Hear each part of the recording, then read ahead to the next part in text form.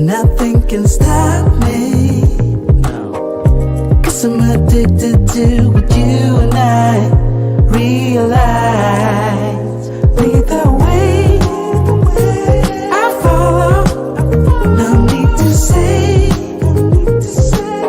where we are heading now, babe.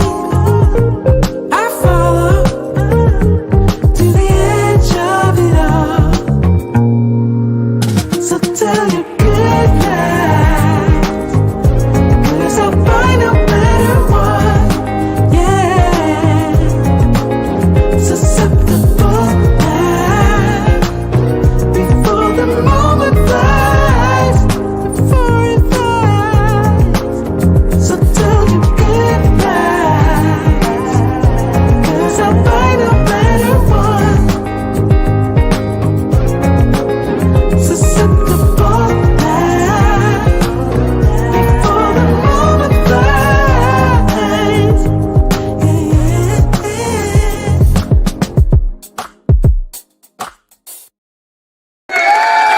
Shout out to all you gentlemen here on Love Crossing Borders with Andre and Andrea. Let's take a moment to get a little serious before we get started.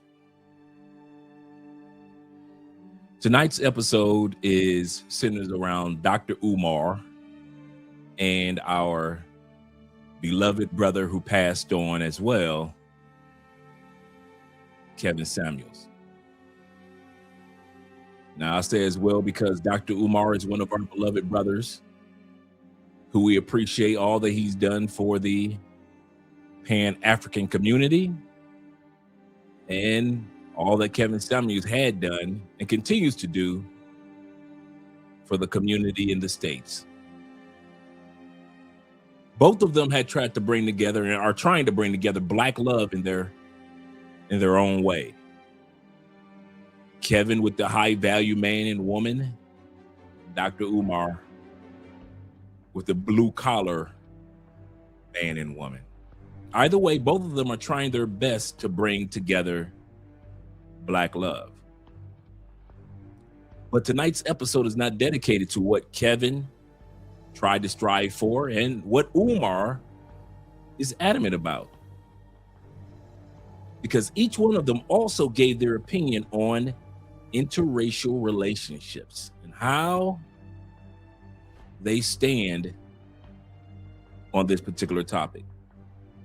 We're going to hear first from Dr. Umar regarding where he stands when it comes to any form of interracial relationship. Just like the Klansmen and the Aryan Nation that believe that their blood should remain pure, well, there are Black people that speak just like the KKK and speak just like the Aryan Nation and even like some of the Nazis, the modern day Nazis, when it comes to keeping the bloodline pure. Then you have others such as Kevin Samuels and many men who travel under the auspices of expats, passport bros, passport sisters. They believe if we are traveling to these other countries, then we have the right to date, mate, and marry whomever we desire. And if that person just so happens to be of the same race, so be it. But if they are of another race, well, so be it also. So tonight's episode is dedicated to hearing what Dr. Umar has to say and what Kevin Samuels said when it came to racism and dating foreign women. Shout out to all you guys that are here with Love Crossing Borders. But let's get started first with the intros, shall we? Yes, sir. Let's get started first with these intros. Glad to see you guys here on a Saturday evening. I got my drink in hand. So if you guys want to make yourself a drink, I'm drinking once again vodka. I put a little apple and lime in the vodka with a bit of honey, give it a sweet taste. But this vodka is going to, Colombian vodka, it's going to be pretty good tonight. So if you guys want to make yourself a drink, go ahead and do that. Don't have your boy drinking alone on Saturday night's drink in hand. Cologne of the night is a great rose oud. If you're a guy that's into oud, that Middle Eastern scent, such as I am, one of my favorite scents is oud. Then Rose Oud by Martin Martin, or is it Martin Martin? Martin Martin is an excellent cologne. Rose Oud by Martin Martin. I got this particular bottle. I've had it for a couple of years. I got this particular bottle in San Andreas Island. And anybody that knows San Andreas, it is a Lebanese ran island here in Colombia. Beautiful island. It's kind of like Colombia's version of like Hawaii or Jamaica. A little small, very tropical island, very beautiful. The ocean views are amazing. So those who've been here to Colombia a few times, once you get a chance, take time out to schedule yourself also an hour. It's only an hour and a half from Medellin or Bogota, and it is San Andreas Island. Take a beautiful woman with you. You will not be disappointed. And they have a lot, and I mean a lot, of cologne shops. So any of your favorite colognes, you will find there. And I got this Martin Martin Rose Oud, but it's only for those that are oud lovers. Shout out to all you guys that are out there that are cologne men. For all the guys that had reached out to me by way of email for that the Latin and Asian video, I hadn't forgotten about you. I just had a family emergency I had to take care of over the past few days. That's why I didn't get a chance to send it out to you. And I would send it out to you during this live stream, but I don't want to interrupt the Wi-Fi. So what I'm going to do after the show, I will be sending this out to you guys as soon as possible. Let's get ready to do the shout outs. Show some love to my brother Will. First of all, shout out to all you guys that support by way of PayPal, Super Chats, and Cash App tonight. Remember, I always remind you that if you pay by Super Chats, we appreciate that. But remember, YouTube takes 40% of all your hard-earned money when you just give a Super Chat. But if you do it by way of PayPal and Cash App, then you can support the channel immediately. And that's with all content creators. You can support them immediately and not lose 40% of your hard-earned money. But if you support by way of Super Chats, we appreciate that too. First of all, let's give some love and support for the support that we get from our brother Will, who sent $10 over on the PayPal earlier today. And also, shout out to Will for being the first Super Chat of $10 today. Shout out to you, Will. Salutations, Andre and Andres, and chat family. Will says this: please support the channel by way of PayPal, Cash App, or Super Chats. Absolutely correct. This is very controversial topic. He said, I'm going to just say one thing. Be Captain Kirk. Be Captain Kirk.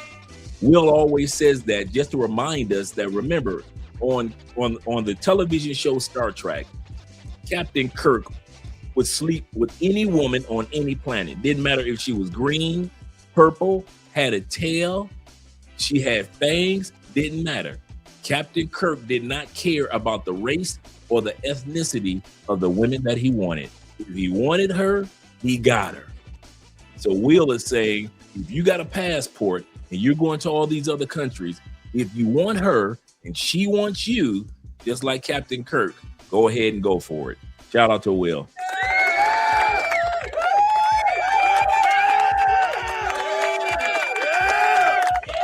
And shout out to Will again, who blessed one of you members with a new membership to our channel. Shout out to all you guys that are new members to the channel. There's some great videos out there for you guys to enjoy on the membership. So we appreciate you guys. We're going to actually set up the memberships on Andre's channel as well in the up and coming weeks. So you guys can join over there for some fresh content. And I'm going to be dropping the link for the Patreon if you guys want to support the channel by way of Patreon. $5 will get you in. And we got a lot of content over there as far as business and jobs that you can acquire overseas. The videos that we've done with Theo all the time with the cloud engineering, they're over there on Patreon. So we're going to be dropping the link. So a lot of stuff, a lot of videos that you guys wish that we had, most of them are over on Patreon right now waiting for you. Shout out to my brother Kenny Peoples being in the building as well. But Astura was the first one here. So shout out to you, brother. Glad to see that you're here. He said, what's up? Dr. Umar, now daddy of the black people. He He said he gets to tell who they can be with. Absolutely correct. This is the same Dr. Umar who has, but we're going to talk about what's going on with Umar. We're going to talk about how can a pot call the kettle black? How can someone else judge someone else when they've got something going on? He said this is going to be an interesting topic. Also, check your email too, as well, along with you. He said WhatsApp as well. He said I'm cutting my beard off. You cutting your beard off? Man, y'all waited till I grew my beard. Now y'all want to cut y'all's off? Cut my beard off. He said I can't rock no beard no more like you. It makes me feel old. Not me. Not me. I can still get them on the dance floor. Like I said, I don't cheat, I dance. I still get the most beautiful women on the dance floor with ease. I still get those glances like, he looking good. So when I sit back at my stage, I love it. Women love it. And Andrea would be mad if I dared to dye it. Women look at men with beards with wisdom. And I'm going to tell you something. Since I've grown my beard, I did not realize how many gray bearded Colombian men are walking around this country. I didn't realize it was that many bearded men. You know, Colombians are known for being clean-faced in South America. And so as I walk around, I see so many dudes rocking their beards, and you better believe they got something young and beautiful on their arms. So yeah, shout out to all the silver foxes out there. Kenny said, I would love for Kevin Samuels versus Umar in a debate. Who will win that debate? Based off of my homework of this particular topic, Kevin wouldn't have gotten involved with the debate with Umar. You know, Kevin is not much of an emotionalist. He's a stoic. Emotional people and animated people like Umar, even like myself sometimes, there are certain guys you'll never see them on a platform with them. I'm kind of like a cross between stoicism and animation. I'm kind of animated. I bring my jokes, but then I'm kind of stoic as well. To see those two, it's like looking at MC Hammer and Michael Jackson dance against each other. It's just two different type of styles. And what Umar would say is the same repetitive things that, let's put it like this. Dr. Umar repeats nothing but only what he hears women say.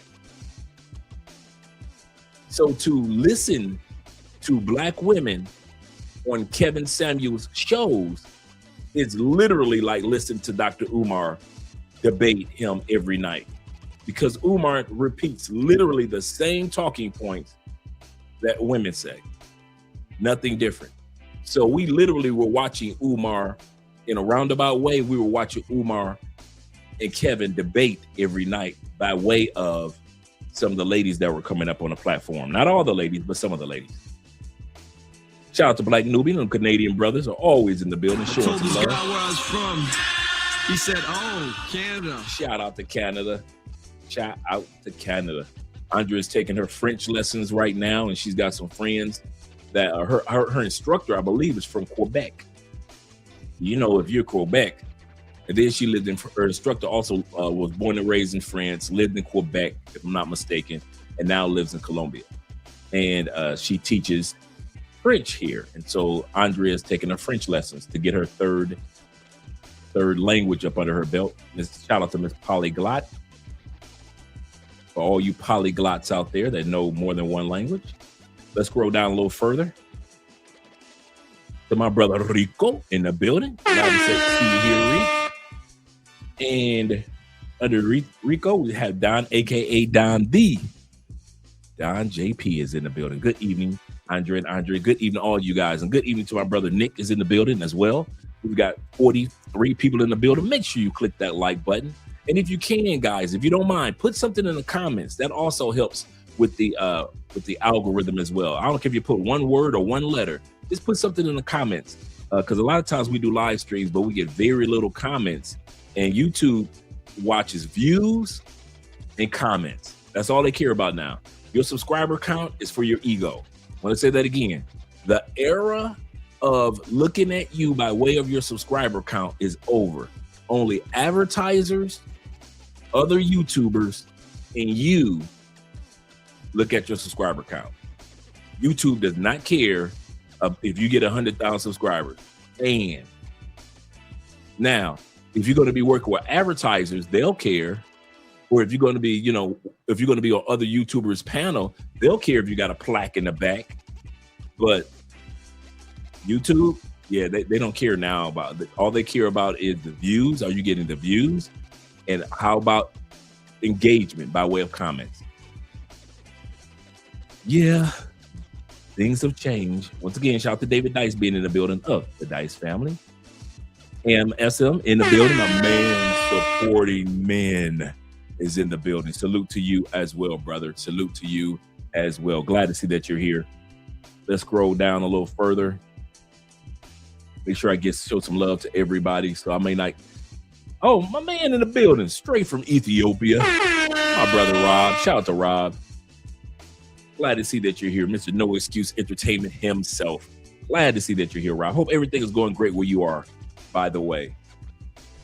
You say on Andrea's channel, to help with the views. Yes, also to help with the views. Absolutely correct. Thank you very much for being over there, Don. And all you guys that are watching from Andrea's channel, thank you for the support over there, gentlemen.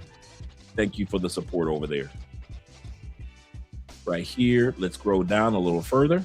Looks like the Wi-Fi is working excellent tonight. We got my brother Tevin King in the building, Mr. King himself. Yes, sir. Yes, sir. And we got my man Derek Weed. Derek is always showing some love by showing up and supporting. Morning from, okay, BKK.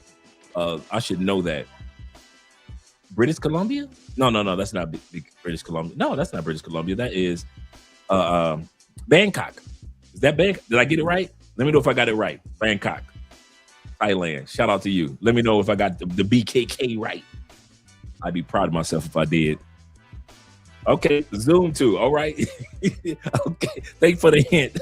I had to look down at the monitor down here. Thanks for the hint. Poor man 313, them Detroit boys in here while the Pistons are playing today. You better back the fuck up out my face, goddammit. I'm from Detroit, Michigan. Don't play with me. While we're beating up on the Nets. Yes, sir. Shout out to you, brother. And shout out to my man Paper Routes, stacked in the building. Glad to see you here as well, brother. As well as YouTubing, as well as not YouTubing as a habit, but your rent is due 22. Glad to see that you're here, brother. He says this. He said, keep that jetpack die on deck. Not the jetpack die. Don't do it. Let it grow. Let it gray on out, Rob. Let it gray on out. Yes, sir. Also, my man Jamon is in the building. He said, "What's up, big bro?" He said, "Chat family." He said, "I'm having my evening dinner while hanging out with my productive brothers from all cultures." Shout out to you, brother. Glad to see that you're here. That's how I used to do. I would I would make my dinner, turn on Tailor Made Dreams or Ace Live, and I would sit there, man, with my cell phone and watch Tailor Made Dreams because I turned my television off. True story, guys. Some of you guys don't know this. The 2016 election taking place. Trump had just won the election. I knew America was crazy, not because of Trump. I'm going to say this again. I knew America was crazy, not because of Trump, but because they elected another entertainer as president. And the last time we elected an entertainer as president was Ronald Reagan. And all hell broke loose for the average person.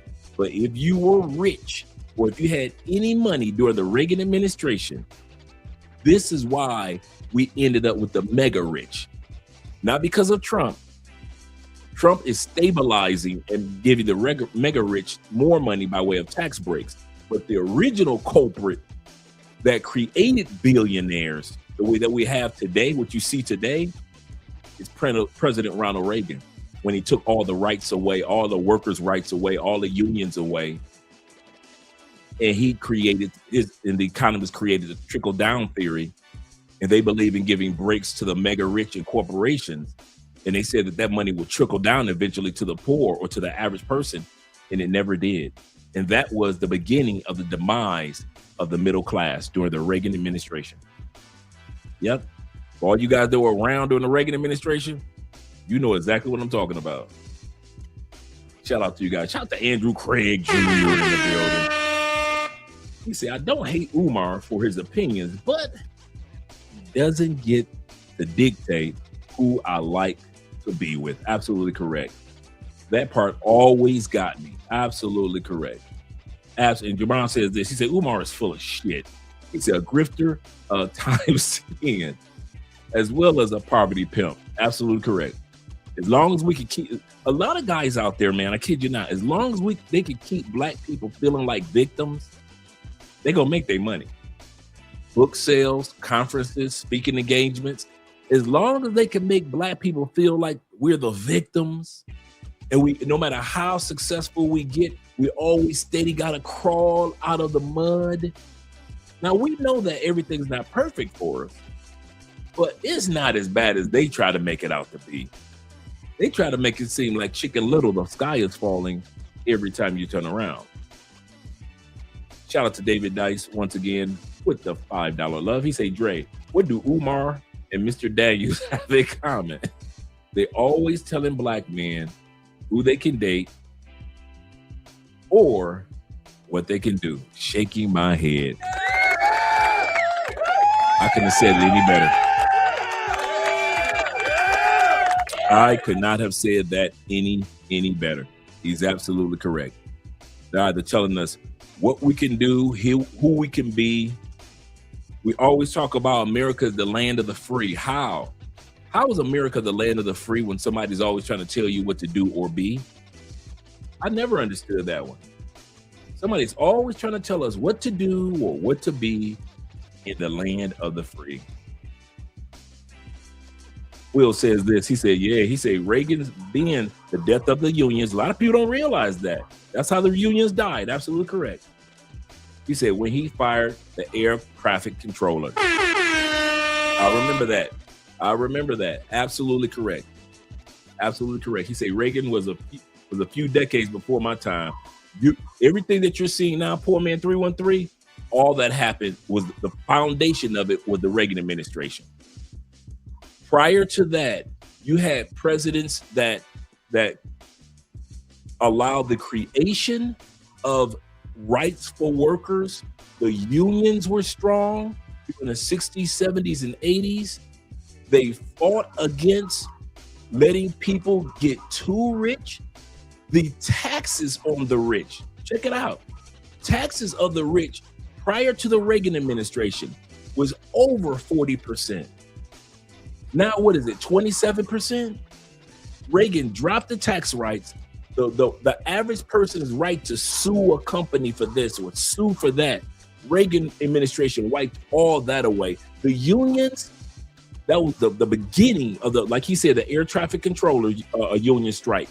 That was the beginning of the demise and fall of the union. Now, you have a few unions out there here and there, but they are nowhere near as strong as the unions used to be. The police union, the Chrysler, Ford, GM, the auto industries union, the air traffic's union, the nurses union, the teachers unions used to be strong. Corporations used to fear the union. Those days have been over a long time. You ever say gas pump in California is at $5 and going up? Man, I'm glad I don't have to fill up my SUV in the United States. Goodness gracious. My brother Pete says this. Shout out to Pete being in the building. Pete says this. He says, supporting our favorite big brother. I appreciate that, brother. And while supporting, make sure you guys pour yourself a glass of whatever your favorite drink is. I don't care if it's bottled water. I don't care if it's milk. I don't care if it's warm milk. I don't care if you're drinking a beer or you're drinking some Colombian aguardiente, or if you're in DR drinking your Presidente beer. Don't have your boy drinking alone. Like tonight, I'm drinking vodka with a little bit of lime in it, and I've sliced up some apples, and I put a little bit of honey off in there for some sweetness. But yes, sir. Shout out to Chulupe being in the building as well. Glad that you're here. Paper Route says this. Shout out to you once again. He said that the Hetops did all that preaching, selling books. You say that's true.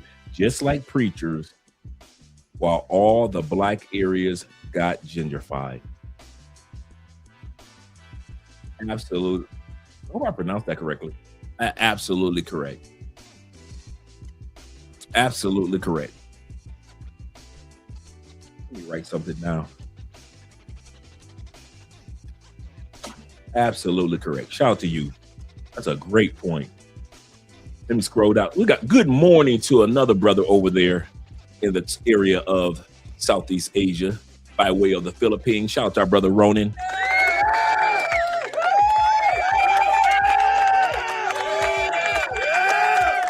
We got a good one tonight, Ronan. We're going to have some fun with this one. I'm letting you guys know this one is going to go over 3 hours. So all you second shifters, I got your back until it's time to get off work. This was going over 3 hours. It's going to be a good one. All you guys that are working on the listen by way of truck drivers, some of you truck drivers have sent me in photos of you guys watching the show while you're in the truck, or listening to the show while you're in the truck, not watching, but listening to the show while you're in the truck. Shout out to all you truck drivers. Shout out to all you guys that work on the railroads, all you engineers out there. Shout out to all you guys. Shout out to all you individuals that are working in the medical field, as well as the military, males and females, those who are currently and those who are retired. Shout out to all you dock workers out there. Every time a ship or a boat or some shipments come into the country, you guys make sure that we get what we need. Shout out to all you guys. I appreciate all that you do. Make sure that you guys stay safe on your flights, as well as working on your shifts. Here we go, guys. I appreciate you. We're going to have fun tonight. Oh, that is good. That is good and needed. And needed. Nordine is it? What? My boy. My boy is in the building. Nordine says this. Hey, Love Crossing Borders. I have a question. Come on, Kang. Yes, sir. Let's see. To the Kangs and Quangs. He say, Dr. Umar will never congratulate black men for that success, that succeed at good things. That's true. You notice that. But would go after black men for being with the snow bunnies. This is true. That's a great point that he just made. Let's not let that go over our heads. I rarely hear Dr. Umar celebrate the things that we as black men and women are accomplishing. They skim over it. A lot of these guys out here, Tariq Nasheed, Dr. Umar, and the like, and I have nothing against what these guys are accomplishing. They've accomplished some amazing things. I love what Tariq has done as far as giving us insight in regards to parts of history that we would have not known if it wasn't for his insight.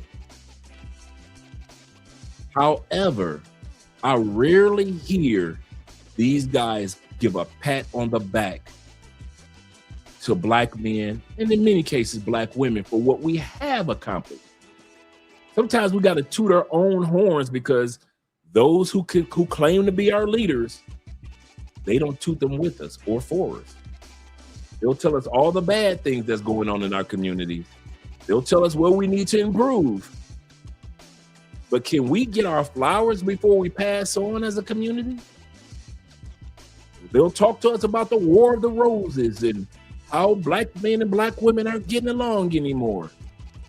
But can we get a shout out to all those couples that are making it, that have made it past the 10-year mark?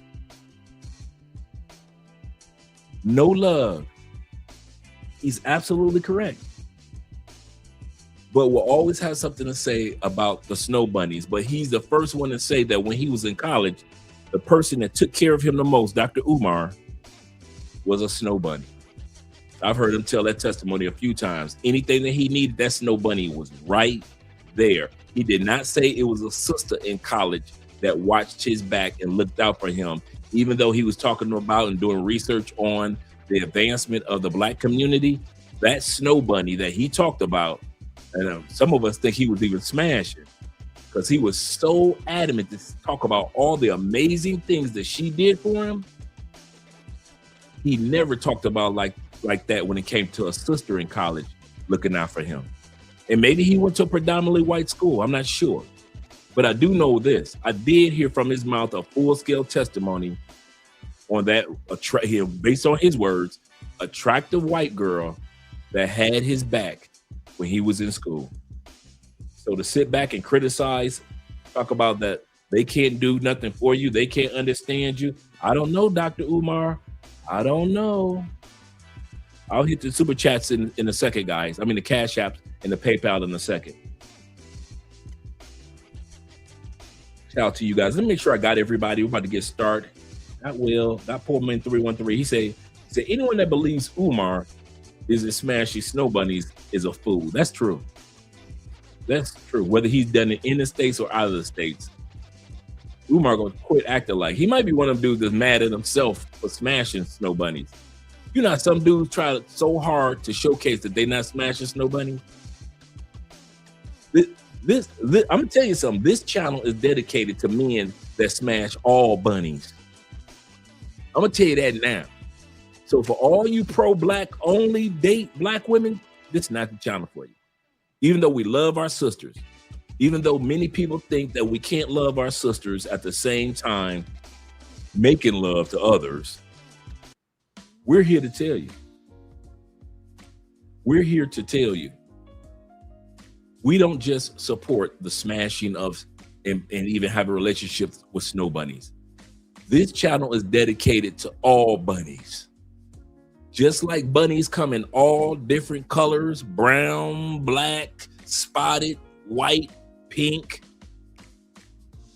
Just like bunnies come in all colors, so it is. I like what one brother said before we get started with the video, because I have the video already set up for us already, right? I like what one brother said. He said this. He said, for me to complain about the race of woman that I married, he said, I married a white woman. He said, that's like me asking God for a Lamborghini. 2026, all the bells and whistles. God gives me a Lamborghini. 2026 just came out. They only have 5 of them in stock. They ain't even hit the market yet. And I got one of them. And I complain to God because it's the wrong color. He gave me exactly what I asked for, but I complain because it's the wrong color. Some of y'all, God is giving y'all exactly what you asked for with your passports. Don't get stuck on the color of the Lamborghini he gives you. If that's a Lamborghini. If that woman is a Lamborghini in your life, no matter what color she is, she could be a sister, she could be Afro-Colombian, she could be Afro-Brazilian, she could be African, she could be African-American, she could be Blasian, she could be African-European. If that woman is a Lamborghini in your life, brother, you better hold on to her and stop letting people judge you because your Lamborghini is a different color than theirs. Shout out to all you guys. Shout out to all you guys. And thank you guys once again for the support.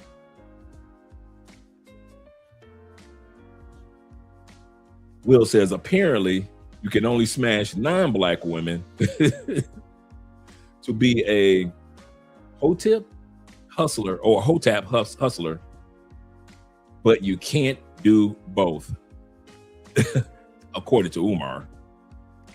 Dr. Umar would fail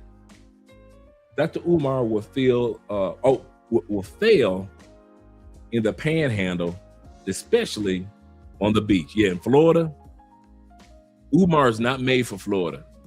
There are too many cultures in ethnicities and races in Florida. You ain't got to go nowhere else if you're shout out to Florida. Shout out to Florida. We in Tampa, 813, Trigger City. Let's get it. Yes, sir. Some go for black men only. Absolutely correct. I want to say this as well. I hope you can use that one, Rob. You can use that one. Also, I didn't know that about Tariq. I did not know that. I still like his work. One thing that I can say is that it's not just about the color of a person, but it's also the ethnicity. You have brothers like Rob. Rob spends a lot of time in Ethiopia. Even though many of those, they are our sisters, right? Of different colors, different complexions. But because of the cultural dynamic or the cultural differences, he is going to learn so much more to carry throughout life just from being around another culture. Some of us are not around other cultures until we get back to work. Can I be honest? When you get off work, you go straight back to the black community. You don't know nothing else but black recipes, black food. You got a couple of Chinese shops in your neighborhood. And maybe that one East Indian area, that one East Indian restaurant. But that's just about it for many men in the United States. So it's easy for us to get programmed and to believe that this is how it's supposed to be. Whites, when they get off work, they're supposed to go back to the white neighborhood. When we get off work, we go back to the black neighborhood. And our co-workers that are from the Latin community, they go back to. In the United States, you're taught that. Sunday morning comes. What do they say in the United States? The most segregated moment of the year is every Sunday in the United States, because black people only go to black churches, white people go to white churches, Latins go to Latin churches, and others go to other churches, right? But that's not what heaven looks like. But on Sunday, we all worship the same God, but we don't hang out with each other. That's the American way. And that's why I say some of y'all will not make it in Florida. Because in Florida, when you get off work, you surrounded by everybody. The same cultures that you were surrounded with at work are the same cultures you'll be surrounded with when you get off work. Everybody. You'll be surrounded by everybody. One of the best blessings that God ever gave me was my first major move outside the Midwest. I could say California, but outside the Midwest was really Florida. And it really opened up my eyes to learning and understanding and appreciating other cultures, just like my brother Rob is doing when he travels throughout Africa. Shout out to you. But I did not know that about Tariq. Didn't know that.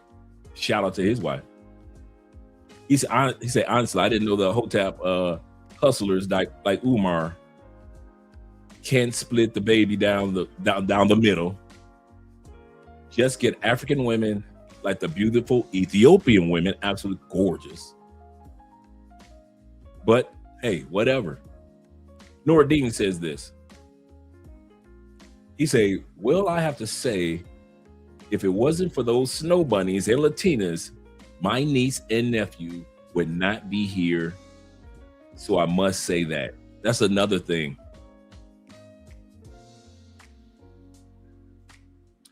I'm going to say something that's somewhat controversial, and I have no facts about it. But I thought this is my hypothesis. I think one of the tools that God is using to bring races together slowly but surely, just one of the tools, are mixed kids. I've seen some of the most racist white dudes melt like butter when they see their granddaughter. and see that curly hair and see them big eyes and see that chocolate skin or that caramel skin, that little girl, all that racism or that redneck goes to the side. All you adults can get his racism. He'll talk about you grown folks. But that baby girl and all her little cute mixed friends, they can come on to the house. And then as baby girl becomes a teenager and discovers walking in her black side, she introduces her granddad to why things happen in the black culture. Mixed kids. Grandma can tell you, don't bring them down. Bring no white gal in this house. Let grandmama see that baby with that chocolate skin and them Asian eyes. All what she, in that curly hair, all that grandmama told you, don't bring no Asian girl, don't bring no white gal, don't bring no Latin gal, all that disappeared for their grandkids. That's who's going to save the race, the race in the race wars, at least slightly. When these grandparents see they mixed grandkids, all that little racism that they putting all on us, somehow magically is gone out the window. Magically. So I'm with you, Nordine, in regards to that. Nordine also says this with the $10 love. He said, well, I'm happy I don't go back to black church in 23. He said I had gone back to black church in 23 years because I'm too busy having fun on Sundays. There you go, brother. Now I do go to church. He said, if you think the church is long, if you think it's lonely now, wait until Grand Theft Auto 6 and Modern Warfare. All you guys just go. Shout out to all you gamers out there that fellowship with each other. Shout out to all you guys. My man Slim in the building. Glad to see that you're here. His wife is a mixed woman. Case closed. I did not know that. She's not Jewish. Jewish people are the let me see if I can pronounce this. I don't even want to pretend how to pronounce that one. The Khazarians? The Khazarians? Did I pronounce that correctly? Khazarians? Hope I pronounced that good. Shout out to Black Aladdin in the building as well, my brother being here. He said, for real. He said, Iowa is a lot more peaceful thanks to all of the mulatto babies. I kid you not. They'll talk, adults will talk greasy to adults. But they grandbabies, shh, all that is a rap. I was doing research for this video, and I came across a video of a LGBTQ, two redneck country boys. Cowboy has you just know that them boys down, we don't like right down here. We come from sundown towns. Them type of guys, but they were LGBTQ, right? They had adopted the cutest chocolate young sister. All that sundown town mentality. I was going through their kind of like their TikTok history. All that was out the window. All that's out the for they babies, they grandbabies. Shh. They might treat us bad. I pronounced it correctly. Thank you very much, brother. They might treat us bad, but them babies and grandbabies, man, they show them love. So I believe that they will have an impact in regards, because they'll be able to sit grandma down on both sides, black grandma and white grandma, black granddad and black granddad, and explain the different races and what's going on, to where we, as the parents, they still look at us crazy. Let's get ready to get started, gentlemen. We're going to have some fun tonight. Once again, make yourself a drink, grab yourself a beer, because we're going to have fun. We're going to start first with Dr. Umar, and then halfway through, we're going to go off into our brother Kevin Samuels. He said, what, 2 redneck dudes adopted a son? Yeah, man. Beautiful little girl. Beautiful, beautiful, beautiful. You can tell them two redneck LGBTQ. That's the crazy part. That's America, though. Only America can sit up there and blend rednecks, LGBTQ, adopting a chocolate little girl. In their history, TikTok history, you could just see the photos of her growing up. So now she's kind of like 14 now, but you could go all the way back through their history of TikTok, and they have photos of when they first adopted her. Really good. Yeah, rainbow rednecks. Go figure. Go figure. This is America. Shout out to America. Yes, sir. Let's get ready to get started. Slide. Only 25% of Black women will ever get married, according to Dr. Umar, right? 25%. The average divorce rate in America for everybody, not just Black people, is between 5 to 7 years. Now, he's right in regards to that. It is between 5 to 7 years. Shout out to Nordine being in the building.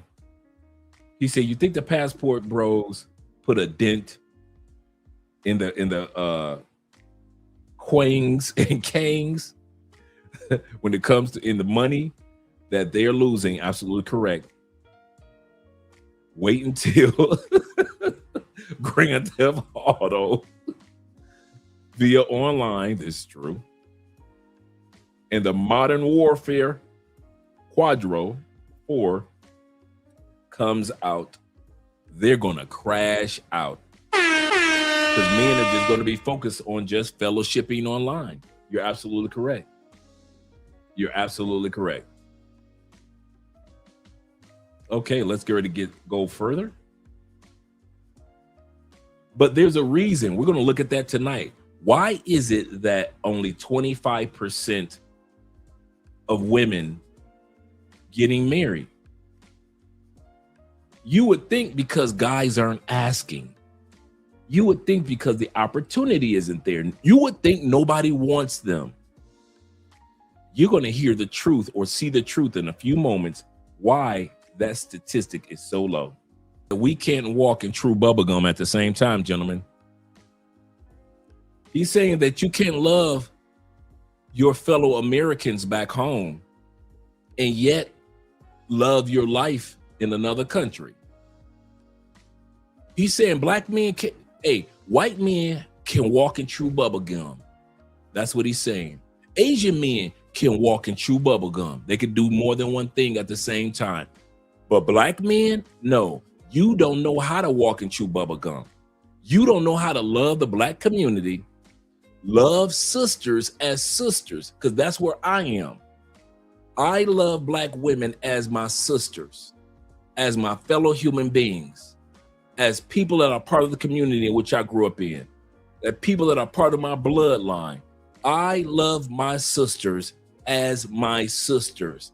I don't have to sleep with them in order to love, respect, appreciate, be happy for, pray for, and honor my sisters. I can walk and chew bubblegum at the same time. I can be married to a Latina and have love and appreciation for every Black woman that has had an impact on my life, and women that I didn't even know that had an impact on my life, as long as I've been alive and before I was alive. I can do that at the same time being married to a Latina. It's sad that these people are trying to convince you, not me, you, that if you're not smashing, trashing, marrying, mating, and creating baby mama community in the Black community, you don't love sisters. That's how they talk.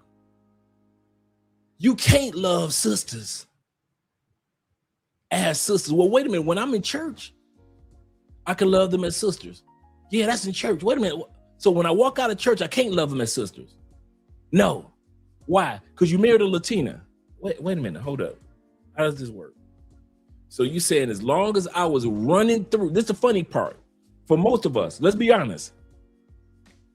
For most of us, as long as I was breaking back black women backs in, as long as I had them bent over with that extra evil Knievel arch in their back,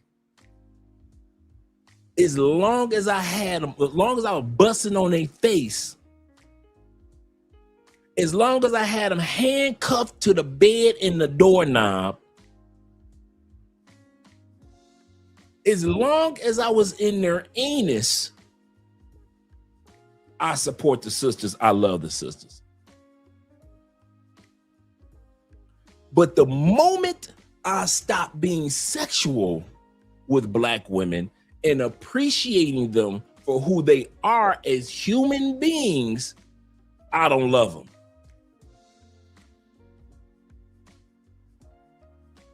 You can't win. So if I just smash y'all and I treat y'all like trash, I'm a brother. But the moment I'm not just smashing y'all and treating y'all like trash, well, you don't love the black queens. Bruh, the way I was doing y'all before, you better believe you could have said I didn't love the black queens. That had nothing to do with love back then. That was all lust. So as long as I lust after you, I'm your brother. But the moment I no longer lust after you, I ain't your brother.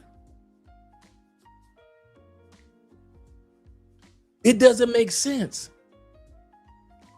It doesn't make sense.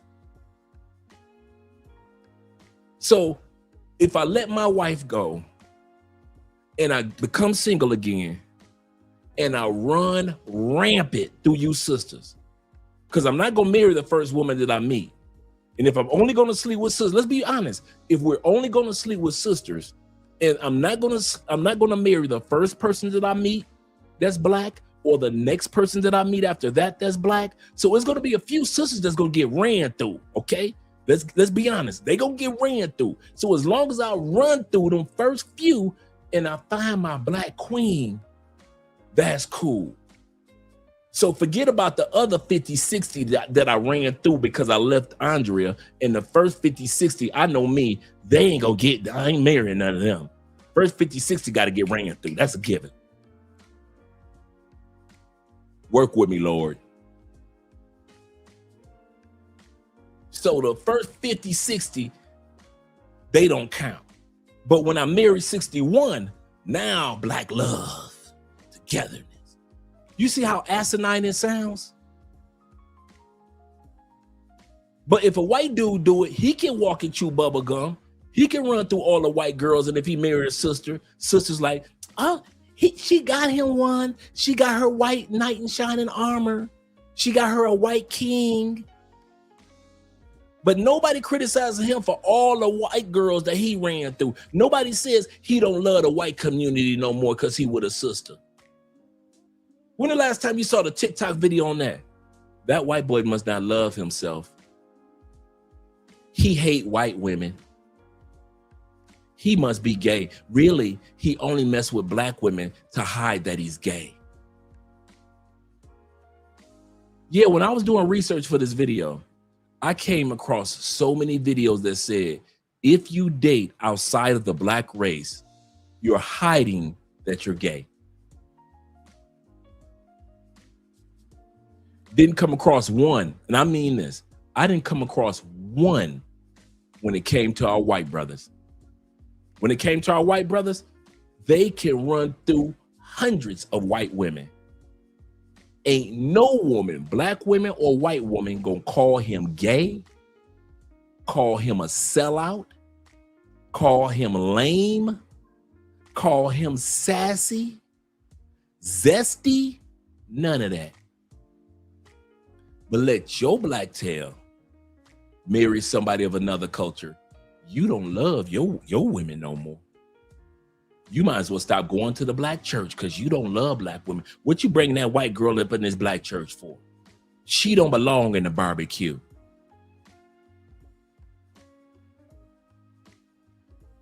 But white boys can do it. He invited to the barbecue because he married a sister.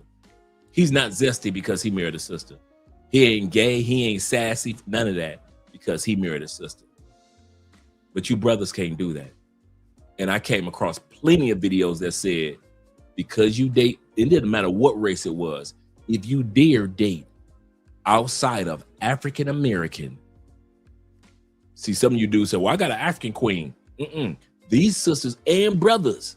I came across so many videos that were brothers that said, if you are not marrying, mating, or smashing black women from the United States of America, you gay. You're hiding your gayness and your interracialness. The comment sections in each one of the videos, 2,000. One of them had 10,000 comments about black men. Yup, that's gay. Black men were confirming it, and black sisters was confirming the video, that particular video, that if you mess with somebody outside of your race, you're hiding your homosexuality. But not the white man, not the Asian man, not the Latin man, just your black. Let me go to the comments before we go back to the video.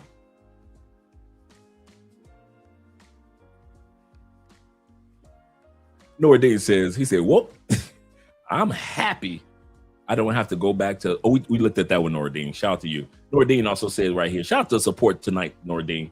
He said, you think that the passport bros put a dent, read that one. Let's go down to the next one. David says this. David says, don't want to say this, but a brother named Medium Man, shout out to me. I got to get, man.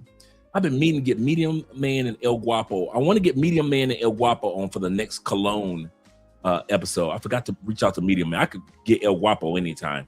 But I want to get Medium Man and El Guapo on for the next Cologne Wars that we have, as well as some of you guys.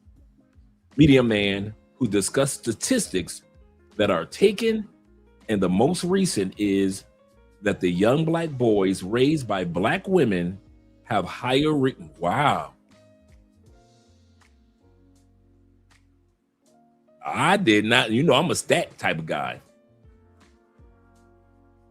Young black boys raised by white women, whether it be through marriage or whether sometimes you have a family, a white family, and the football coach says, hey, I know y'all don't live in this school district. We'll let your son stay in our house and he'll be able to play football in this particular school district to go to college and play college ball.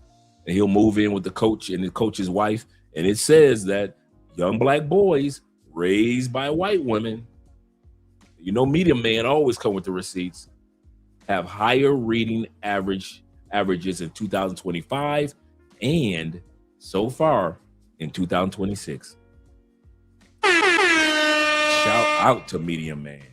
Shout out to Tevin King in the building. Glad to see you here, Tevin. He said Norwegian princess Martha Louise married a black man, Shaman Dirk, last year. I gotta look that up. So that debunks Umar's theory on rich white women marrying poor black men. That's a great point, brother.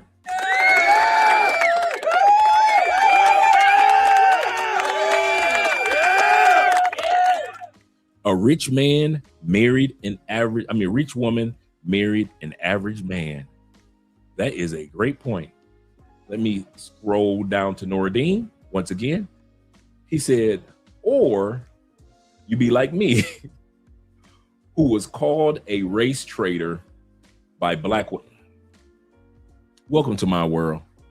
If you guys think that the Afro-Colombian sisters are any different when it comes to you not being with a black woman than the sisters in the States, they ain't no different. Me and Andrea walk through the mall, sisters be staring at us too. especially if you guys look like you're not Colombian. So they're really looking at you like you came to Colombia and you ain't married none of the sisters. You in Cali with all these sisters, 40% black people in this city, and you ain't married none of us. So that's the look that I get all the time. All the time. And he said that we didn't want me in the first place. He said, but saw me with a white woman after they rejected me on my 45th birthday in public. Man, live your life, bro. Happy 45th, belated 45th. Live your life. Let's head back to the video. Let me show this. This is the irony of it. People I'm going to say this. There's a scripture. If I'm not mistaken, it's Deuteronomy. Let me make sure. There's a scripture that's going to make my point. Deuteronomy, I believe it's 29:29. Let me make sure that I'm correct before I say something, because it makes Umar's point. That's it. The secret things belong to the Lord our God, but those things that have been revealed and disclosed belong to us. The secret things. What's my point in quoting Deuteronomy 29? It's actually one of my most used verses in the Bible. There's some things that ain't none of our business. That's my ain't none of your business verse. The secret things belong to God. That means it ain't none of your business. But the things that have been revealed and disclosed to us are for us. Well, why is this? Why is that? That's a secret. Ain't none of your business. Yes, even Paul said, we look through a glass with blur. Someday the glass will be clear. When he talks about in 1 Corinthians chapter 13, when he's talking about love. It amazes me how people who are not biracial don't understand the pressure of decisions of those that are biracial. Sometimes God has a black person born, like the young sister that's playing tennis, that's half black and half Japanese, and she focuses on Japan. We can't fuss about it. You know why? Because when it was our turn to have somebody that was half Asian and half black, they represented us. Tiger Woods. We had 20 years of Tiger Woods redefining the sport of golf on our behalf and made every culture look crazy. He did not focus as much in the game on his Asian side. We had our turn of somebody being black and Asian focusing on the black side. I would take that 20 years of Tiger Woods representing black folks, and now comes along a young lady who's killing the game of tennis, and she decided to represent her Asian side. I ain't gonna fuss. If God says, hey, I'm gonna give you a Tiger Woods in exchange, the next go round, that person gonna focus on their Asian side, I'll take that Tiger Woods. I will take that Tiger Woods who redefined golf for the planet. And all this young lady is doing is playing tennis in the Olympics. And we sitting up here as black people mad at this young lady because she want to represent her Japanese side. When we just got done with 25 to almost 30 years of Tiger Woods kicking tail, and not once did he represent his Asian side. He talked about his mama a little bit, but not one time did he represent his Asian side. He represented his black side to this day.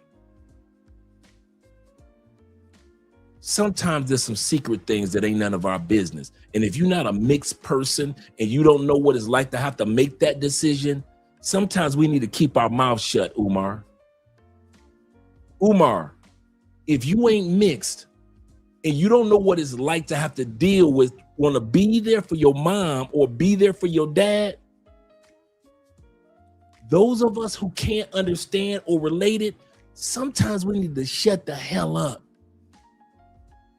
It's enough pressure for that young lady when she was in kindergarten with all the black girls pulling, we know black girls, pulling her hair to see if it was real. Hating on her because she got the Asian eyes. You don't want to be a cheerleader like the rest of us. You want to play tennis. Mixed kids are already under enough pressure. The last thing that young lady who's just coming into her true womanhood in her early 20s needs our grown tails telling her you doing the culture a disservice for not representing the black side after we just got done with almost 25 to 35 years of Tiger Woods representing us and ignoring his Asian side. But the Umars ain't gonna tell you that. They ain't gonna tell you that. They ain't gonna tell you there's a time to shut up. There's a time to open up your mouth, but there's a time to shut the hell up. Maybe it's God's telling the Asian side is your turn. The mixed child's gonna focus on you guys this go around. I gave you 30 years of Tiger Woods who trains the world. The least you can go ahead, I'm gonna let the young lady, she gonna represent the Asian side, her Japanese side. Everybody who's mixed is not going to always side on the dark side. Some gonna be Darth Vader, somebody gonna be Luke Skywalker. Sometimes a mixed person gonna go with the Luke Skywalker side of themselves, and sometimes they're gonna go with the Darth Vader side of themselves. And I don't mean good versus evil. I mean that they're mixed and that they have a choice. They have a choice. And we have to be ready to embrace that. Ever since I started focusing on interracial dating, I've been noticing Chili from TLC. You know, Don't Go Chasing Waterfalls. I never realized how much Chili dresses like, focuses on, and is in deep, deep expression of her East Indian side, because her family is from Guyana. We see Chili from TLC. We just think this beautiful chocolate sister with the good hair. And that's what we think. I've been watching this young lady for the last, well, this woman for the last 5 years from on TikTok and just kind of like following the blueprint. This woman represents East Indian side of her just as much as she represents her black side. But Umar would tell her she's doing something wrong because she's not representing the whole black side and ignoring the fact that her family's from Guyana, just like Rihanna's mother is from Guyana.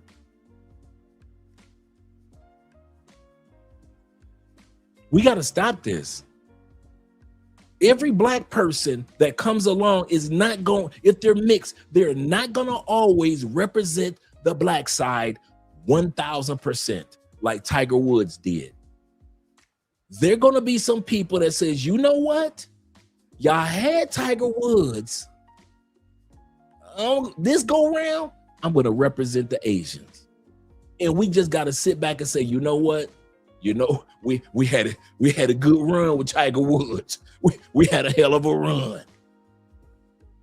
I will take a Tiger Woods and what he did over this young lady who's decided to go to the Olympics. Instead of focusing on her Haitian side, she decided to focus on her Japanese side. Who are we to fuss? Who are we in the West to fuss? It's just uncalled for. Shout out to Tevin King. He said, I thought YouTube suspended the stream for a second. No, we're still here. We're doing fine. I'm looking at it right now. Let me scroll down. I haven't caught up with you guys. Let me catch up with you, gentlemen. To the new comments. David says this. He say just play the audio. The audio of the just play the audio. Okay, cool. Let me see how I can do that. Oh, I'll put myself in the front and I'll shut up. And I'll play the video. Let me see if you guys put a 1 in the comment. Is an emotionalist. Remember, you guys said earlier, I would love to have saw a debate between Umar and Kevin Samuels. I wouldn't have. I would have never put Kevin Samuels and Umar in the same room for anything. One is just a grifter, an emotionalist. He talks as loud as single mothers do. You ever notice that? He talks as loud as single mothers do. All emotional, all animated. The louder he gets, the faster he talks.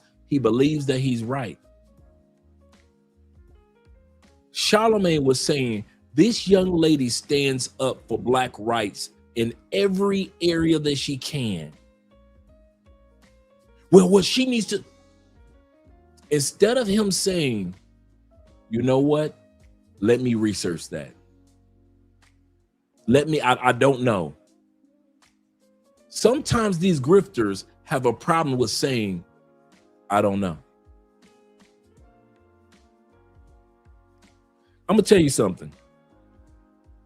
When I was in the feds, my Christian walk became strong, not because of my Christian brothers around me. When I got out the feds, my Christian walk remained strong, not because of the brothers around me. You know who made my Christian walk strong? And I kid you not, I mean this from the bottom of my heart. Sunni Muslims, Shiite Muslims, 5%ers, Rastafarians, Nation of Islam brothers. The discipline that those men had regarding their beliefs, the discipline that those men had about researching their beliefs, the questions that they asked me as a Christian caused me to take my prayer life serious, because I saw how serious they were taking their prayer life. Understanding the languages, I began to study Aramaic, which Jesus spoke, the Hebrew and Greek languages, Greek in which the original Bibles were written in. Shout out to the Ethiopians as well. And Hebrew in which the Old Testament was. Hanging out with them brothers, I started to take the definitions of words in the Bible serious. In other words, I had enough sense in my head to say, I don't know. Those brothers taught me because I didn't know even as a Christian. So it forced me to, when they asked me a question with Dre, well, what about this? I don't know. I would go do my homework and I would come back with an answer. So by the time year 5 came, they knew, don't ask Andre. Don't ask Andre those questions, because he knows so much church history, Bible history, translations, the lexicon, the concordance. I knew so much that they were like, it was almost like, he's ready. He's ready to answer our questions. But if it wasn't for my Islamic brothers, I wouldn't have known. And shout out to all my Islamic brothers out there. I would not have known to shut up, realize I didn't know yet, do some homework, and then come back. There are too many of us that are like Umar. We talk, and when somebody else is making a good point, we don't even hear it because we're so busy talking. Sometimes there's nothing wrong, black men, I'm gonna tell you all this, and I mean this. There is nothing wrong with learning by way of saying, I don't know. I don't know. Let me research that. I don't know. Don't white men always say in the press conference, well, what about this? When we, Mr. President, may we ask you a question? Yes. Well, how are things going in the war that's going on between China and Taiwan? Could you answer that one? You know, that's a good, this is how white people do. You know, that's a good question, and I'll get back to you on that one.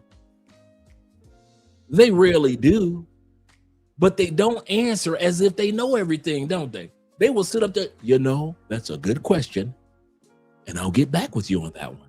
Thank you for asking. Black folks, we'll keep on talking as if we don't know, as if we know everything.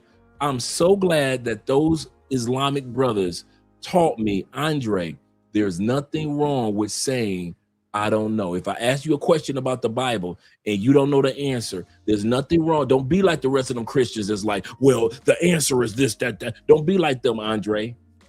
Be one of those Christians that say, I don't know yet. Let me do some homework. And that's when I started studying Arabic. And that's when I started studying Greek.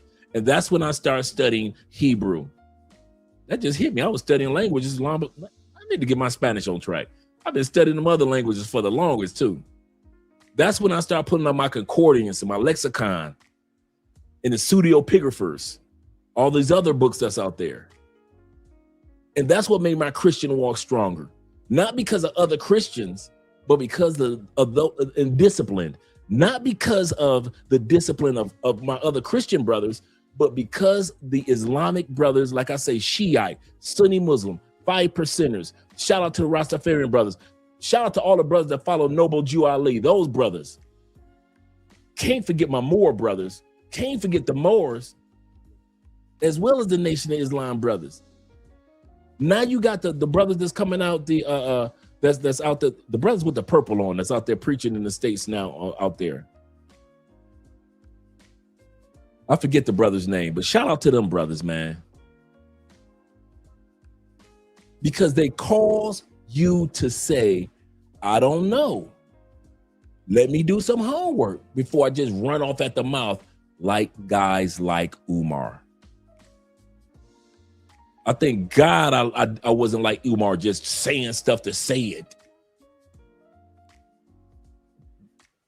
The Hebrew, thank you very much, brother. Hebrew Israelite. Shout out to them brothers. You know, they weren't really as big when I left, but now they're larger. Shout out to the Hebrew Israelite brothers. Yes, sir.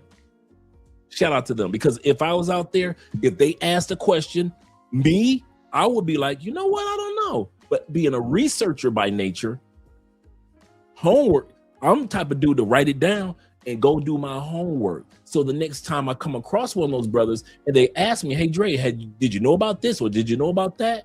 I have studied it, researched it, could tell you the date when it happened, the history of it, and the translation of the original version of it. But when I was just talking to Christians, they ain't know all that. They didn't know the answer to ask me all those important questions to strengthen my faith. Sometimes in life, Umar, God is sending questions to you to see if you're going to talk or shut the hell up. Sometimes God just want to see if you're going to shut up. Not speak. Some of my greatest blessings were when I shut up and I listened to some of you dudes. Andre, do this, don't do that. Andre, take care of this. Don't do that over there. Listen to Theo is the art. You want the greatest art that you can succeed when it comes to getting your cloud engineering with Theo. Shutting up and listening. That's it. Once I got out of my head and stopped talking to myself about what is this, is that, was that, and I started listening to Theo and my tutors, all of a sudden, all the puzzle pieces of cloud engineering AWS, and even part of AI security start coming together once I got out of my own way. People like Umar will always be in their own way. Always. Shout out to you guys. Shout out to T-Mac in the building. Yes, sir. And Kofor. Hannibal representing. Bring that back, Dre.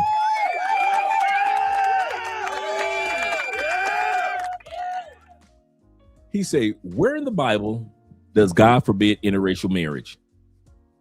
From what I heard, Moses' wife may have been African. She actually was. And the people got mad. They were mad. Remember, Moses brought over 2 million people out of Egypt. And those people were pissed that Moses did not marry from the tribe of Israel. Poor man says this. He said, Dave Chappelle had a bit about that. Oh, I didn't know that. Thanks for letting me know. I'm going to look that up. As I was doing research for this video, I kept coming across is interracial relationships a sin? Are interracial relationships a sin? Then I came across interracial relationships are a sin. Some people use a verse in Nehemiah. Some people use verses throughout the other parts of the Bible. Here's the problem. Y'all ready? Here's the kicker. I'm going to say this slowly so you guys understand. I'm going to say both questions that I just said slowly. Are interracial relationships a sin? Interracial relationships are a sin? So I just asked 2 questions, right?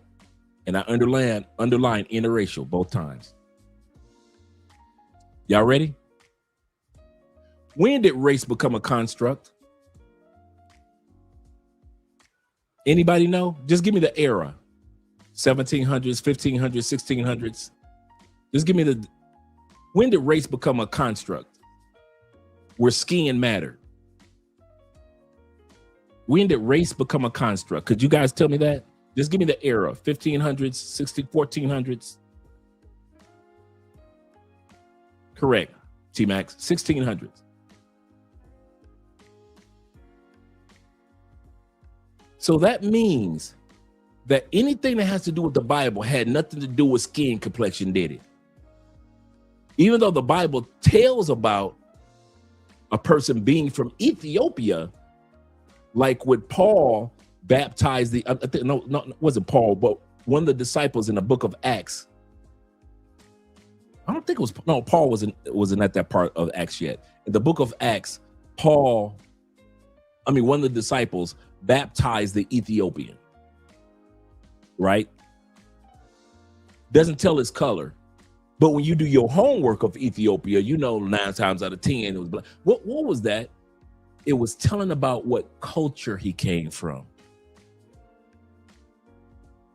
The Ethiopian woman that went to King Solomon, who he fell in love with and wrote the book of Solomon about, Songs of Solomon. It talked about her skin being darkened by the sun, but it had nothing to do with race. So Nehemiah, God was not telling you should not marry people of the blah, blah, blah, blah because of interrace. Because interrace did not exist until the 1600s. So how the hell you using a Bible trying to tell me white men and black men like Umar and others who I came across on TikTok saying interracial relationships are a sin if race did not exist? The construct of race did not exist at all. Judging a person by their skin color did not exist at all until the 1600s. Was this written before the 1600s? That's the only question I got. Was this written before the 1600s? If it was, then God was talking about separation of tribes, separation of cultures, separation of villages or countries' behaviors when it came to worshiping their gods. God was only saying to the Jews by way of the Bible, you are the chosen people. You, in order to keep your relationship strong with me, don't need to be married to or entangled with women or men from other tribes or countries or cultures, because you'll pick up on their gods. And if you read the book of 2 Samuel all the way through 1 Kings and 2 Kings, that's all that happened. Those kings after King Solomon did nothing but worship the gods of the women that they married. They forgot all about God, the God of Israel, all the way through 2 Samuel. Well, 2 Samuel is around King David. Let's look at 1 Kings, 2 Kings. Chronicles was nothing but a bunch of kings and a bunch of people who had married outside of their culture and their country, not their color. All the people in that region of the Middle East were basically the same color. Some were darker, some were lighter, but the construct of race by way of color to divide us by color didn't even exist. So how the hell are you talking about it's sin to be of another race if race construct did not even exist? Let's go back to Father Abraham. Did not Father Abraham send his son out? Hey, go get you a daughter from that land over there. Then when Jacob got older, did he not send his servant out? Hey, my son Isaac, he about to get married. Boy, you going over there. Marry a daughter from over there. Several times throughout the Bible, God tells a man, marry a woman from over there, that country over there. Had nothing to do with skin complexion that came along and separating by races that came along in the 1600s. No, why we want to sit up here and fall for that?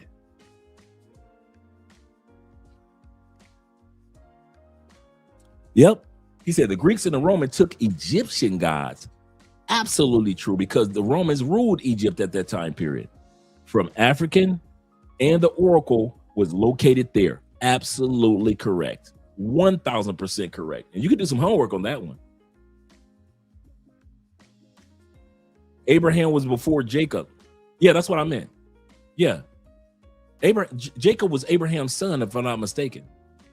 And Isaac was Jacob's son. But at that time period, my point is, those fathers sent out their sons to find a wife, or they sent the servants out to find a wife for their sons from other regions. Another thing, Ruth, the book of Ruth is nothing. It's a 4-chapter book. The book of Ruth and Esther is nothing but foreign women that married local men. Ruth was a foreign woman who married a Jewish man, and her sister-in-law married the brother. Both brothers died, and the father died of the young man. The mother said, I'm going back to my Jewish family. My husband died. Both my sons died. She said, you ladies, Ruth and the other young lady, you can go ahead and stay in your land and find you a new husband. Y'all young, y'all pretty, y'all gonna find a new husband. Ruth says, She said, my sister-in-law, she wants to stay and find a man in this country. She said, but wherever you go, mama, I'm going. So if you going back to live with the Jews, I'm going with you to live with the Jews for the first time. My husband died. Your husband died. It's just me and you, girl, and we gonna make it, mama. That's what the book of Ruth is about. A whole book dedicated to a foreign woman from another country. So if God was so against interracial marriages, God dedicated what? A whole book dedicated to a woman who was not even from there, who ended up getting pregnant by Boaz. Boaz has Jesse. Jesse has King David. David has King Solomon, so forth and so forth to the Messiah.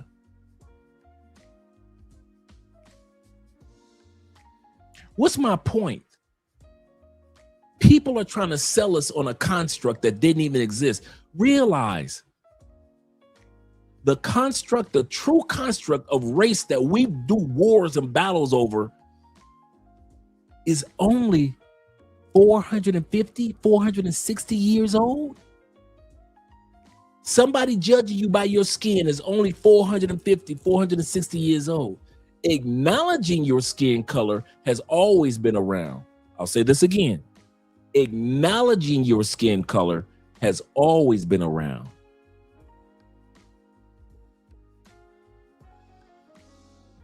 But the construct of race that we live under today is only about 450 years old.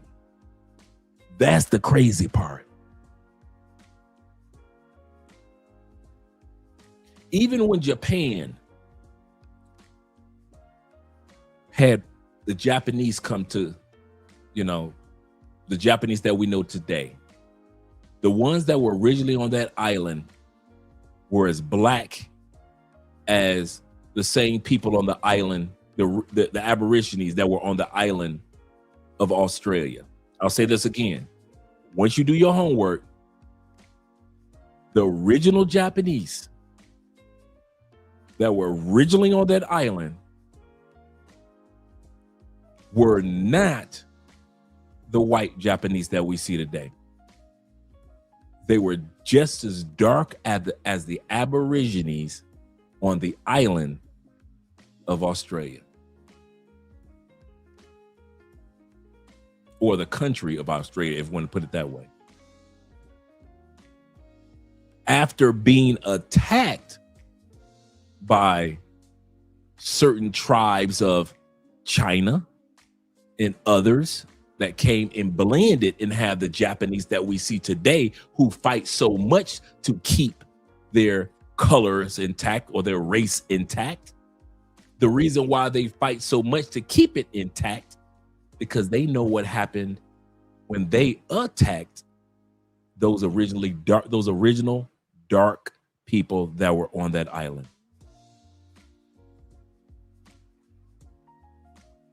Black people have always been everywhere, always.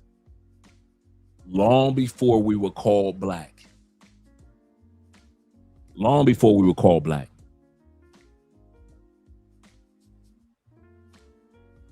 Yeah, let me share that link with you guys to Andrea's channel.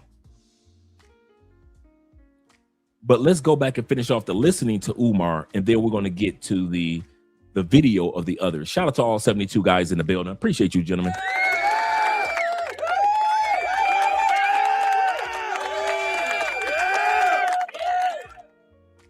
Yep.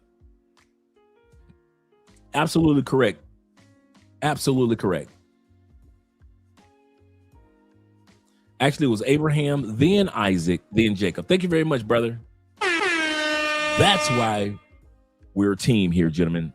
Thank you, Larry Perry. It was Abraham, Isaac, and Jacob. I should remember that too, because Isaac was the one that was put on the altar with Abraham.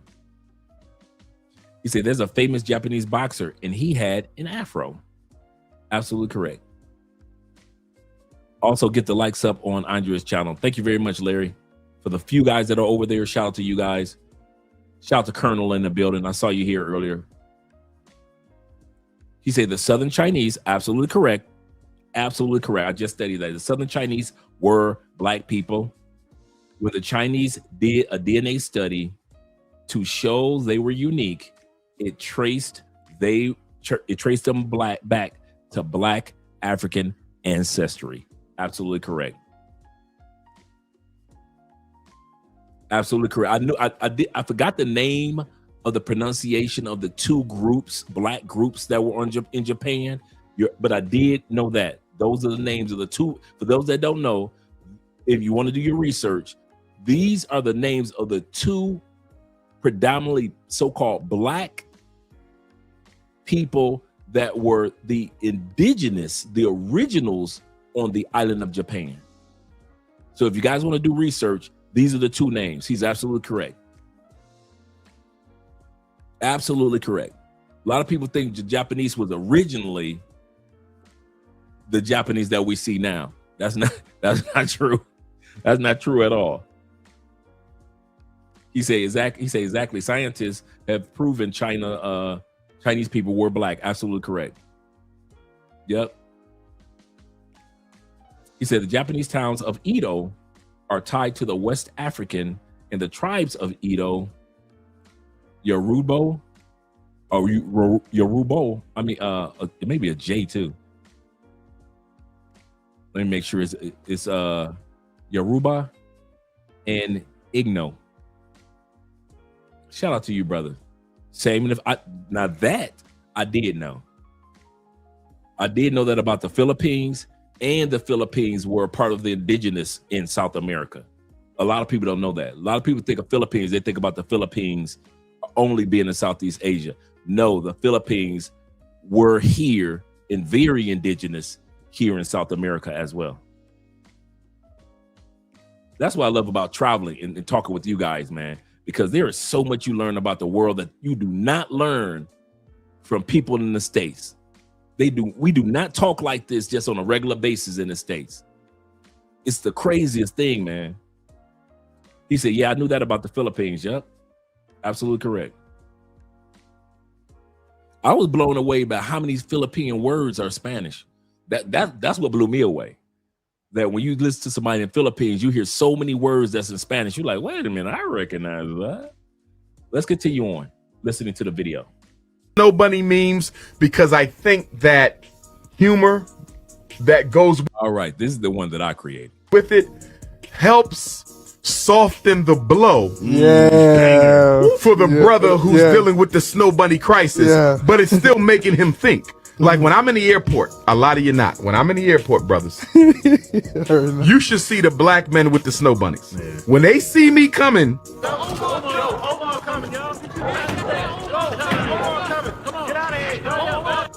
all the way down the other end, they try to act like they're not with the white girl. But I already saw you. I saw your already. Is this indeed a snow bunny crisis? Absolutely, this is the snow bunny crisis on steroids. Okay. Because it's adult. Can you be pro-black and you date white? Absolutely not. Because when you marry a white woman, you're marrying into her community. You don't just marry a woman. You marry the family and you marry the community. So how can you be for African people marrying in? So y'all gonna pass that up. All you pro-black brothers, Ungawa, Black Power brothers, y'all gonna pass that up. Y'all tell them y'all gonna pass up these white girls. Shout out to AZ in the building, them West Coast boys.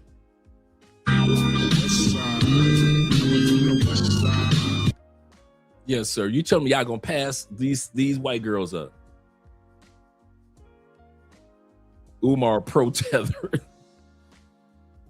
but he does some good things. We just get him to do one good thing and build that school. Shout out to Cortez in the building as well. He said, I'm still waiting on the black community to criticize black women when they marry white men for 100 years. Let's continue on. To the group that has historically and systemically oppressed your people. That doesn't make any sense. I play for this team, but I'm over here practicing with this team. This is the team I belong to, but I'm over there trying to help them win. That doesn't make any sense. You cannot marry a white woman and not be loyal to the white agenda against African people. It's no way around it. It's like when I see black men who say, I only date white women. You are making a political decision.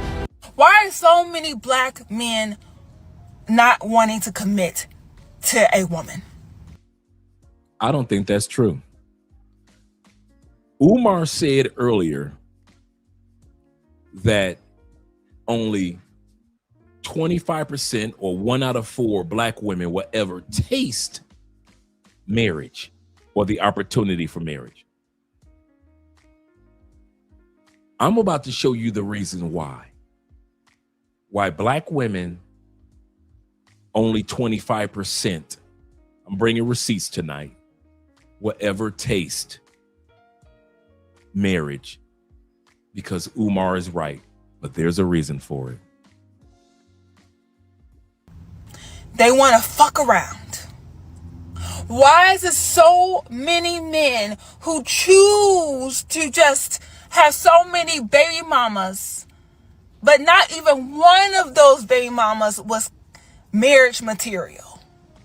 There used to be the statistic that 42% of black women do not get married. It's probably even higher now. But one thing I think women don't talk about is this one thing. Sometimes we're the problem and we don't take the time to look at ourselves. One of the reasons, she's correct. One of the reasons is 1 in 4 will not get married because a lot of sisters do not take the time out to put themselves in check. But nobody wants to talk about that. We idolize people like Sierra for the prayer that she prayed to get her husband.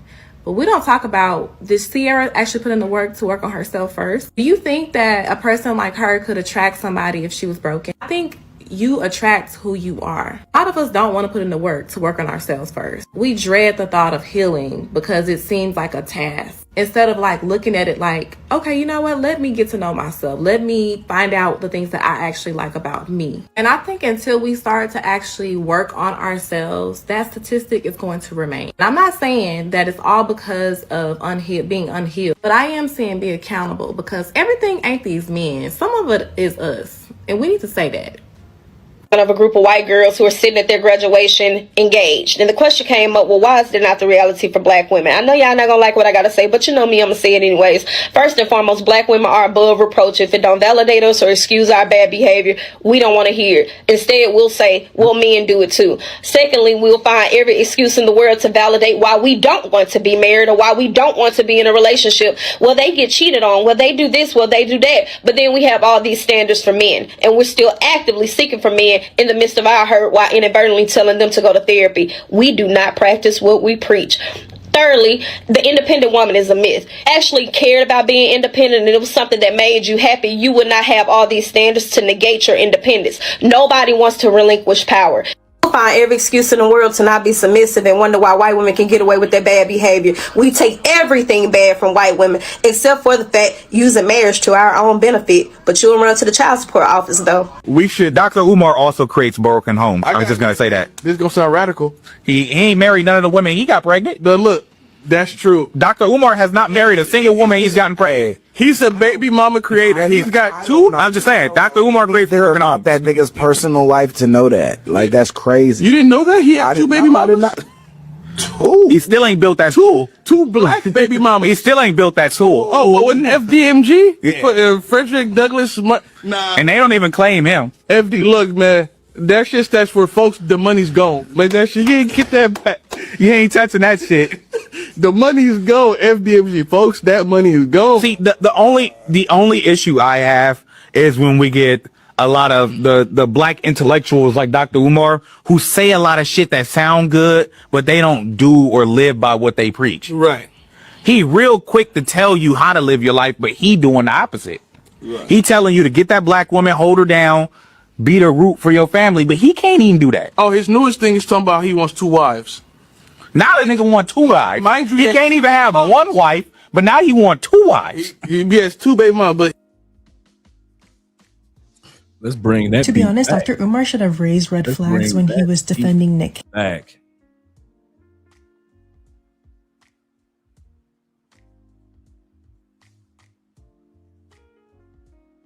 Hear what the brothers have to say. Here we go. Dr. Umar, hypocrite. Home. I was just gonna say that. This is gonna sound radical. He ain't married none of the women he got pregnant. But look, that's true. Dr. Umar has not married a single woman he's gotten pregnant. He's a baby mama creator. He's got 2. I'm just saying, Dr. Umar creates broken homes. That nigga's personal life to know that. Like, that's crazy. You didn't know that? He had 2 baby mamas? Two? He still ain't built that school. Two black baby mamas. He still ain't built that school. Oh, wasn't FDMG? Yeah. Frederick Douglass. Nah. And they don't even claim him. FD, look, man. That shit stands for folks, the money's gone. Like that shit, you ain't get that back. You ain't He said that stands for folks, the money's gone. He said that stands for folks, the money's gone. That is facts. Man, I was living in the States when Umar was raising that money. Back in 2000 what? I think he graduated college like 2012, 2013. Man, that man been out there talking about that college, that school for the longest. Shout out to T-Mac with the $10 love over on Cash App. Shout out to all you guys supporting by way of Cash App, PayPal, and Super Chats. These brothers are right. How hypocritical would I look if I was out here in these streets? I'm sitting up here talking about go to other countries. There are good women in other countries. But then I'm out here just acting a dang fool throughout Colombia. I'm just rolling through Brazil, I'm just smashing everything. Well, Dre, you saying one thing, but you're doing another. Which one is it? Are you talking about that there are good women in Colombia, in South America? Or are you out here just having fun? Which one is it, Dre? Now, both can be true, but I'm talking about just using me as an example. I try to be an example of, hey, guys can go out there, have your fun like I did when I first came. And if you are ready to settle down with one or two women, you can. Even three, you can. There are too many dudes that's getting this money out here, like Umar, that are hypocrites. Got child support payments to make. They got child support payments to make. Yeah, we're going to hear more about Umar and the relationship with his daughters. That's the crazy part. Shout out to IMF in the building and my brother, favorite YouTube name, The African Wolf. Let's continue on. That's that shit. The money's gone, FDMG, folks. That money is gone. See, the only issue I have is when we get a lot of the black intellectuals like Dr. Umar who say a lot of shit that sound good, but they don't do or live by what they preach. Right. He real quick to tell you how to live your life, but he doing the opposite. Right. He telling you to get that black woman, hold her down, be the root for your family, but he can't even do that. Oh, his newest thing is talking about he wants 2 wives.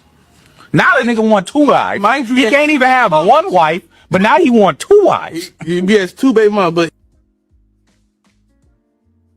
come on. To be honest, Dr. Umar should have raised red flags when he was defending Nick Cannon. To be honest, if I ever see one of you dudes with a woman who dreads look this filthy and this nasty, don't walk up on me talking about, hey, Andre and Andrea. I'm serious. This is filthy and nasty. Sometimes when we say, I'm not trying to judge, today I am. This is nasty. Look at all the beads and that look like she has not had her dreads or locks, however you want to call it, taken care of in forever. That is filthy, nasty. That's one of them, no deodorant. Don't use a towel to wash her body. She makes homemade soaps. Them glasses are so old that she don't even see out of them. She had to borrow them glasses from her mama because her credit is so bad. And yet they want to talk about Umar. This is nasty.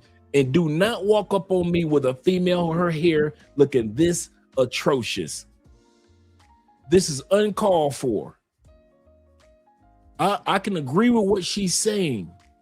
Sister, I agree with what you're saying, but presentation is everything. Why do you think you don't have obese public speakers? You ever thought about that?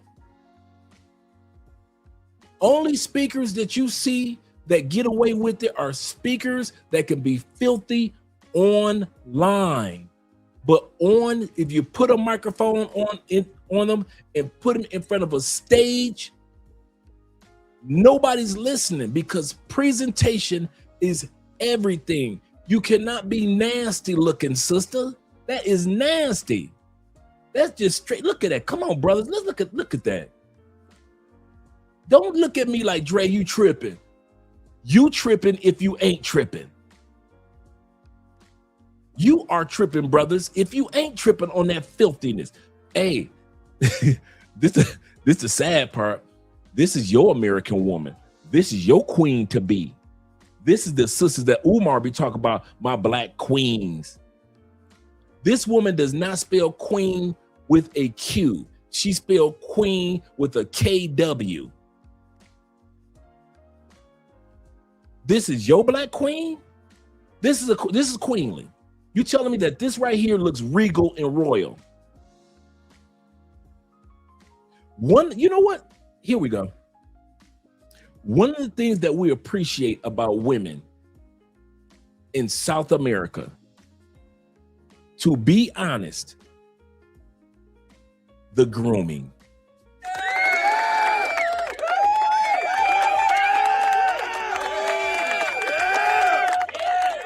Oh my God.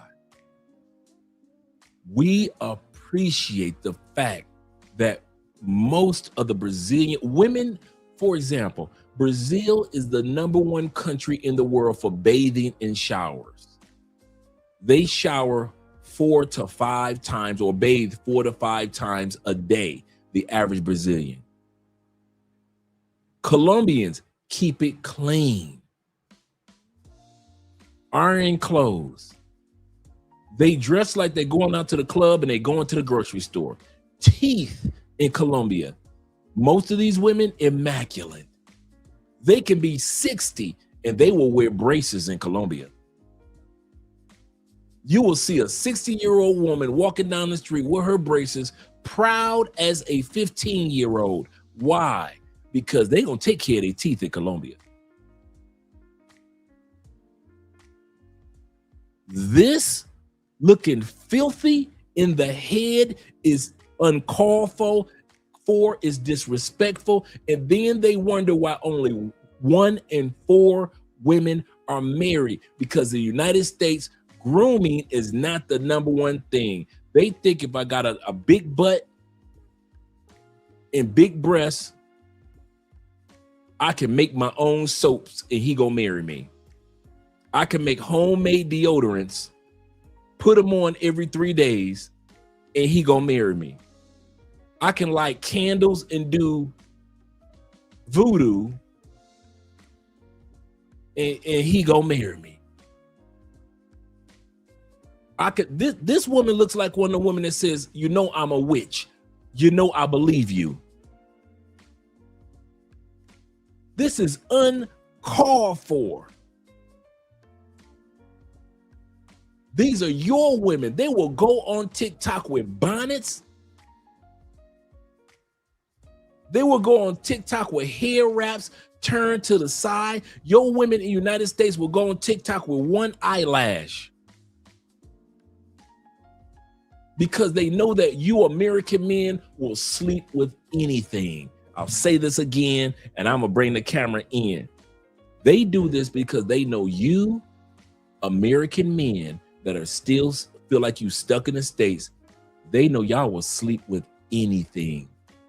Any raggedy looking chick, you will sleep with her. She ain't got to be clean. She ain't got to go to no gym. She ain't got to get no braces. She ain't got to get her teeth whitened. She ain't got to wear no real deodorant. She ain't got to go get some Summer's Eve, make sure that coochie smelling good. In the United States, a lot of women could call themselves 10 and look like that young lady that we just looked at. Because you dudes in the States will sleep with any old thing.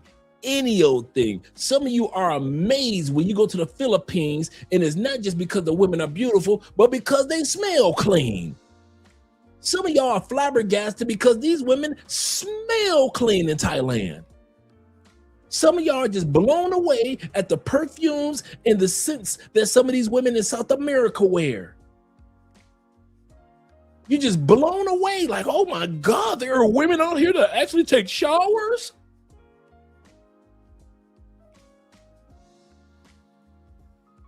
Goodness gracious, dude, that is uncalled for. And here's the sad part. This is the sad part. Y'all ready? Let's go back. And I didn't mean to harp on this sister, and I'm not coming at her personally. I'm not coming at her personally as much as I am talking about us men. Here's the kicker. Some of y'all still sleep with her.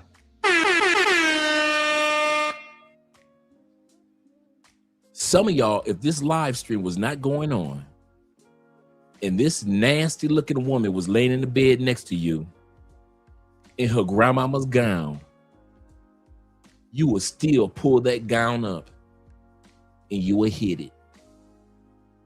I wouldn't be surprised if this young lady has 1 or 2 kids, because y'all will sleep with anything.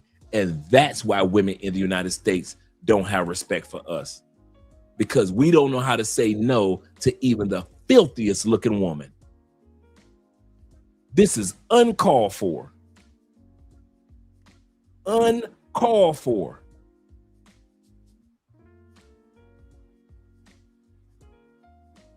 Look at her hair. Just imagine that hair laying in the bed next to you.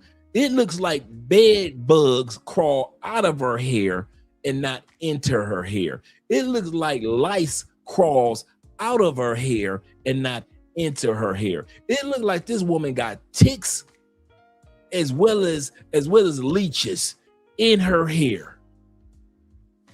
I have never seen tree bark look this bad. Tree bark does not look this crazy. But this is your queen, brother. This is the sister that Umar said that y'all need to marry. Umar told y'all to marry these women. This is what you marrying, brother. And like I said, I'm not coming at the sister as much as, so anybody that say, Andre talk about black women, I talk about everybody in the United States. If y'all think this channel only talks about black women, well, y'all go behind our back and go run into other channels, because I hear this all the time.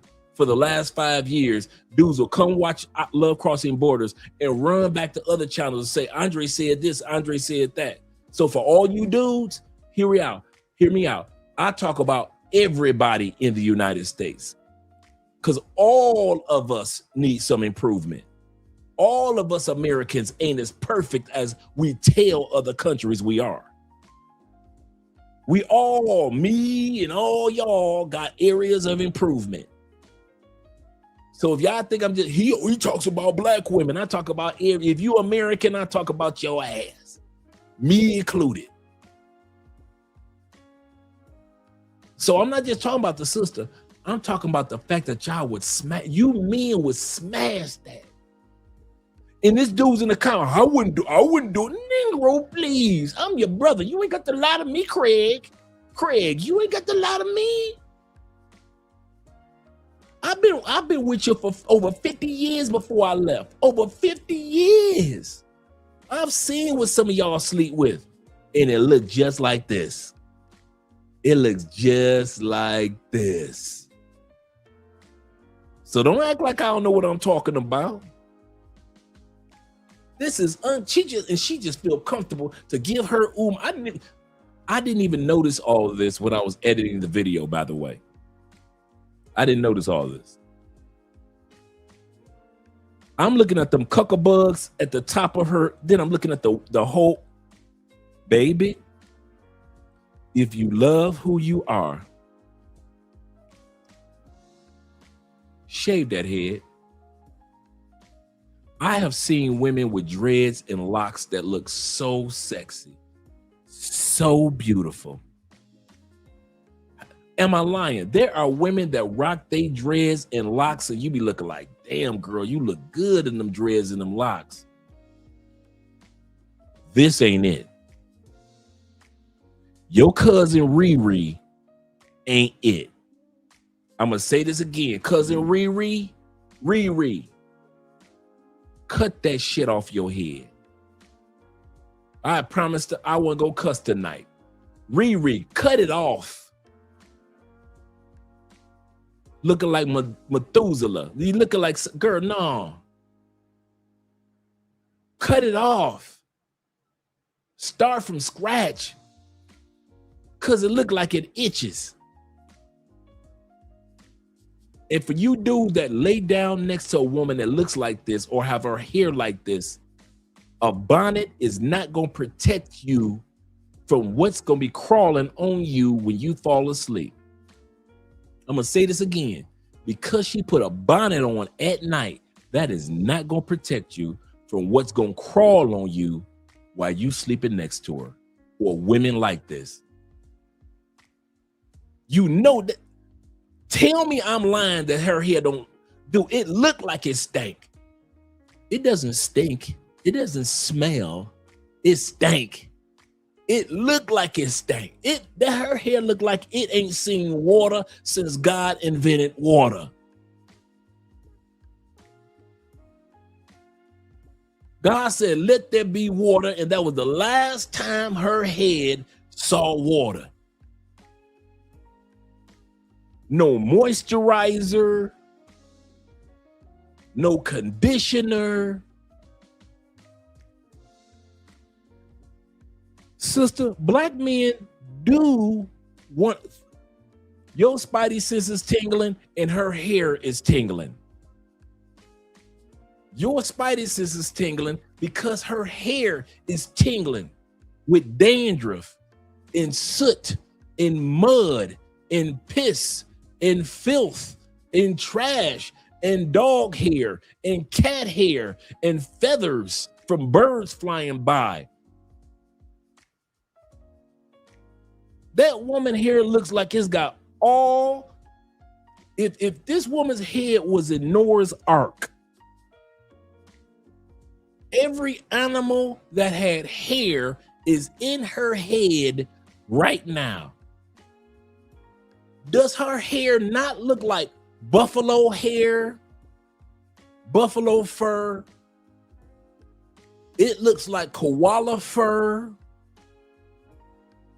It looks like panda fur, black bear fur, lion fur.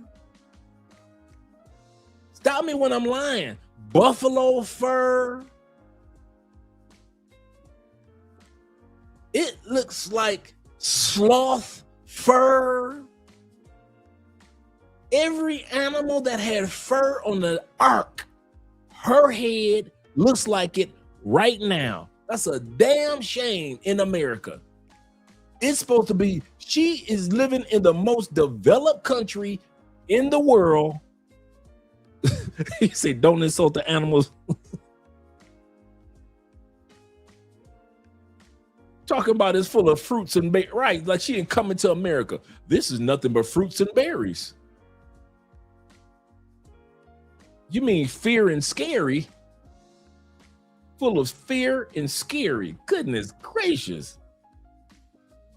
I didn't, brothers, I swear, I did not mean to do that little montage. I did not see this when I was, I'm gonna tell y'all something. Whenever I'm editing the video, I watch the front end to make sure that it's topic, it stays on topic, and I watch the end of what the person is saying to make sure that their ending is kind of parallel to where we're flowing with our topic for the night, right? That's how I normally edit. Each section, I watch the beginning, okay, and I watch the closing to make sure that it's parallel. So whenever you guys are watching the middle part, I'm watching it for the first time with y'all. So every video, I'm watching it with you for the first time, right? Except for the beginning and the ending. I did not notice the filthiness on this woman's head. And I'm gonna tell y'all something. If I had noticed that, that clip wouldn't have made it to the video. Because if you ever notice, for the most part, I try to make sure, because I know presentation is everything. That's why if you notice, whenever I do a video, the person is either looking good or well groomed, or they look like they take care of themselves, because we don't want to hear from some dude that he's overweight, but he's trying to tell us how to get a woman. I try to keep all that out, right?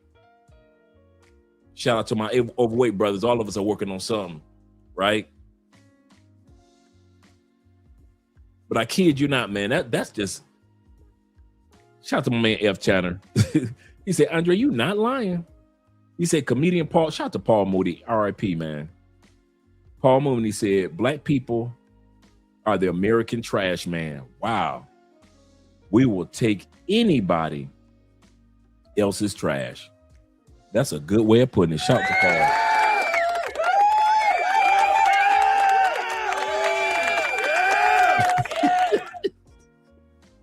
You know what? Shout out to my man EZ, because that probably summarized everything that I just said for the last 10 minutes. I see illness in her hair. Everything I just said condensed in one sentence. I see illness in her hair. That is so true. That is so true. Let's continue on with the video. Let's get past this segment of this young lady. Poor baby.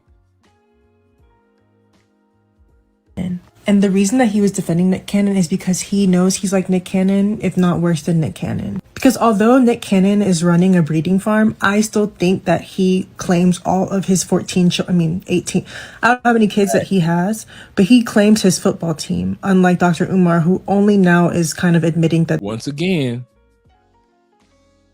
these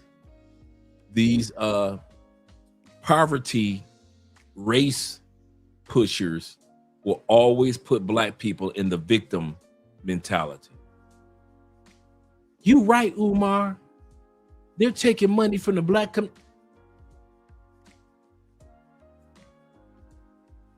people. Let's not talk about let's fix what needs to be fixed. How can we talk about the few that marry white women? Here we go. Y'all ready? Statistics show that 87% of men, black men, when we do get married to sisters, we marry sisters. 87% in the United States. 7% marry white women. That's it, 7%. 3% marry Latin, 1% marry Asian, and others. That's how it's all broken down. This narrative as if black men are marrying white women at a 19% clip, that doesn't even exist. It's only just at a 7%. Us that are married Latins, 3%. Asians, 1%. Along with others. So let's look at the narrative. Forget about the 7% of when a black man dies, the money goes back by way of insurance and inheritance and property goes back into the white community. That is 7%. If a black man dies that's married in the United States, 87% of it goes back into the black community by way of property, by way of inheritances, by way of insurance and so forth.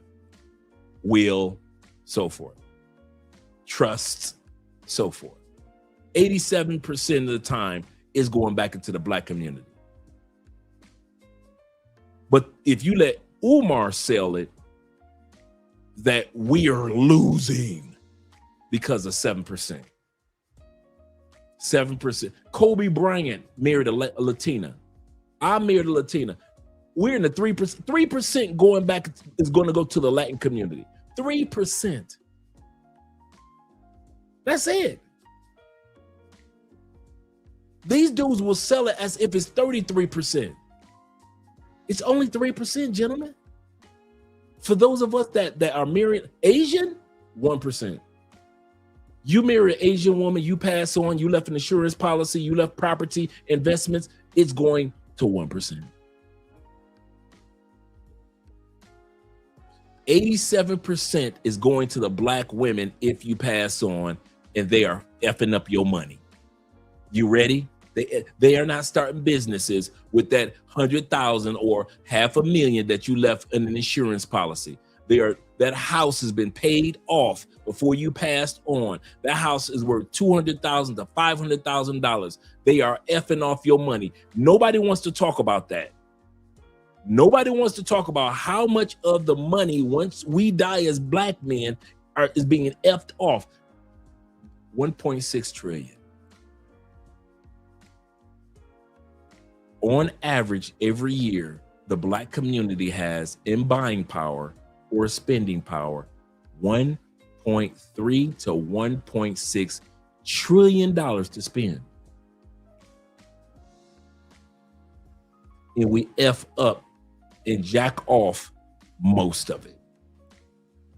Most of that don't go buying property or investments that bring in residual income. 1.6 trillion. If we could just get the sisters to stop buying weaves, you know how much money we say, eyelashes, you know how much money we have in the community, and you want to talk about 7%?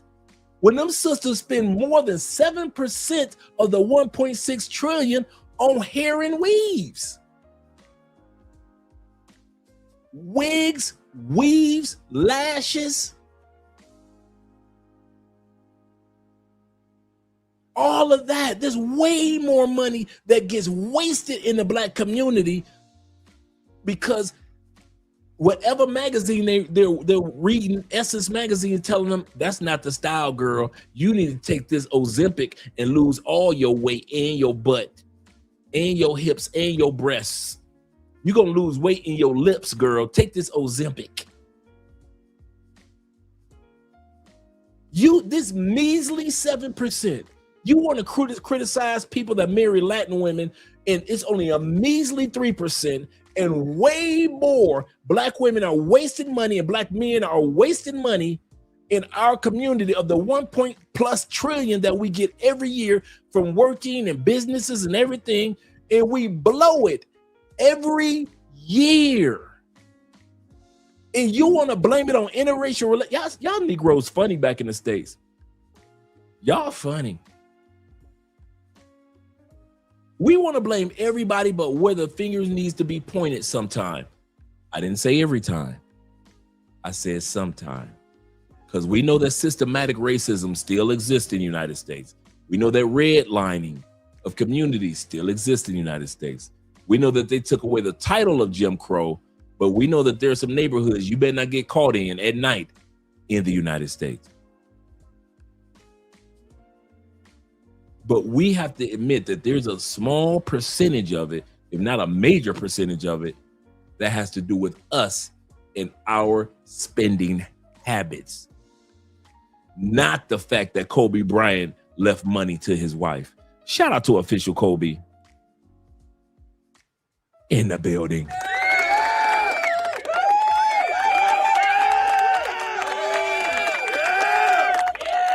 And that's another point. The reason why 3/4 aren't married, because I said I wasn't gonna cuss tonight. I've said this in the past. He said it's down to 78%. 1 out of 5 billion are married, or 5 black women. Wow, 1 in 5 now. Woo, that's harsh. 98% are not marriage material. You guys are saying it the nice way. Y'all know how Andre said. Let me take a sip of my drink. I need it.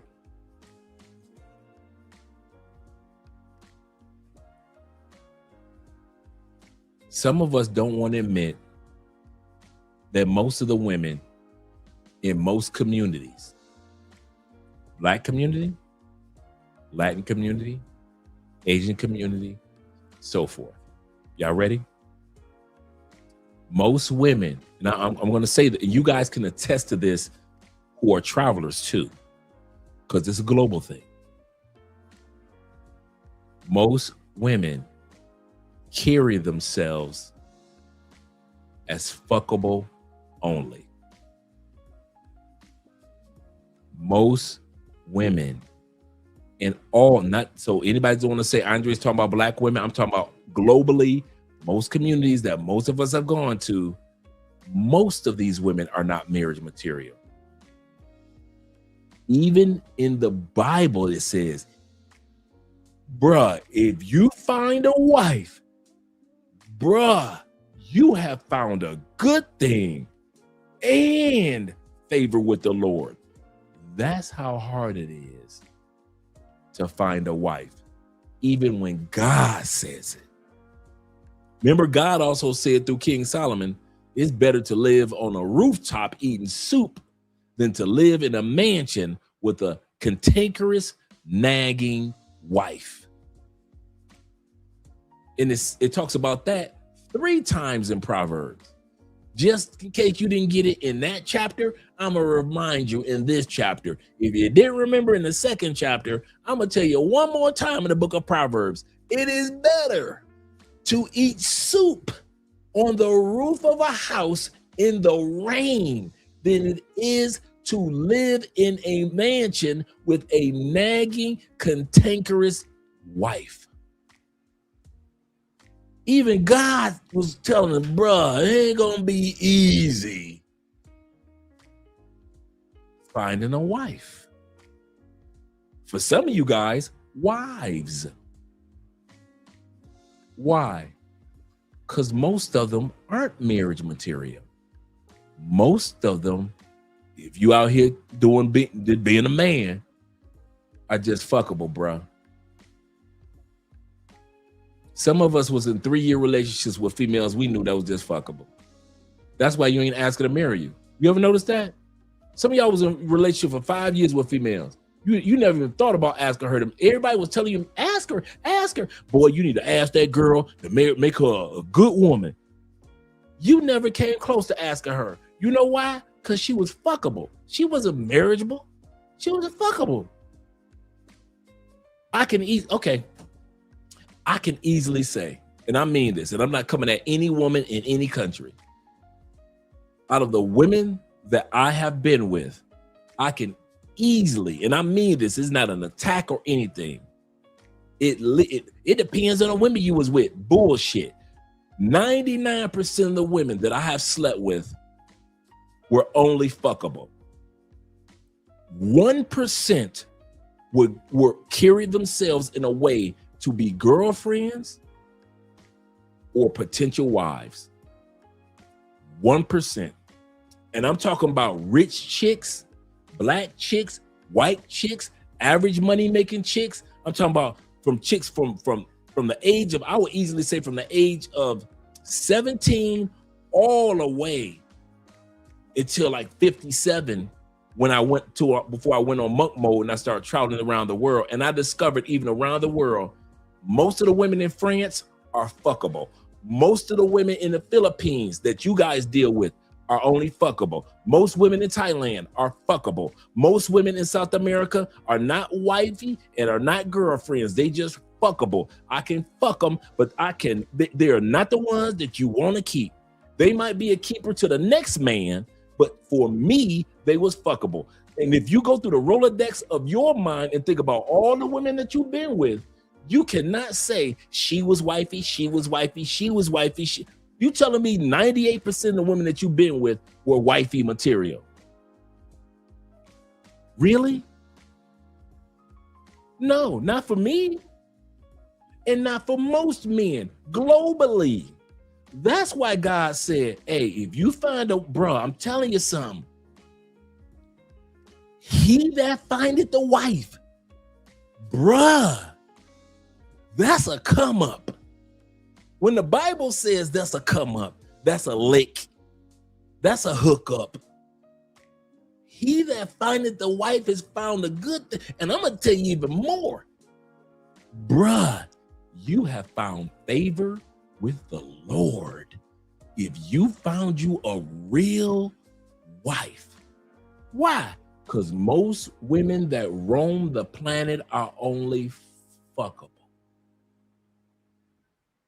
They're funny, they're fun, great to take on a date, great to take to the movies. They are great to hang out with, laugh with, get drunk with. You dudes that smoke, get high with, hookah with, dance with, party with, laugh with, have kids with, all that.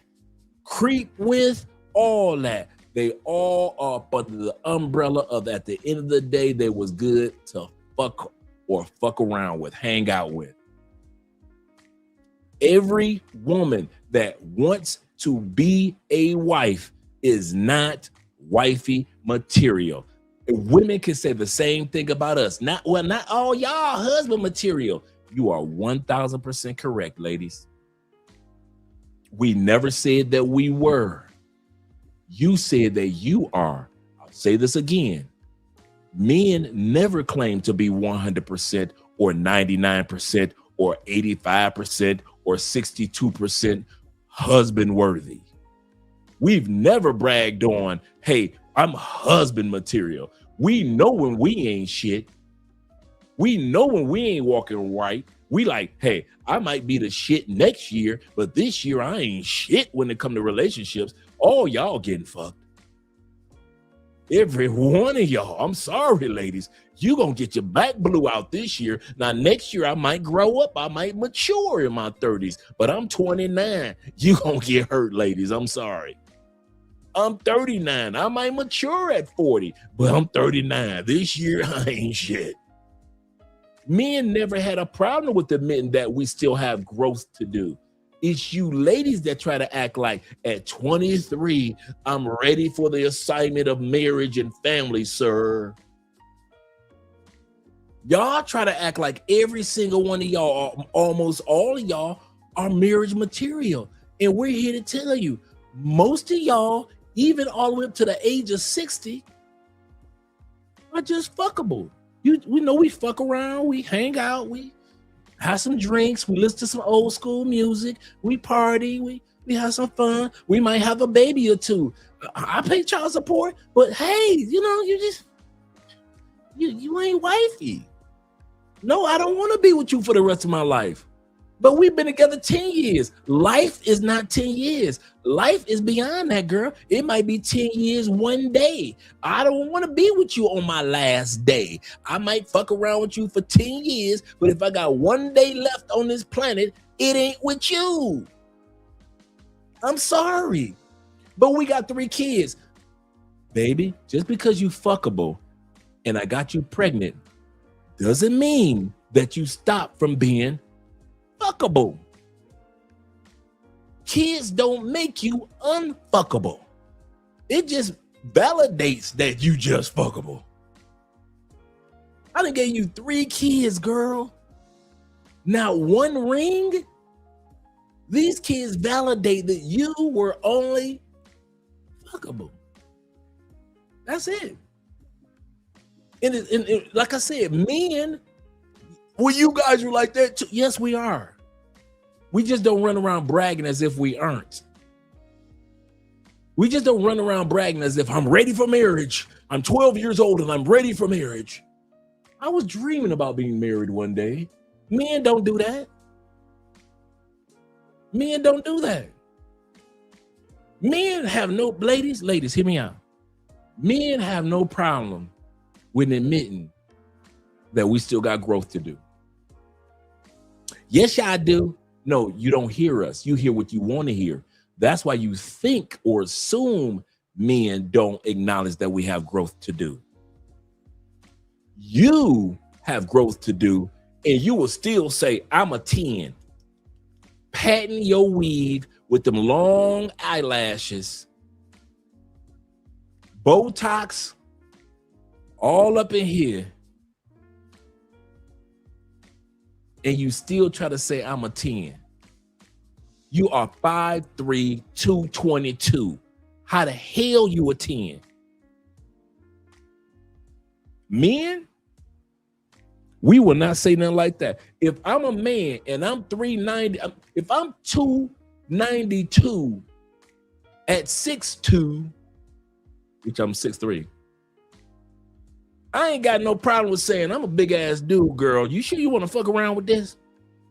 Men have no problem with men. I'm a big boy. Are you sure you want to mess with? I'm a big boy. You sure you want to mess with a big boy girl? You ain't ready for this. I'm a big boy. We are not talking about something. I'm a 10. I'm a supermodel. I'm what's that magazine? People Magazine sexiest man of the year. Men don't be doing no shit like that. Men acknowledge I ain't right, but you gonna still fuck me. I got some money. That's men. Women, y'all keep these lies going. Ladies, I ask you to do 2 things. Stop listening to other ladies that's lying to you, and stop listening to the LGBTQ males that's lying to you. Get you some gay female friends that don't want to sleep with you. Sisters, I know it's hard because they want to sleep with you. Sisters, if you want to hear the truth, because you ain't listen to straight men because you think we lying to you, get you a gay female friends. They gonna tell you the truth. But if you got gay male friends, them the most lying motherfuckers that ever walked the planet when it comes to listening to advice. Gay men are the lionest motherfuckers. They will girl, you are a queen. You rule the earth, the world, girl. He don't deserve you. You are the girl. You are the shit, girl. You do not need all that. Leave him, girl. Your gay friends will fuck your relationship up like one of them jealous ass females from down the street, one of your jealous coworkers. Don't y'all be listening to gay men. And I'm talking about gay men trying to hit on your man. I ain't talking like that. I'm talking about gay men will lie to look you right in your face while he doing your hair and tell you a bare-faced lie about men. That's the part. I have yet to hear a gay man tap into his man's side and say, well, you know, men think like I'm gay, but the reason why your man did this because men think like blah, blah, blah, blah. That's why he did that, girlfriend. You don't never hear gay men tap into their male side. They always want to tap into their girlfriend side. And girl, you are the queen of the earth. You need to leave him. You deserve better, girl. And you hear all that bullshit. And you believe that bullshit. And now your ass lonely. But guess who got a man? Here's the funny part, black women. Guess who don't get divorced? Guess who stay married the most? Them damn gay men that's giving you that fucked up advice. They married. You lonely than a motherfucker right now from taking his advice, but that motherfucker married and they don't never get divorced. You ever notice that, ladies? He gonna give you this fucked up advice to have you leave your man, but yet gay men are the number one motherfuckers that'll never get divorced. Them motherfuckers stay together like goddamn Elmer's glue. They sticking to everything. When they stick together, them motherfuckers,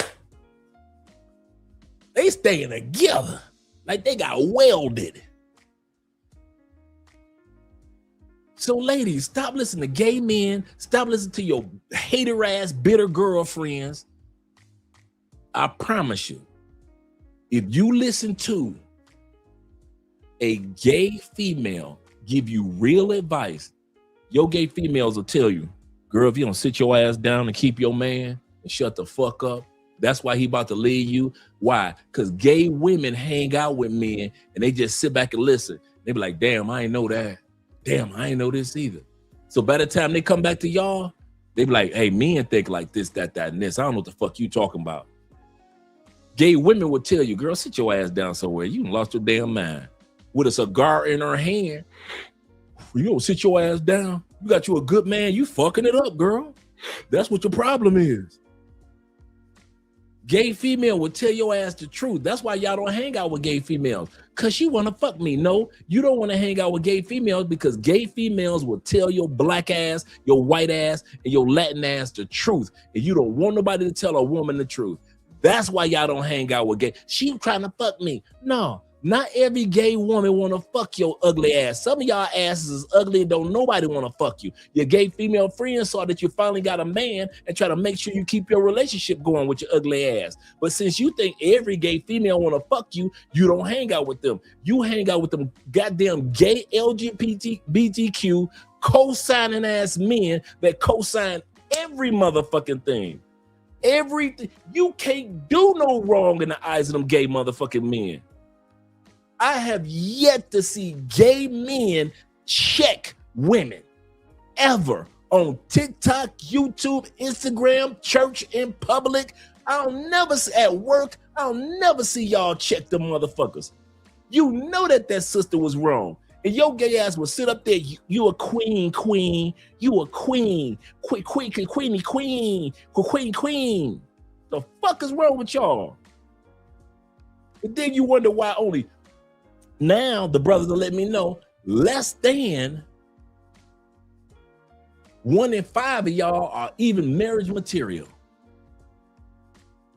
1 in 5 of y'all marriage material. Listening to them goddamn gay dudes that's married. That's the fucked up part that gets me. That's what makes me laugh the most at you white women, black women, Asian women, Latin women that listen to your gay friend. You ain't got no goddamn body, but they ass married to the motherfucker. They booed the fuck up. How the hell you gonna listen to somebody that's booed up give you bad advice? That's some hateful shit right there, boy. That's some hateful shit. Let me catch up with you guys with the super chats. We're gonna go back to the video. Because we got some good content tonight. I need to shut up. Andre need to shut up tonight. You know what? I'm gonna come to the super chats in a second. I'm gonna let the video run for a minute. Thank you guys for the. My wife is black. Don't matter. You married a black woman? I'm helping the statistic. Okay, so so Dr. Umar put out a statistic. He said 75% of black women probably will never be proposed to, not married. Like, that's crazy. Not being proposed to? Why aren't black men trying to marry black women? Can I ask a question? Yeah. Yes, sure. To even further that. Yeah. Do you think it's the black men that are the reason that the percentage is so high, or the black women? It's both. It's both. We not, because that rabbit hole is a whole. I'm asking. Boy, look, I got two. I don't know. But it is both. Yeah, it is. It's both. It's definitely on both sides. I mean, I've always been a runner. Mm-hmm. The second a guy gets too serious, I'm out the door. I'm a truck. This woman just said to y'all, and she is not the first and the only, and I don't want to just say a sister, but the topic is interracial dating, so we're going to talk about it from the sister perspective, since it's a sister talking. It's not going after sisters, but just since it's a sister talking. She said that she's a runner. Her friends say she's a runner, she's a track star.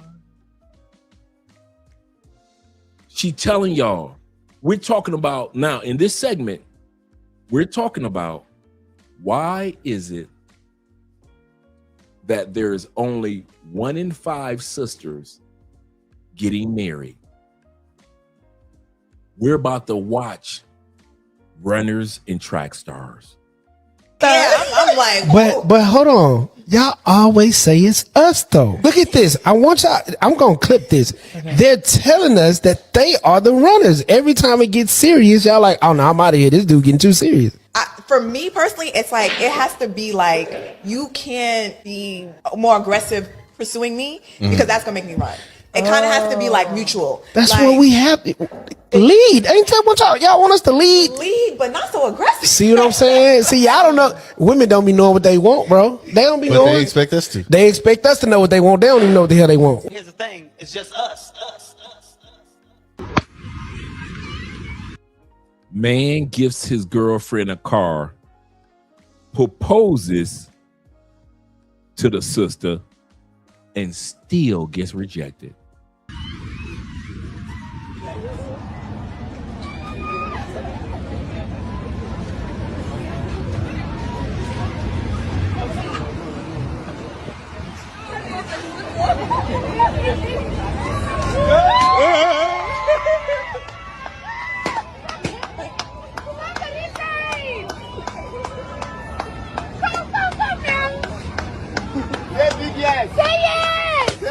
yes.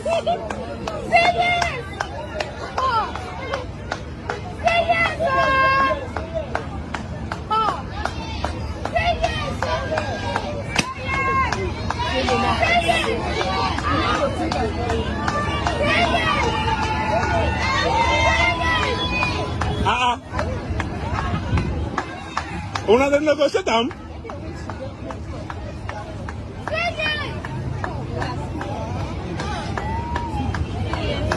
What's happening? Say yes, say yes, say yes. Stand up now. Stand up, please, I beg. She telling him, bro, you might as well stand up. That's what she's asking him to do. Stand up.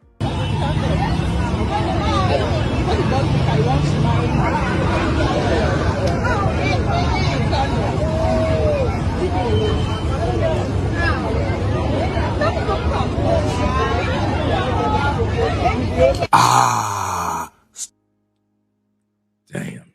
He just realizing why she said stand up. This sister said, damn the car, damn the ring. Bruh, stand up. Stand your ass up. Stand up, get. Let's look at you. Valentine's Day disaster. Lady publicly rejects man's proposal in a restaurant. Now, this guy doesn't know the guys that are recording. Check it out. This is love.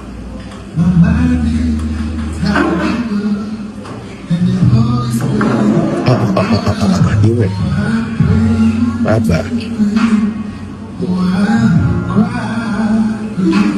Anyway, They got the music going on. They got the ladies in the background, the staff. Staff knew about it because they brought the ring with the food, making it all romantic. So you got the ladies in the background. Total strangers are doing the recording. They're like, man, wow, this is love. They happy for the brother.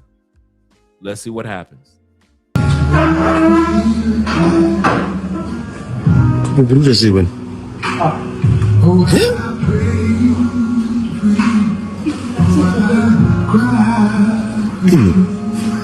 Udah sih kira. 1 in 4. 1 in 4. Some of you say 1 in 5. Black women will taste marriage. That doesn't mean that 1 in 4 have been asked. That means that most of them that are asked are comfortable with being in the streets in the United States.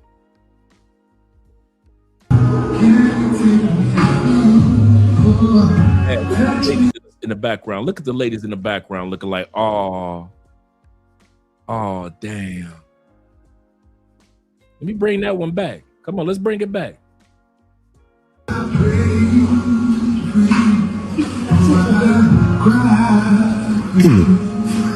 Udah sih kira.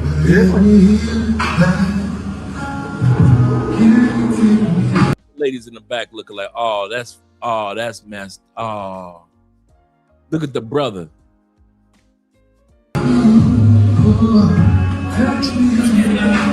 Brother hurt.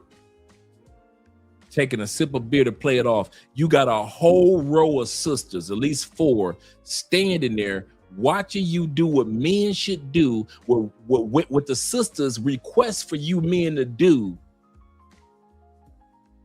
They request that you men get on bended knee, but when you do, you Negroes are rejected. And that's why there's only 1 in 4 that are ever married.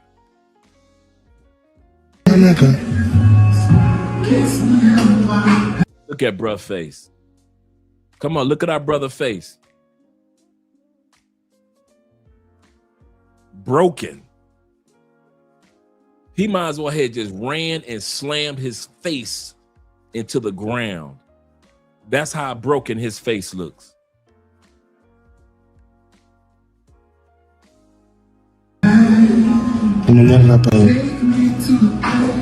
Hold your head up, brother. Hold your head up, brother.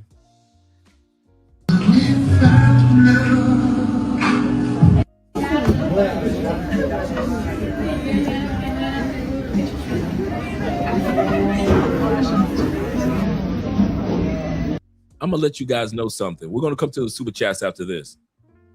Shout out to Jay Carson in the building. Yeah, the brother looked like he wanted to cry, man. I felt his pain for real. Yeah, he's all right. Yep.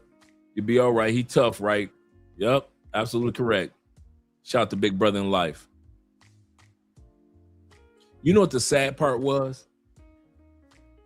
When I was researching this section for when Umar was saying 1 in 4 sisters, I said, wait a minute, there's a catch to this.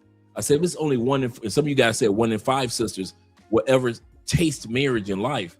I'm like, wait, is a reason behind this. It is not just the black men. I don't believe that 75 to 78% of black women aren't getting married because of us.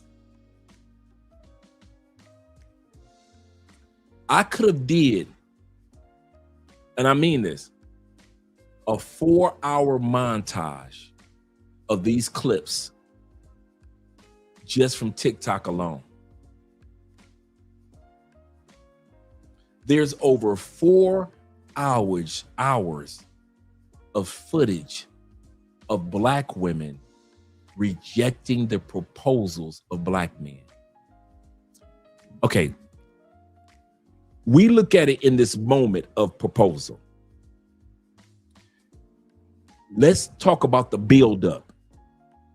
And I've always thought about it like this. Whenever a black man proposes to a woman, no matter what race she is, it had to be a buildup for us men to go get a ring and get on a knee to get engaged. This is normally somebody we're physically intimate with. This goes back to my hypothesis of fuckable. So you're telling me you will sleep with me for years. I've fallen in love with you. I thought you fell in love with me. I go to Kay's Jewelers, get a ring, get on one knee, and you say no? So technically, you were just fuckable. I should have treated you for who you played yourself as. Fuckable. You were fuckable. I fucked you to the point I fell in love. I kept fucking you while I'm in love. I went to Kay's Jewelers, got a ring, came back while I was still fucking you and in love, got on one knee. You let me fuck you in love, and yet you say no. So if I wouldn't have went to Kay's Jeweler, you would have still let me fuck you and maybe even put kids in you. That's the United States. They will fuck you, but if you dare get on one knee,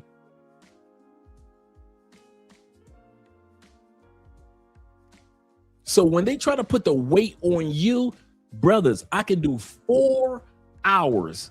And I mean this from the bottom of my heart. I didn't even, dude, there are a few times when I go on TikTok to research videos, I may be able to find like 5 or maybe 10. And I'm like, damn, I got to reword this to get more footage. When it came to women rejecting proposals, there was so much footage that came on TikTok. I could have just made, I was so tempted to just make a montage video of just women rejecting men. Why would I do something creepy like that? I say my brothers don't want to see us get rejected. Why would I give my brothers and subject them to 4 hours of just watching us get rejected?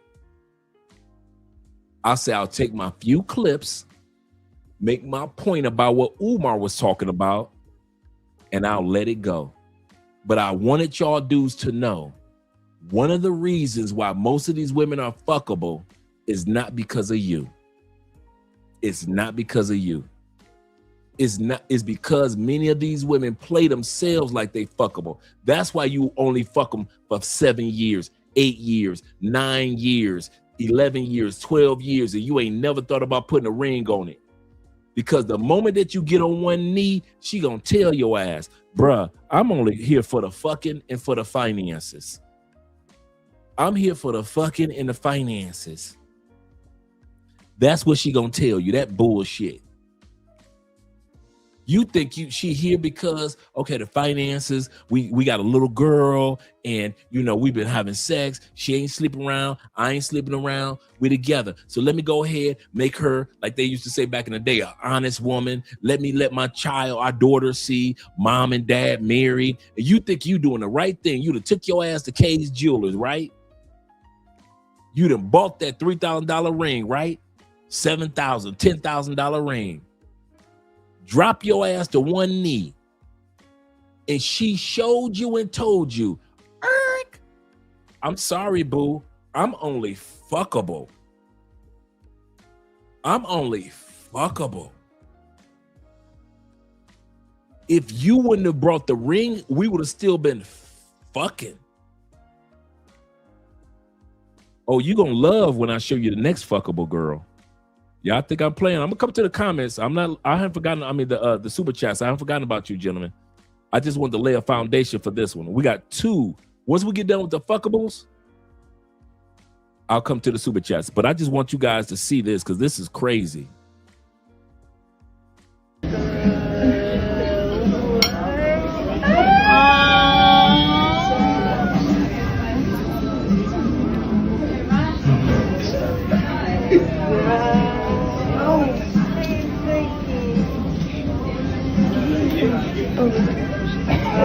She straight said, no, my man went and got his braids done, went to a nice restaurant, got his button-down shirt, felt that he was doing the right thing. And she looked him in his damn face and said, no.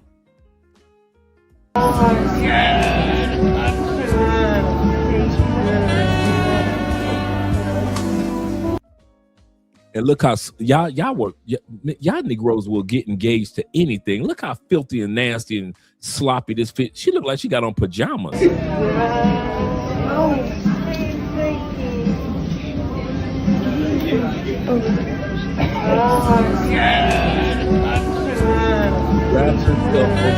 my God, I cannot. Y'all asking this to marry y'all in the States. Y'all asking this to marry y'all in the States. I know, Rent Dude. I know, bruh. This is what y'all get on y'all knees for this shit. Y'all in the States want to criticize us for getting passports, and y'all dropping the one knee for this shit? For this? This is in the United States, this is the best. This is the best. She looked like she about to go rob a liquor store. This is the best. She looked like she about to go to a homeless shelter to sleep tonight. This is the best. She ain't even got on satin pajamas. She got the rayon on. This is the best that y'all can get in the United States. And you want to criticize us for getting passports. She said, oh no. Grabbed her cell phone, left your ass. She ate and dashed.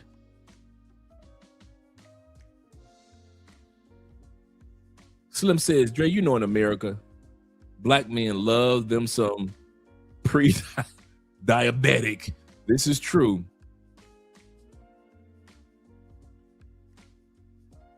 American men love them some women that's on their way to dialysis. If she ain't got kidney failures, if she ain't bloated, it ain't you. I understand American men. I'm serious. If she ain't bloated, it ain't you. You need you a woman that's bloated. You so sexy, girl, with your negative bacteria in your intestines. You so sexy. Instead of telling her ass to get to the gym, you like, I like a woman with a little fupa. Fucking finances and food. But do not make them a fiance. As long as you give them fucking finances and food, they happy. But if you dare try to make their ass a fiance, they gonna run off in pajamas on y'all ass. And you wonder why 1 in 4. That's what my point. Fuck what Umar was trying to tell y'all. And I mean that. Some of y'all dudes, because y'all, when this live stream is over, you will go back to regularly scheduled programs. You'll go right back to regularly scheduled programming and let that pajama chick F your life up. Have some balls about manhood. We only on this planet one go round. God said this: you, before entering the earth, are good enough to be a man.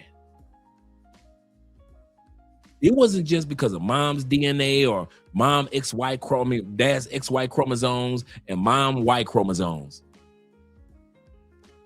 It's because God said, if can't nobody be a man, you can. You can do it. If I can't depend on nobody in the history of my universes to be a man, I believe that you can do it. Act like it.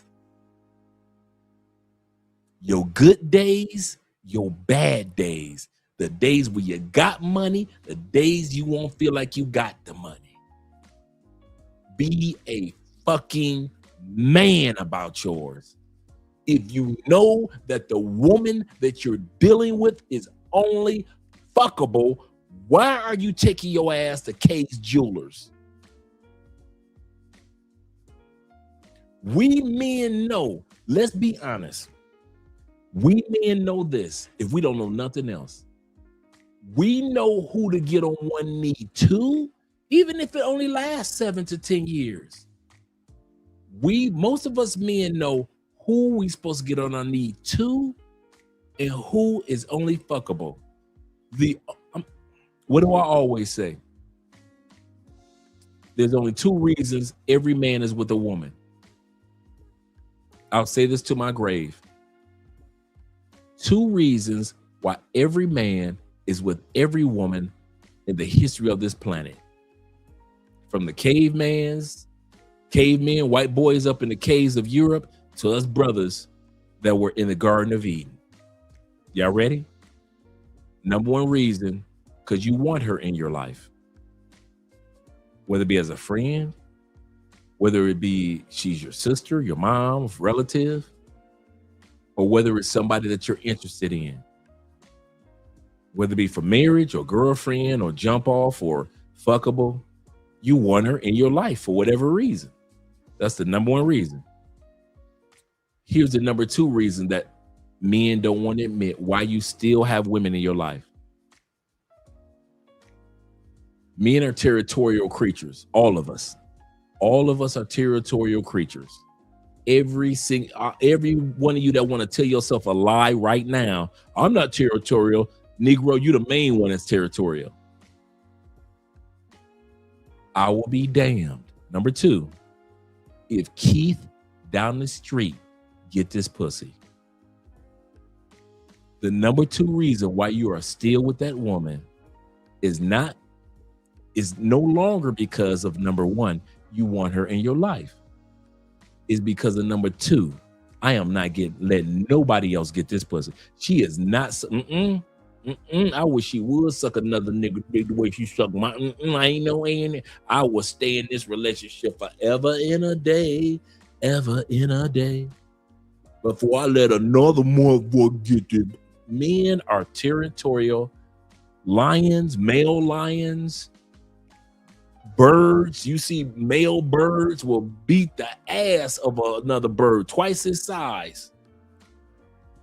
Nobody encroaches on another man's territory. We are all of us, not me, all of us are territorial by nature. And you be damned if Keith down the street get to fuck her and she start nutting in your imagination harder than she did when she was with you. And that's why a lot of y'all are still with your woman today, because you do not know how to let go, so God can bless you with the woman or the women that you really are supposed to be with. You will be with that same raggedy ass female when these lights go off. You will be with that same raggedy ass female running out of restaurants and shit with pajamas on, because we're territorial and we don't know how to let go. That's why women file divorces more than men. You know why? Because men don't know how to let go, because we be thinking in our mind, if I let her ass go, she gonna be fucking and sucking all type of gigantic dicks all over the country, which might be true or might not be true. But if I let her go, that ain't none of my business. That's none of my business.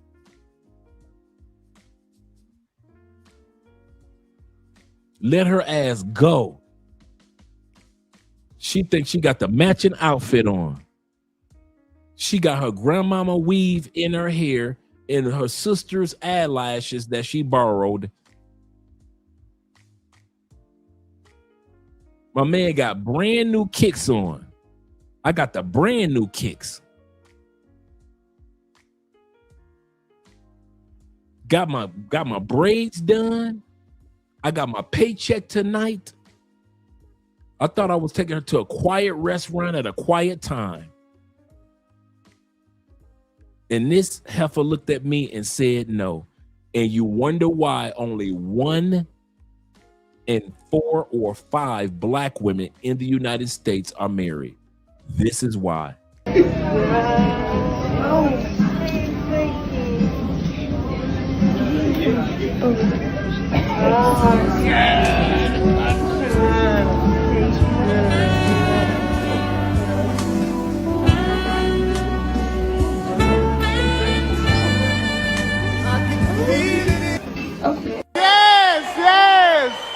Yes!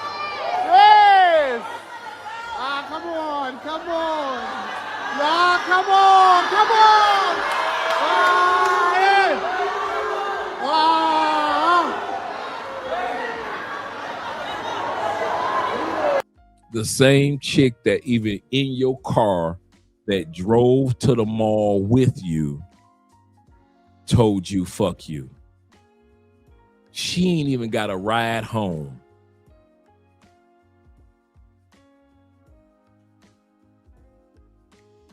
Nah, let's not. In this one, we can say that. We can run this back. In the other ones, they weren't young. Okay, here we go. Y'all ready? Let's bring this beat back. You telling me that this big bitch here was young? Y'all telling me that this chick here was young? Okay, here we go. Let's go on back.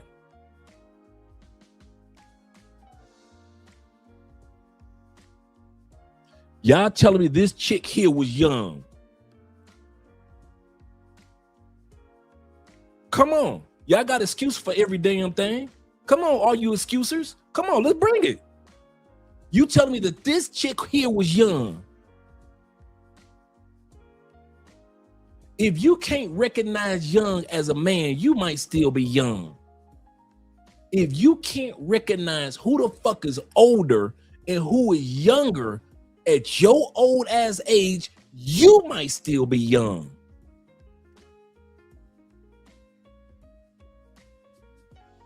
The only one that we can say that's a baby girl is the one that we just watched in the mall. Now we can say that about her. She looked like she a baby girl. The rest of these bitches, oh, wait a minute. Let's bring it back. Come on, here we go. I'm bringing receipts. Y'all say they look young.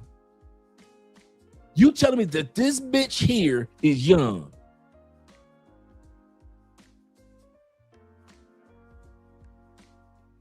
That's what y'all saying. Okay. I'm not black, I'm OJ. Okay. Let's go and bring it back to the mall. Y'all telling me that this out of shape baby mama looking built bitch is young? Is this how y'all was built? Wait a minute. You telling me the women and y'all see? I don't know what's going on in the States. You telling me the young women in the United States are built like this too? They got their grandmama weave in their hair like this. They built like this young. That's y'all excuse, right? Didn't say the one young lady looked young. E-man say they, plural, more than one. Each one of them you just showed, Dre, they look young. You didn't think I was going to bring no receipts? Did you not think I was going to bring that beat back so we could see it again?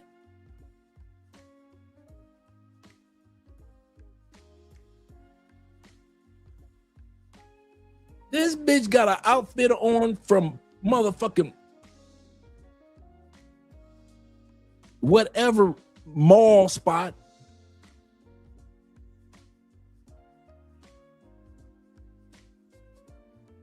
Young? The only person that looked young in this is the mall little mama. I'll give her that one. The young man looked young. I'll give her that. But here we go. Y'all ready? Do we say that about the white women that get married in college?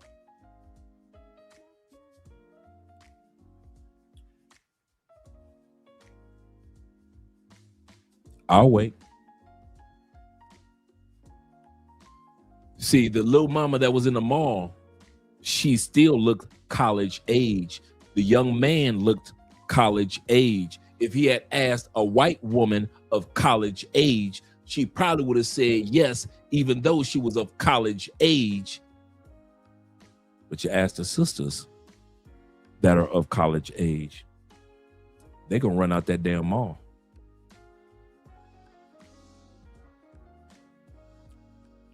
I agree with you, Andrew. Ross. Y'all stupid.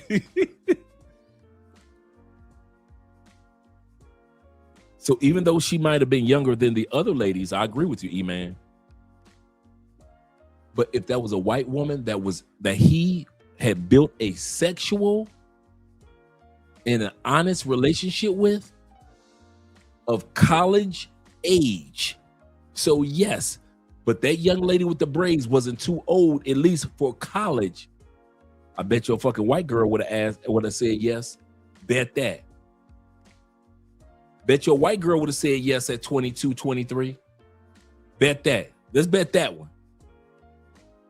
White girls be at college graduation. Fuck you hoes. Fuck you damn black girls. Y'all don't know shit. Y'all dumbasses sitting up there acting like y'all the shit. But well, I got a ring and I'm about to graduate and I got a degree. Fuck you goddamn black girls. And I'm not just we just marrying white men. We marrying black men. My man going to the NFL anyway. You gonna see next time you goddamn black girls see me, it's gonna be the draft, bitches. It's gonna be the NBA and the fucking NFL draft. And black men are driving NASCAR. So you bitches might see me at the goddamn NASCAR pit. White girls ain't got no problem with saying, fuck yeah. If you about something as a brother, not every brother, but the brothers that are about something, them goddamn white girls say, fuck yeah, I'm marrying you. What the fuck? I don't care if you're an offensive lineman. I'ma marry you. Hell yeah, I'ma marry you. You the best offensive lineman in goddamn college football. And the white girls know you get paid now in college football now. And the white girls know you get endorsements now in college football. So now you can get commercial money and shit and advertisement money. Them damn sisters still ain't caught on. Them white girls was like, wait a minute. We were saying yes to the ring when none of you in NCAA brothers was getting money. When y'all was coming out of college flat broke, we were still saying yes to you. Now y'all can get paid by the NCAA and they allow you to have endorsements in the NCAA. Shit, we definitely gonna say yeah to you. White girls for life, snow bunnies for life. While them sisters are still running off at your asses, no matter how much endorsements you got. Because they ain't used to the fact that you supposed to get married, get your degree, and get your man in college. They ain't ready for that. So even though them young boys getting endorsements and shit, them sisters still saying no. And them goddamn white girls still saying yeah. That's why you see them sisters next to their ass on the draft day. I mean, the white girls next to their ass, them snow bunnies next to them on draft day. And you don't be seeing them sisters like that. You'll see a sister every once in a while, you be like, oh, damn, that's a sister. Most of the time, he either with his mom or dad or with his mom, dad, and a motherfucking white girl. And I ain't mad at him. I'm going to tell y'all this. I am not mad at him. Whether he with a white girl, Asian girl, this is not an anti-sister because I know how black people like to take shit and make it seem like it's always anti-them because we love being fucking victims of every goddamn thing. I'm saying this because the brother sat back and said, hey, white girls were with us when we wasn't getting a goddamn dime from the NCAA. Nothing. We was eating Roman noodle soups and running for 2,000 motherfucking yards. And them white girls still said yeah. Now that we finally getting endorsement checks and part of those billions that the NCAA get, and we getting sponsors, shit, white girls are the only ones that have enough sense to say to this day, yes to the ring. Because you brothers could be getting millions of dollars in endorsements. And them sisters will think, well, I haven't graduated college. I want to be like Steph Curry's wife. In other words, I don't want to be stuck having your kids. I got my own thing going on. I'm happy for you and you getting your little draft money, your little NCAA money, but I am a queen. I'm going to get my own money.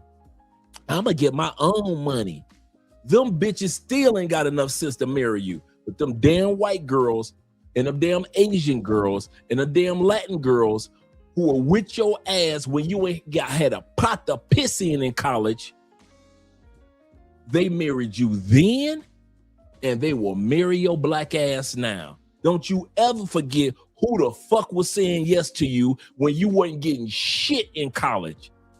Who was the one that was going to their daddy? Daddy, I need $500. Well, baby girl, what do you need $500 for? Dad, I'll be sending it to you. That fucking $500. Some of y'all dudes forget about when you was in college. That fucking $500 that that fucking white girl got from her dad went to your motherfucking food, made sure that your ass was well taken care of. She made sure that your ass had brand new cleats. How many of y'all had sisters calling their daddy on y'all behalf in college? Put a one in the comment if you had a sister calling her motherfucking daddy on your behalf in college. Since we want to do that, since y'all want to talk about, no, that's just too young. See, y'all thought I was just talking about adult black women. I'm talking about the black women that's in college, like the little young girl that's in the mall with the braids, them college girls. That's not so high school ass kid getting on his knees. Ain't no high school kids getting on their knees. That's some college young man asking a college young lady, will you marry me? Let that have been a white girl. That's what my point is. Let that have been a motherfucking white girl in that damn mall, sisters. Let that have been a young ass white girl from goddamn Iowa, Indiana, fucking the cornfields of Ohio, Kansas City. Let that have been a Midwest white girl. Her ass, oh my God.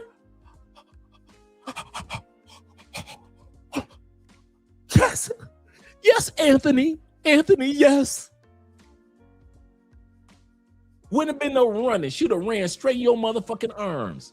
You ain't made no NCAA money at all. Them goddamn white girls did not give a fuck if y'all was making. I'm talking about all these years. Name your favorite NFL Hall of Famer that's married to a white girl from college. I don't care if you the goddamn quarterback for Kansas City winning all them damn Super Bowls. That goddamn white woman, when he was in college, said, he ain't making no money. I'm calling my motherfucking daddy to make sure he got some money. When he graduated and got drafted by the Kansas City Chiefs, that motherfucking white girl, half people don't even like her because she got a big ass ego, but she earned that motherfucking ego while that goddamn quarterback was in college and he wasn't making no goddamn money.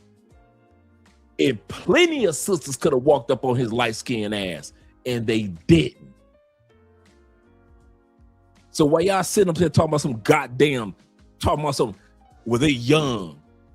That's when white girls get they motherfucking man, when they young. We got the highest goddamn divorce rates, and white girls and white men still fucking married. Y'all talking about something, and they young. Shit, ask a white girl. They be at college graduation like, fuck you hoes, fuck you black hoes, fuck you Asian hoes. We married. We about to get married, about to graduate, get married next week. Yeah, bitches, fuck you hoes, fuck. And they be all over TikTok every fucking year.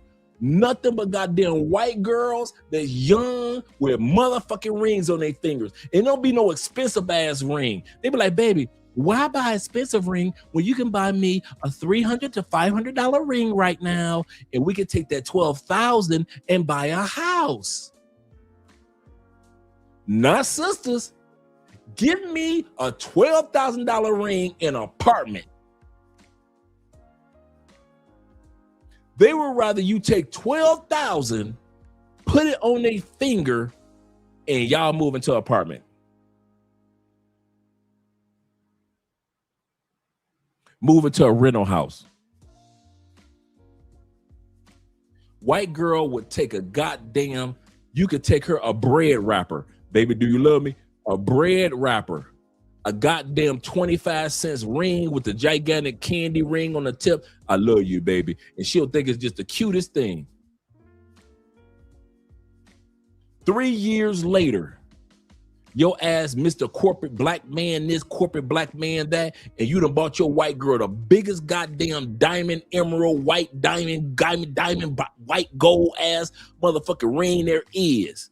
$25,000. You know why? Because your black ass realized that white girl was willing to take that little cheap ass candy ring the day that you asked her to marry you.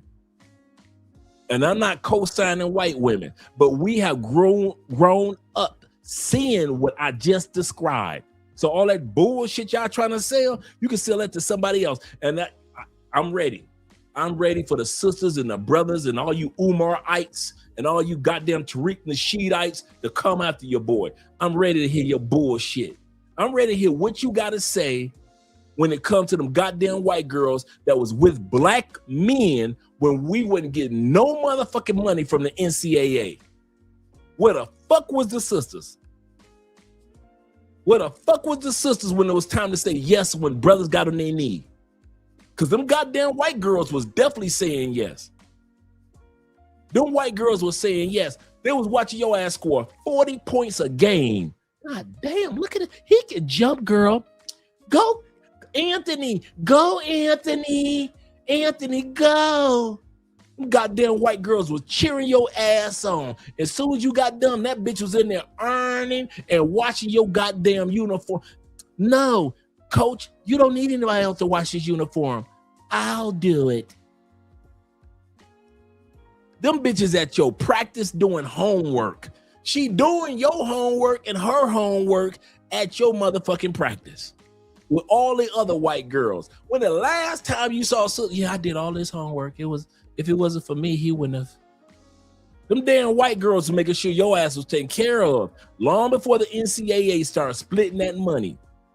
We've been watching goddamn white girls doing that shit since I was a kid. So why y'all want to act all brand new and shit when it comes to young? Them damn white girls was young and they knew to help you with your homework, make sure you had some food, make sure you had some money in your pocket, make sure you had brand new cleats, make sure your ass had this, make sure if you got injured, her ass at the hospital, she trying to make sure she pretend to use her parents' goddamn medical insurance to help your ass out. You ain't getting no goddamn NCAA endorsements. Talking about young. What the fuck is wrong with y'all? Talking about some damn young. She was young. Montrez, shout out to Montrez in the building. Montrez said, he said, them white girls are right there with them at the NFL every motherfucking time.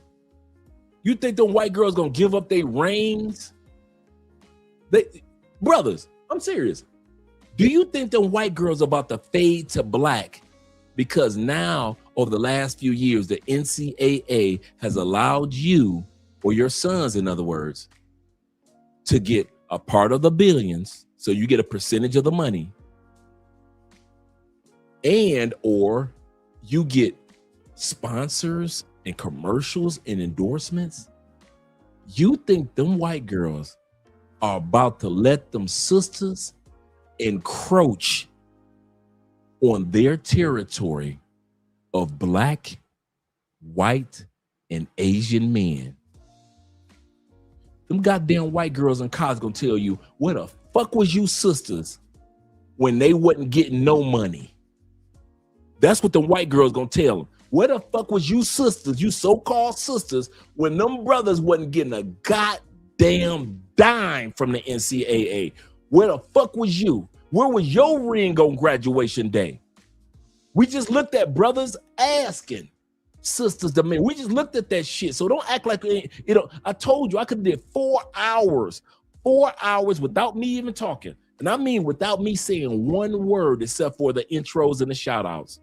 I could have pushed play for 4 hours, and it would have been 4 hours of black women and black youth, young ladies, telling black men, get the fuck on, I'm not marrying you. If you think that them white women, the young ones, are about to give up their position because finally black men, white men, Latin men, and other men who are athletes are finally getting a piece of the pie when y'all wasn't getting shit since I was a kid. 58 years. I ain't never knew none of y'all get a motherfucking dime for all the hell that your body went through as a college athlete. Now you can get some of that money. Now you can get commercials and endorsements. And you think white women gonna back off and let black women come in so they can get that money from you? Shit. Y'all think white women Tom Tucker, that dumb motherfucker. That's who y'all think white women are. Y'all think white women, Latin women, and all the other women that was on our teams when we wasn't getting shit. You think they Tom Tucker, that dumb motherfucker. That's who you think they are. That's literally who you think they are. If you think that white women about to sit back and when y'all get on one knee and y'all ask them to marry them, that they gonna say no. Fuck no, they ain't gonna say no. They gonna be, oh my God, Mom, Keith just asked me to marry him. That's white women. Black women are showing you the reason why they aren't married is because they keep telling y'all black asses no. And that hurts y'all heart that your sister told somebody no. And once upon a time, your mama told somebody no. And once upon a time, your aunties told somebody no. And I'm talking about somebody that they was fucking. Somebody, I'm not talking about somebody that was a total stranger that popped up out of nowhere with a ring. I'm talking about somebody that they fucked long enough to where that man fell in love, trust your mama, trust your grandmama, trust your auntie, trusted my auntie, trusted my grandmama, trusted all of our female co-workers, and they got on their knee, gave him a ring, and what did my mama, your grandmama, your co-workers, my aunties, what did they say to him? No. No. That's why 78% will never touch marriage. Not because we're not asking. Now it's at the point where black men don't ask them anymore. Notice black men are getting married more than black women, meaning we're asking. We just ain't asking they ass. Oh, yeah, we got 87% of black men married to black women. Didn't say 87% of black men ask black women. Says 87% of black men are married to black women. Didn't say 87% of us are asking black women. What's your point, Dre? My point is that at the end of the day, one of the reasons, just one, I don't know all of them, but one of the reasons why sisters aren't married, because they ass is telling y'all no. And the other reason why interracial couples are married, because that goddamn white girl told you yes. And you can take that one to the bank. Old school. Let's go to the super chats. I don't want to look out. I don't want to miss out on you, brothers. Show some respect to you, man. And I'll start right here. Shout out to Hannibal once again. He said, tell me where in the Bible does God forbid interracial marriages? And that's where we started off with the rant. He said, from what I heard, Moses' wife may have been African. And this is 100% correct. And that is in the Bible. That's in the Bible in regards to Moses' wife being from a different. Now, mind you, because the racial construct didn't exist at that time period, it wasn't because she was black. It was because she was not a part of the Israelites. That is, and I don't think they weren't even Israelites at that time. They were Hebrews at that time period. Israel didn't exist. Because of being a Hebrew, and she wasn't. That's what the problem was. How you gonna be with this woman from the desert and she just so happened to be black? Well, how you gonna be with this woman from the desert? We don't mess with them desert folks. Not realizing, this is the funny part. They are in the desert in which they've never been in. This woman was born and raised with desert folks. Abraham, when he ran, Moses, when he ran off to the desert folks and hung out with them. If anybody knew how to live in a desert with no problem, was Moses' wife. And they were pissed at Moses' wife for being a person or a woman from those people over there. That's the crazy part. Like, wait a minute, this is the main person you need to be listening to. She know all this shit. And y'all looking at Moses like, why you marry her? You couldn't find one Hebrew to marry? Bitch, God hadn't talked to me before I married my wife. I married my wife, and then God talked to me about saving y'all asses. I married her first. God talked to me, and then I came to y'all. It wasn't the other way around. And that's why I said the racial construct that we grew up in today didn't even exist at that time period. But that's absolutely true. She was of African descent. Shout out to Moses. Rose says, he said, travel history is so dope. Absolutely correct. He said, the truth is that we just updated versions of what has always been. Yes, we are. We're just the updated versions of what has always been. F. Tanner says, this is Andre. He said, bro, you are not lying. He said, Paul Mooney said black men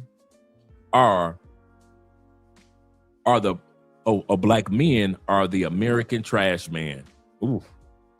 We will take anybody else's trash. That's so true. Yeah, we will date any old thing. Kobe says this. Shout out to Kobe and the rest of you guys. He said, hey, Umar, 3/4 of the sisters are not marriage material. And that's what our point was. Nordine says this.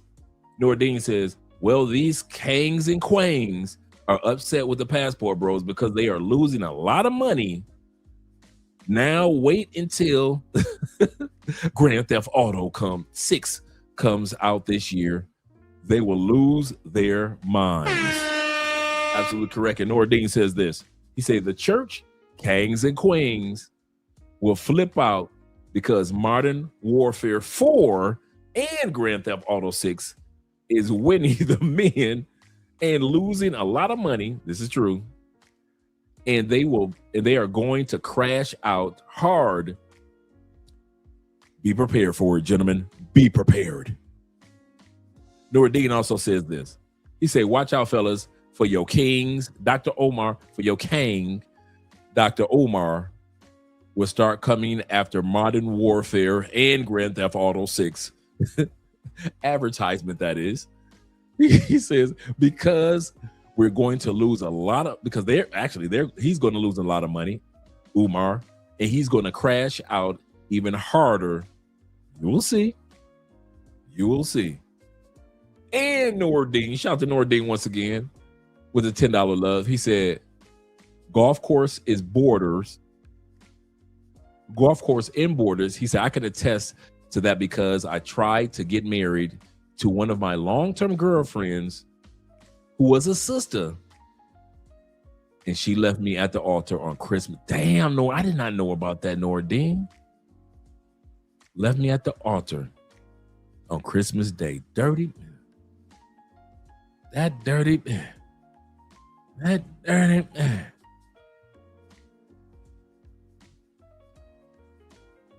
Yep. You will see who Miles Garrett is with. Absolutely correct. Chloe Kim, Olympic gold medalist, snowboarder. I know, right? D. Smith.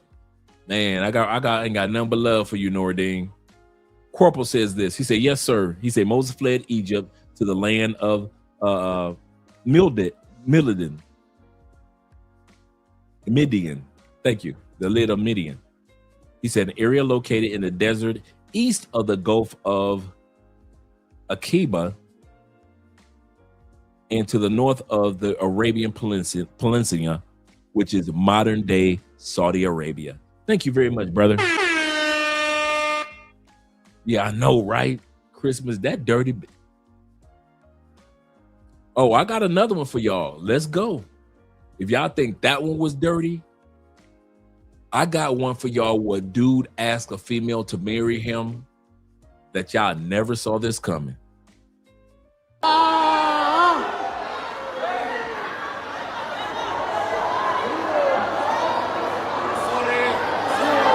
I'm a dog.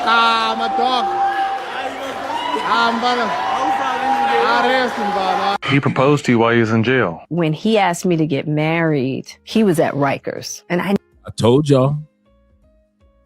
We got one right here. Tupac asked Jada to marry him. Got rejected. Even though she married Will Smith, even though she should have said yes to Tupac, she treated Will Smith like trash to this day. To this day. But she still rejected the man that she loved. knew at that time, he needed somebody to do time with him, which I was going to do anyway. He didn't have to marry me to do time, right? I'm here. But he needed a rock. He needed, because of our friendship and because of everything we had been through together, he just wanted to feel that solidified foundation. Because I promise you, he would have married me and divorced me as soon as his ass left jail. He would have. And I just think it was the mind state that he was in. You know, he wrote me this long letter. And even before Pac went to jail, he was starting to shift in a certain manner. Good or bad? Good. And I think that for him, he just felt like, okay, if I can tether myself, it'll keep me on a trajectory. Trust me. He would have divorced me as soon as one thing he didn't want me as is a wife. Mm-hmm. I know that for a fact. Yeah. You know, but I think just being at Rikers, it just kind of shook him a bit. It blows my mind that so many of the civil rights leaders and activists that were fighting for the rights of Black people were also swirlers. It still amazes me that Black people can't understand that Black men and Black women could walk and chew bubblegum at the same time. It amazes me how limited the intelligence of modern day Black men and women are, to where you actually believe, whether it's this young lady, Dr. Umar, or others, that literally believe in their minds that Black men and Black women could not fight for the rights of their own people and the future of their own people, and yet be in love with whomever they fell in love with. If you really study the civil rights movement, there was an era for like, I say for about a good 3 years. I mean, I was heavy into studying the civil rights movement. I mean, I'm talking about Mr. Eye on the Prize himself, right? Heavy into studying the civil rights movement. It will amaze you how many interracial couples and LGBTQ couples had major impact on us receiving the rights that we have today. Whether it be helping to write the speech of the March on Washington, or whether behind the scenes giving finances. There has always been in the civil rights behind the scenes, y'all ready? White people that could not come to the forefront, but they gave money. And I'm not talking about the government and all these other entities. I'm talking about just some regular white people that had some money. They were like, hey, we ain't on that BS. We'll support you financially, even though y'all don't want to see us ever on camera. The LGBTQ and the swirler community. We think that the only people were the Malcolm X's and Shuttlesworths and the Abernathys and Martin Luther Kings and Stokely Carmichaels and the Black Panthers, the Medgar Evers. I'm telling you, there were a lot of swirlers, a lot of LGBTQ, and behind the scenes with the freedom riders and all that were white people. Just like the white abolitionists. That hasn't died. That hasn't died. So when you do your homework, I'm telling you guys, some of you guys talk about the civil rights movement. If you ever want to study this, the true from like I'm talking about from 1930 all the way to 1980, don't stop. Don't stop in the 60s.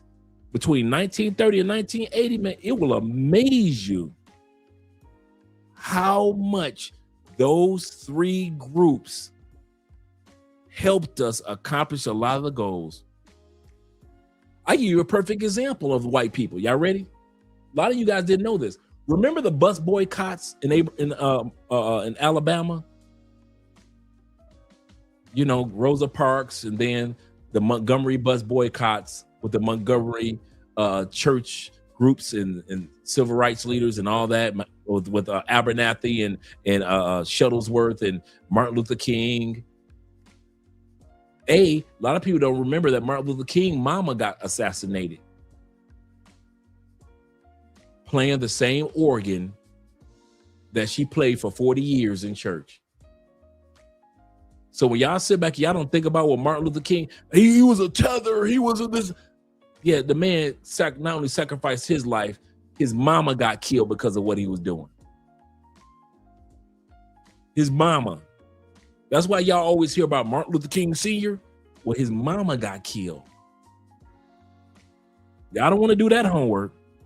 Absolutely, Chris, at church, playing the organ.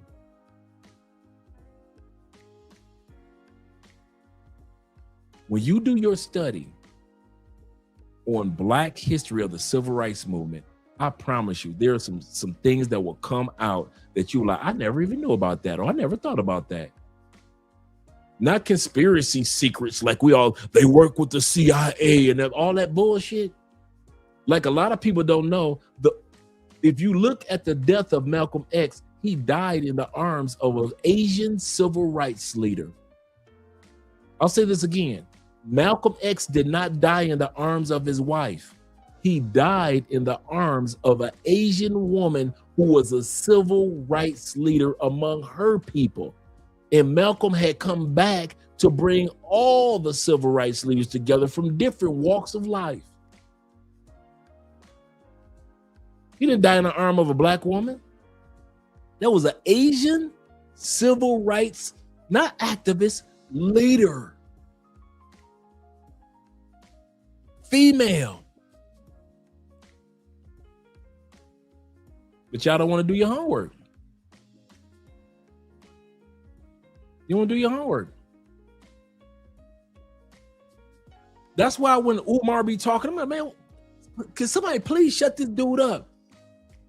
The same energy, dude, we do realize, Umar, check it out. From the day that you got your first dollar for that school to afford one brick, and I mean this, and I'm not being facetious, Umar, to 2026, if you personally had built that school one brick at a time, personally, that school would have been done 5-6 years ago. If your Black ass would have built it, just one brick at a time, like a little house on a prairie house. Umar just don't want to tell y'all I fucked over y'all money.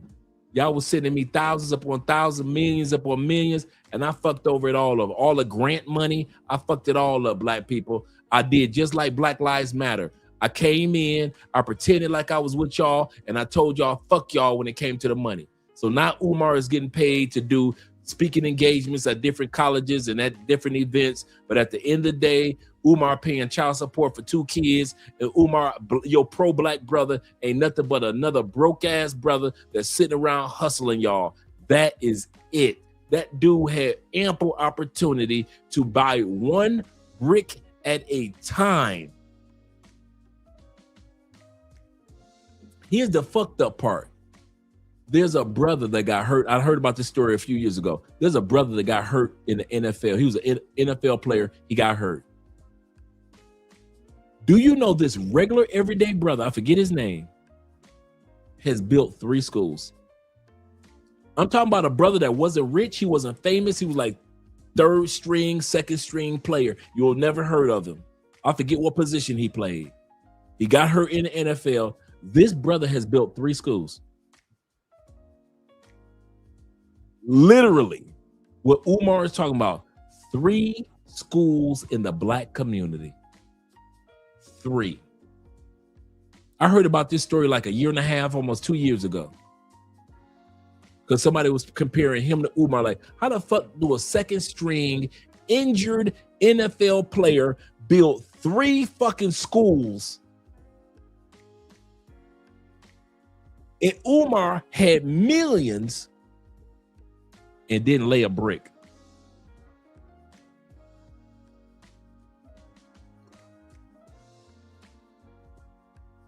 Yeah, Umar said my account is frozen. Shout out to Zeta in the building. My boy. Shout out to my brother being here. Zeta said this. He said the lady that held Malcolm X as he lay dying, I forgot how to pronounce her full name. You're absolutely correct. She was for Yellow Peril. You're right, Dre. These pro-blacks don't research history. I kid you not. It was like, I don't know. It was like 3 years of my life, man. I was just, I mean, every day, anything that I could come across that represented the civil rights movement or the between 1930 and 1960, dude, I was just addicted to it. Just that was my addiction. Just that movement, right? That moment in time. And like a lot of people don't know, Ebony magazine, Jet magazine would have been done if it wasn't for Playboy. It will amaze you how much money Hugh Hefner put into black magazines and the civil rights movement. It will amaze you. This dude was putting millions into the civil rights movement and black. It would not have the Ebony that you know. That shit wouldn't have. Jet magazine, Beauty of the Week. That shit wouldn't have never happened if it wasn't for Hugh Hefner quietly putting his money in. I got one for you. That's the one I was trying to remember. During the bus boycotts, black people were using their cars to help each other commute to work, back and forth home, back and forth, because everybody was boycotting the buses. But we had the few of us that had cars during that time period in Alabama, they were driving. Guess what happened? The car insurance companies said, fuck y'all, we are taking away your car insurance. Keep your money. You know you can't legally drive without insurance, right? This is the 60s in Alabama. Guess what the boycott group who they reached out to? Y'all ready? Lords of London. The white boys. The white boys, Lords of London, insured black cars so black people could keep the boycott going in Alabama. If it wasn't for them goddamn white people in London, their banks, their insurance companies covering us, the bus boycott would have ended like that. So when y'all think it was just black people and Martin Luther King and marching and shit, do your freaking homework.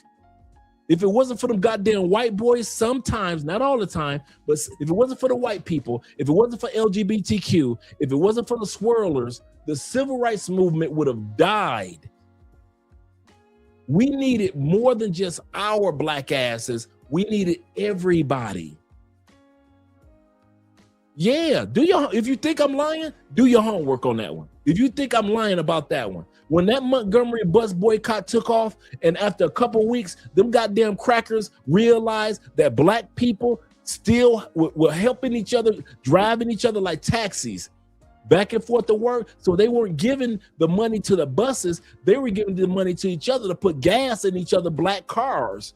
And they were like, oh, how do we stop these black people from using their black cars to help other black people get to work and get home? The insurance. If we stop black people from having car insurance, they are driving illegally. Therefore, they gotta come back to the buses and the boycott comes to an end. Motherfuckers in London, Martin Luther King ain't famous at this time period. This is just the regular pastors in Montgomery. The motherfucking Lords of London got reached out to, and they say, hey, white motherfucking rich motherfuckers in London, we got your back. We will ensure every single motherfucking black-owned car in this goddamn state if we have to keep that boycott going. Fuck them crackers in the United States. Keep that boycott going. London. Yeah, London racist than a motherfucker right now. But the Lords of London, if it wasn't for they ass, that goddamn Montgomery bus boycott would have shut down way faster. Do your fucking homework. Stop acting like you don't need white people. You don't need LGBTQ for the movement. You don't need black women. You don't need white women. You don't need other cultures. There was an Asian woman that was there with Malcolm X, not a motherfucking sister.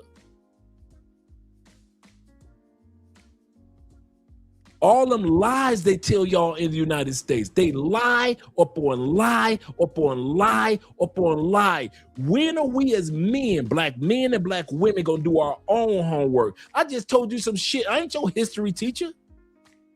I'm just a regular ass YouTuber. You can tell me I don't know what the fuck I'm talking about. Go and do your homework. Think I'm lying. Think I'm lying about the boycott. Go ahead. Yep. A lot of people don't know that. Hey, Zeta, a lot of dudes don't know that. They didn't know the Lords of London funded our fucking cars. They just think, oh, well, we just boycotted and we walked to work and walked home. No, it was black people that was giving each other rides. And them goddamn racist ass crackers took our insurance. And the Lords of London said, fuck them. We got your back. We got your back, black people. Now, we don't know how they treated their people in London. I can't speak on that. But I can speak on historically what they did for us for the boycott.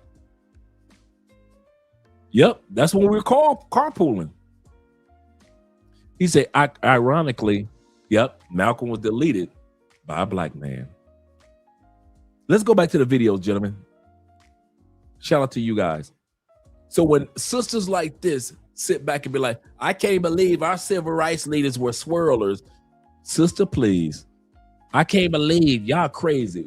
If it wasn't for them goddamn swirlers and the white people in the LGBTQ, if you want to do some homework on the civil rights movement, do some homework on the LGBTQ and how the fuck they were there for us too.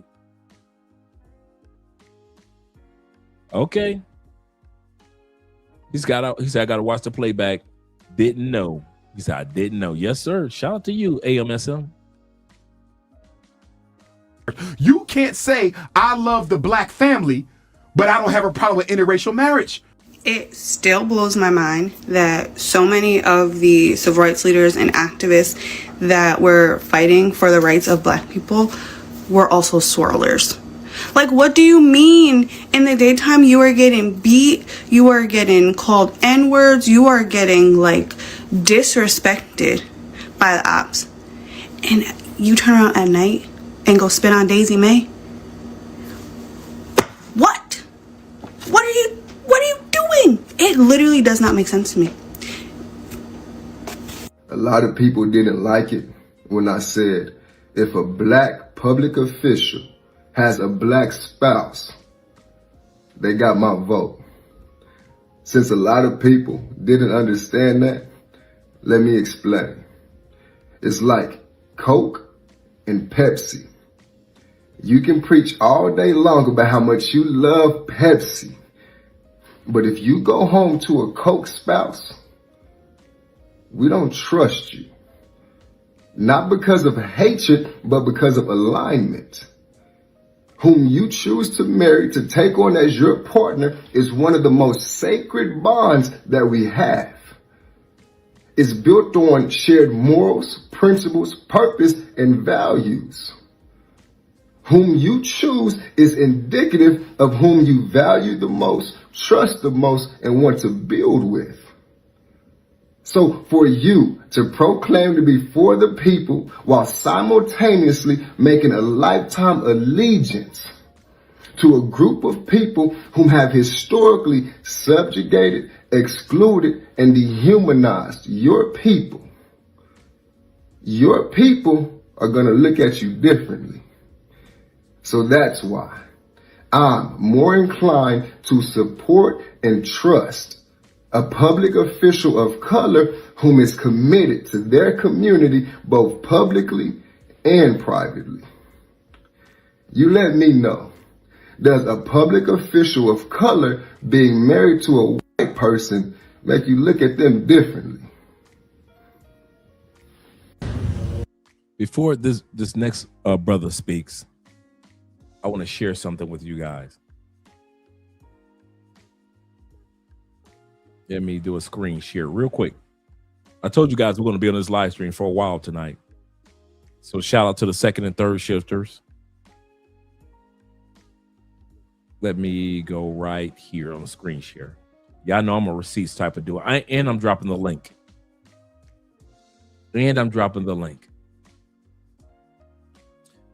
Let me make sure we got everything on the screen. My bad, gentlemen.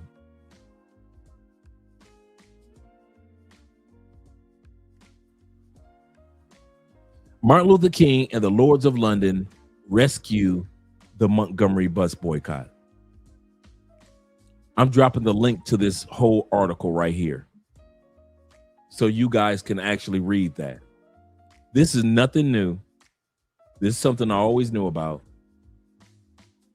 It says, in addition to private cars, local churches provided 22 station wagons for the carpool. Then as now, cars cannot legally drive without insurance policies, just like back then. And at one point, the local insurance companies had canceled the policies on 17 of 22 station wagons. This is during the boycott. As King noted, the cancellations were done that the behest of the Montgomery boycott, or the Montgomery White Citizens Council. And then you guys can read the rest of the article in regards to what the Lords of London did. So I just dropped a link to that. So just in case, for all you guys that are interested in knowing a little bit more about our civil rights movement, take advantage of that link, gentlemen. Let's go back to the video. Marriage rates right now are 23%. The marriage rates in the black community are now 23%. Divorce rate is greater than 75%. 71% of our women are not married and 29% will never get married. Facts and statistics.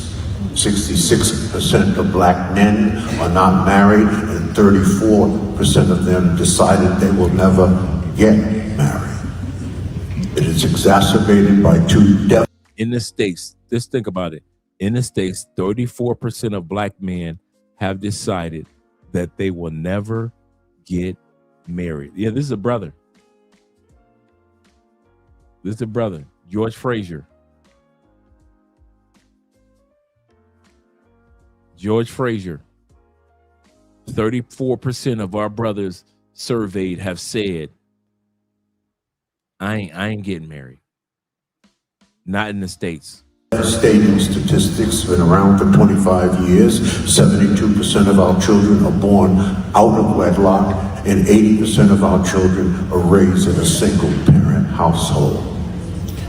That is an existential crisis. That is the number one problem. Now, let me expand on why marriage is so important. The marriage gap equals a wealth gap. Come on. Now, new study, not my opinion, new study. A black female living alone, her monthly household budget is $3,441. A single black male monthly. Now let's go back and hear what he has. One problem. Now let me expand on why marriage is so important. The marriage gap equals a wealth gap. Come on. Now, new study, not my opinion, new study. A black female living alone, her monthly household budget is $3,441. On average, $3,441 for the average black female. We know women that make way more than that, but the average black female in the United States, $3,400+.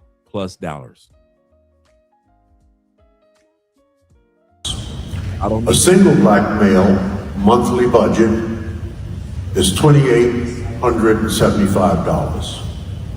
A black couple. Let's go back. New study. A black female living alone, her monthly household budget is $3,441. A single black male monthly budget is $2,875. A black couple, our monthly budget is $3,666. That means there is a monthly gap between a brother living alone, a woman living alone, and a couple living together on a monthly basis. It is a $2,650 gap per month. Now, let's look at that long term. Marriage for 10 years will save you or earn you an extra $318,000 if you're just married and you close that gap between you living alone and your man living alone. And he's proven the point that when women say we don't need no man, we're doing better than the man.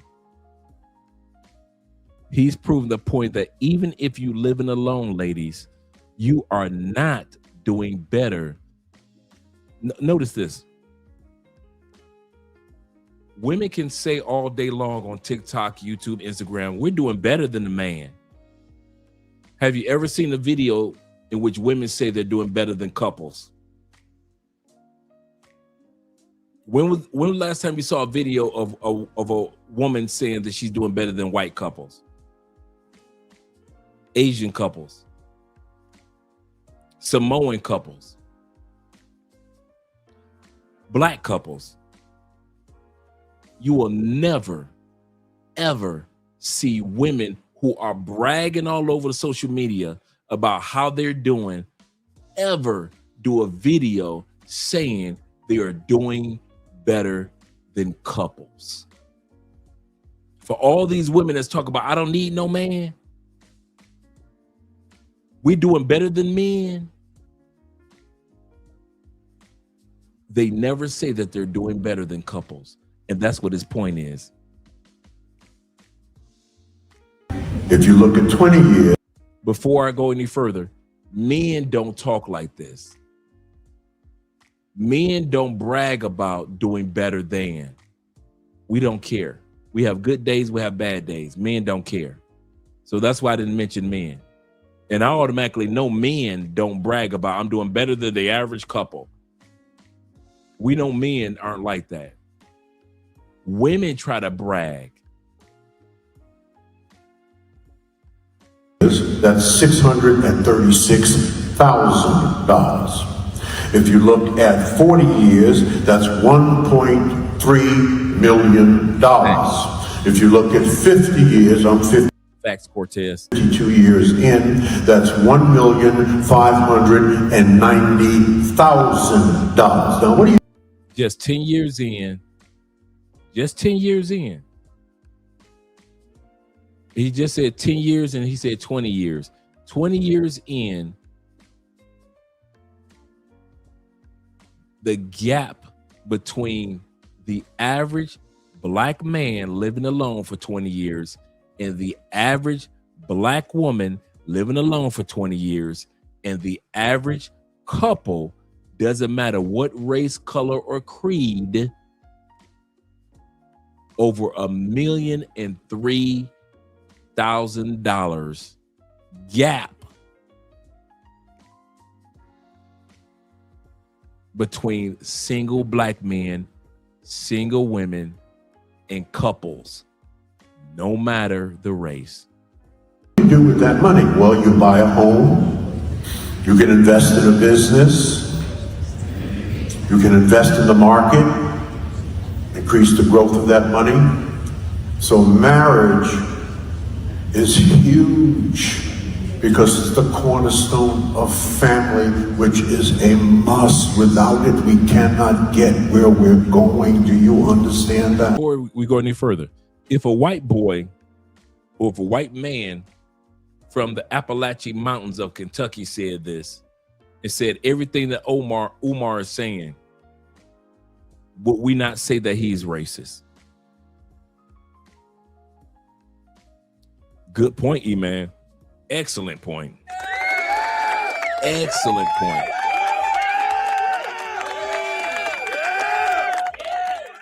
We've been waiting for the answer to that one for a minute.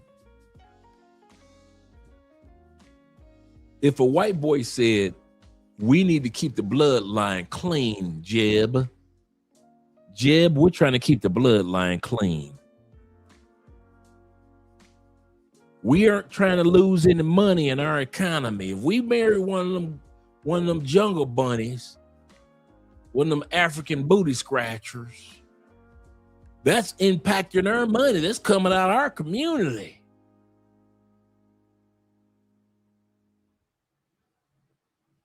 Hey, listen, we're running out of white folks in the world as it is. In 50 years, Jeb, we'll be losing white folk.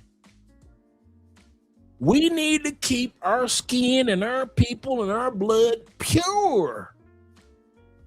Well, you know what? I don't believe in interracial relationships. You shouldn't have to relate to them coons, and I'll be damned if my daughter marry one of them. We sit back and say that.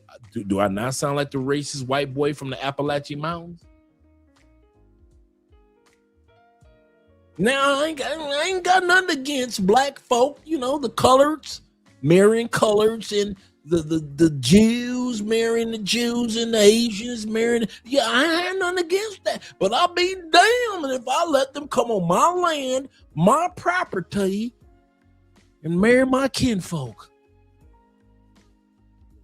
If you don't know how to keep your blood pure, that's on you. But I'm going to keep my blood and my land pure. I'd be damned if I let one of them niggers marry Ella Mae, Becky, or Catherine. These here are my bloodline, my children. These here are my children right here. If a white dude said that in an interview, y'all will call that white boy racist. Look at this racist Hitler redneck white boy that wants his bloodline to be pure.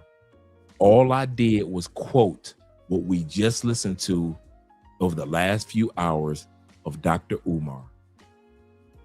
Tonight's episode, remember, is Umar versus Kevin. So we ain't got to the Kevin part. We're going to get to the Kevin part.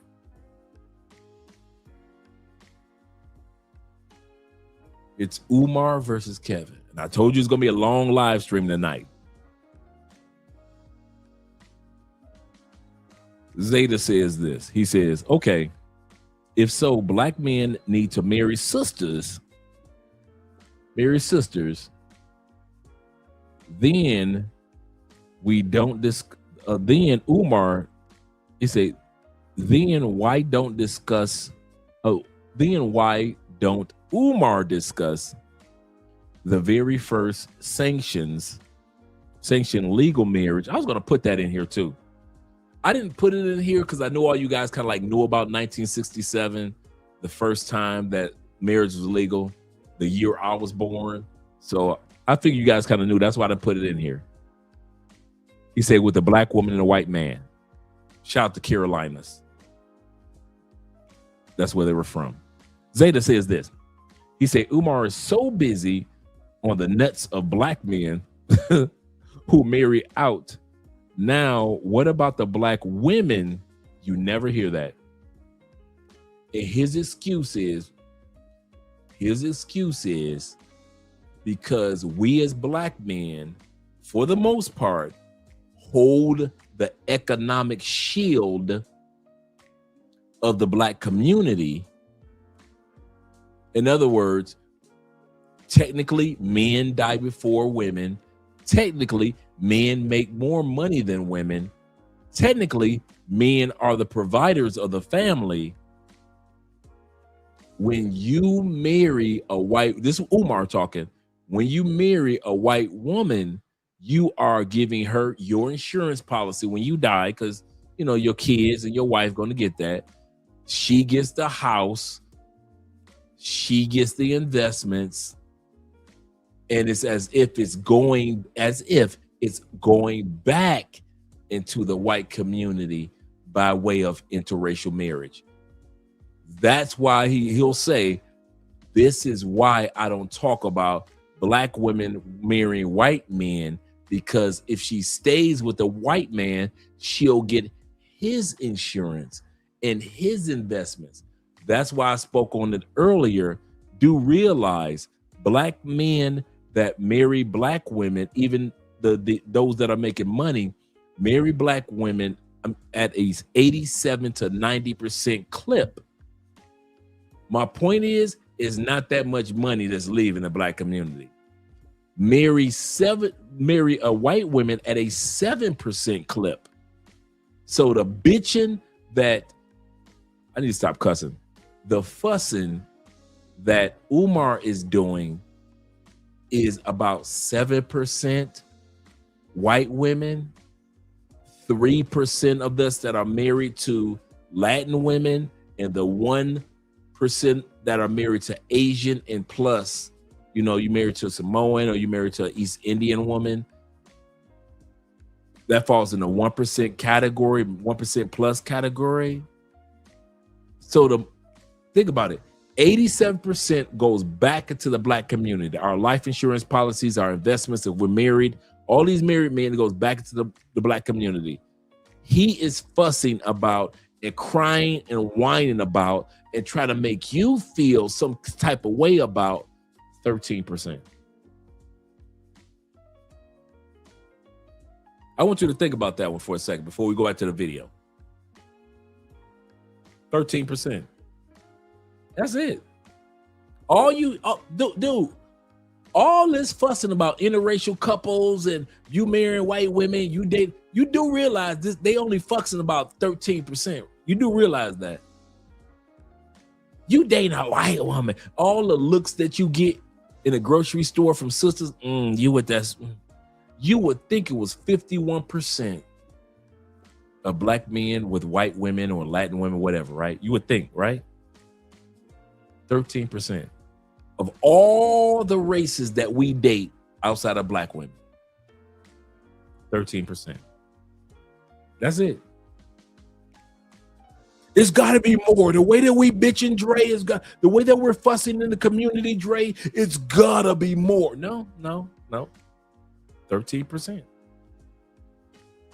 87% of black men, even successful, they try to sell it as if successful black men, whenever y'all make money, he gonna leave you for a white girl.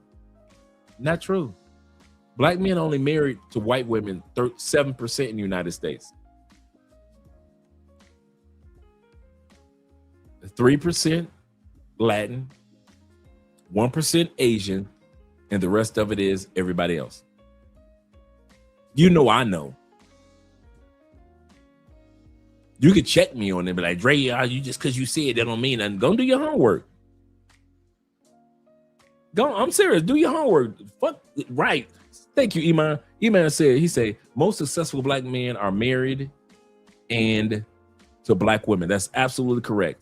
And Zeta says, he said, this is why I love reading and researching history. My brother, I'm the same way. I'm the same way.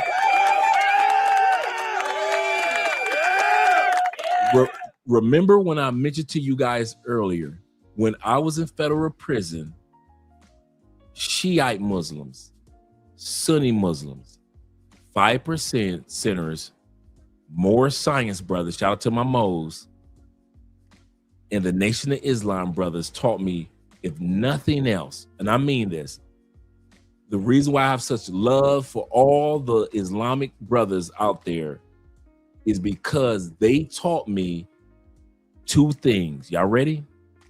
Shut up. 1, do your homework. 2, stop being one. You're a Christian, Dre? Yes. Do your homework. Do your homework about your faith. Do your homework about your beliefs. Do your homework about your people. Do your homework. That's when I started getting to that window of the 3 years of the civil rights movement. That's come out. I know so much about the civil rights movement. They taught me, Andre, you need to learn to and do your homework. If what you're saying is right, you'll find it. But if what you're saying is wrong, you'll find it. That's why when you guys in the comment section, when you say something and I don't know it, I don't sit back and like, but wait a minute, no. If I don't know, I've learned from the brothers, from the Islamic brothers, Andre, there's nothing wrong with being quiet and go do your homework.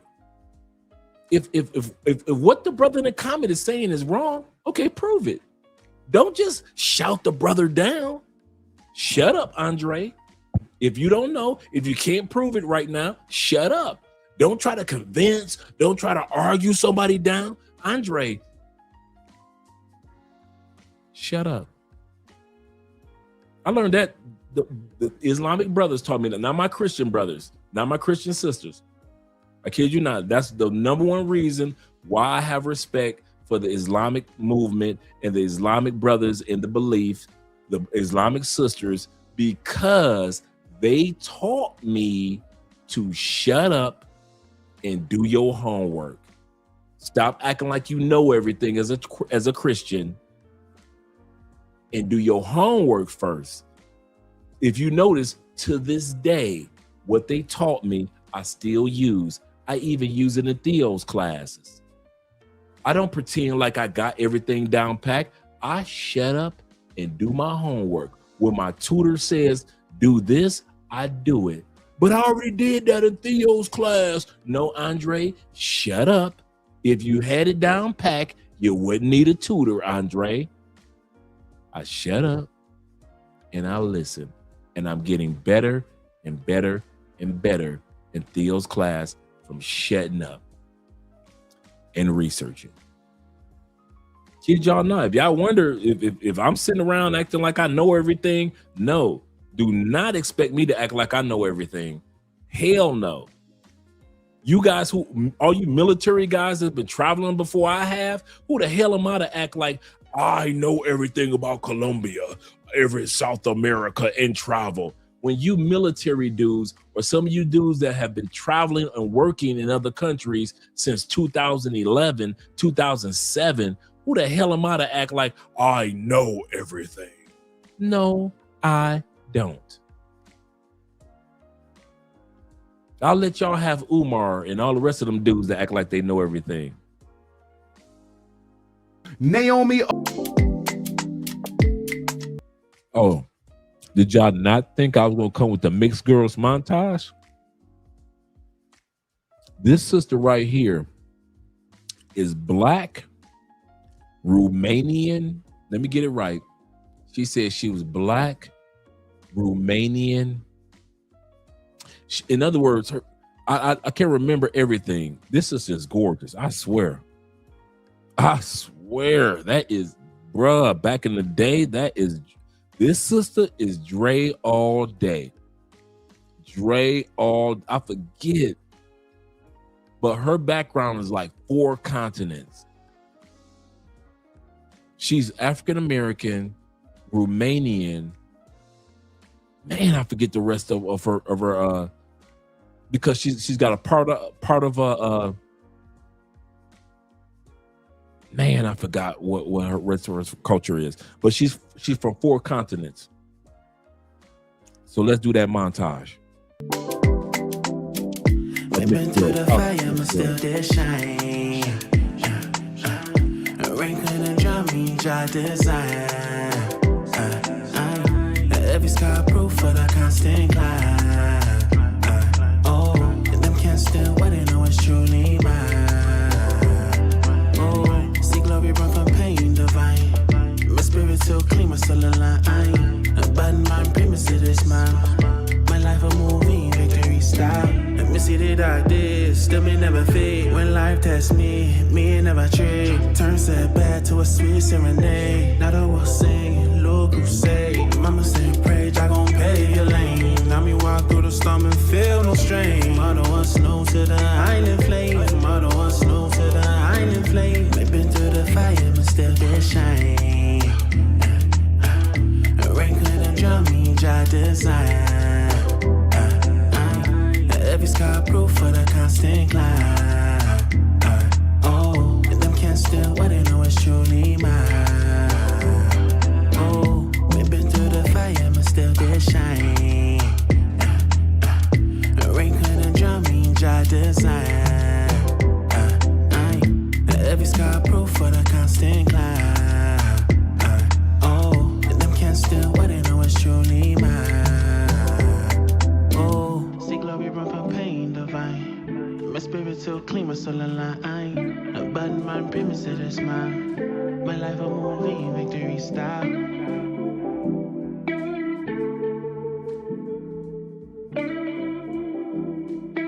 Yes, and I said one thing that I really admire that she said is, you know, that she comes from a mixed background, that you're Korean and black, and you're very proud of that. But what you don't like is that guys seem to be more interested because there's a mix, or they say that you're exotic and that's better, and why can't only Korean be beautiful or only black be beautiful, and why is this mix like extra special? Tell me about that. Yeah, it's just a peeve of mine, you know what I mean? Because I think, of course, And the sister who you're looking at on the screen, not A. Marie, but the sister that's looking like that, looking crazy, she's looking crazy because out of envy. I didn't show her portion because all it was the same thing that we always hear. Sisters fussing and envious of the mixed sisters. Oh yeah, I could bring the mixed sisters back for you, E-Man. I could bring that montage back. I could bring that montage for you back. Bring that beat back, Dre, again. Bring that again. Let me bring it back right here.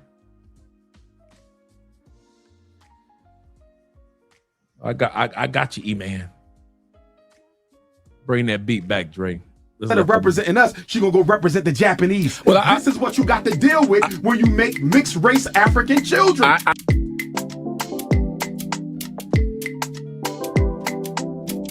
We've been through the fire, but still did shine.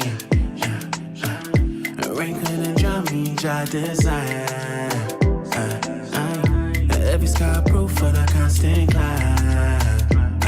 Oh, and them can't still what they know is truly mine. Oh, see glory run from pain divine. My spirit so clean, my soul aligned. A bad man premise it is mine.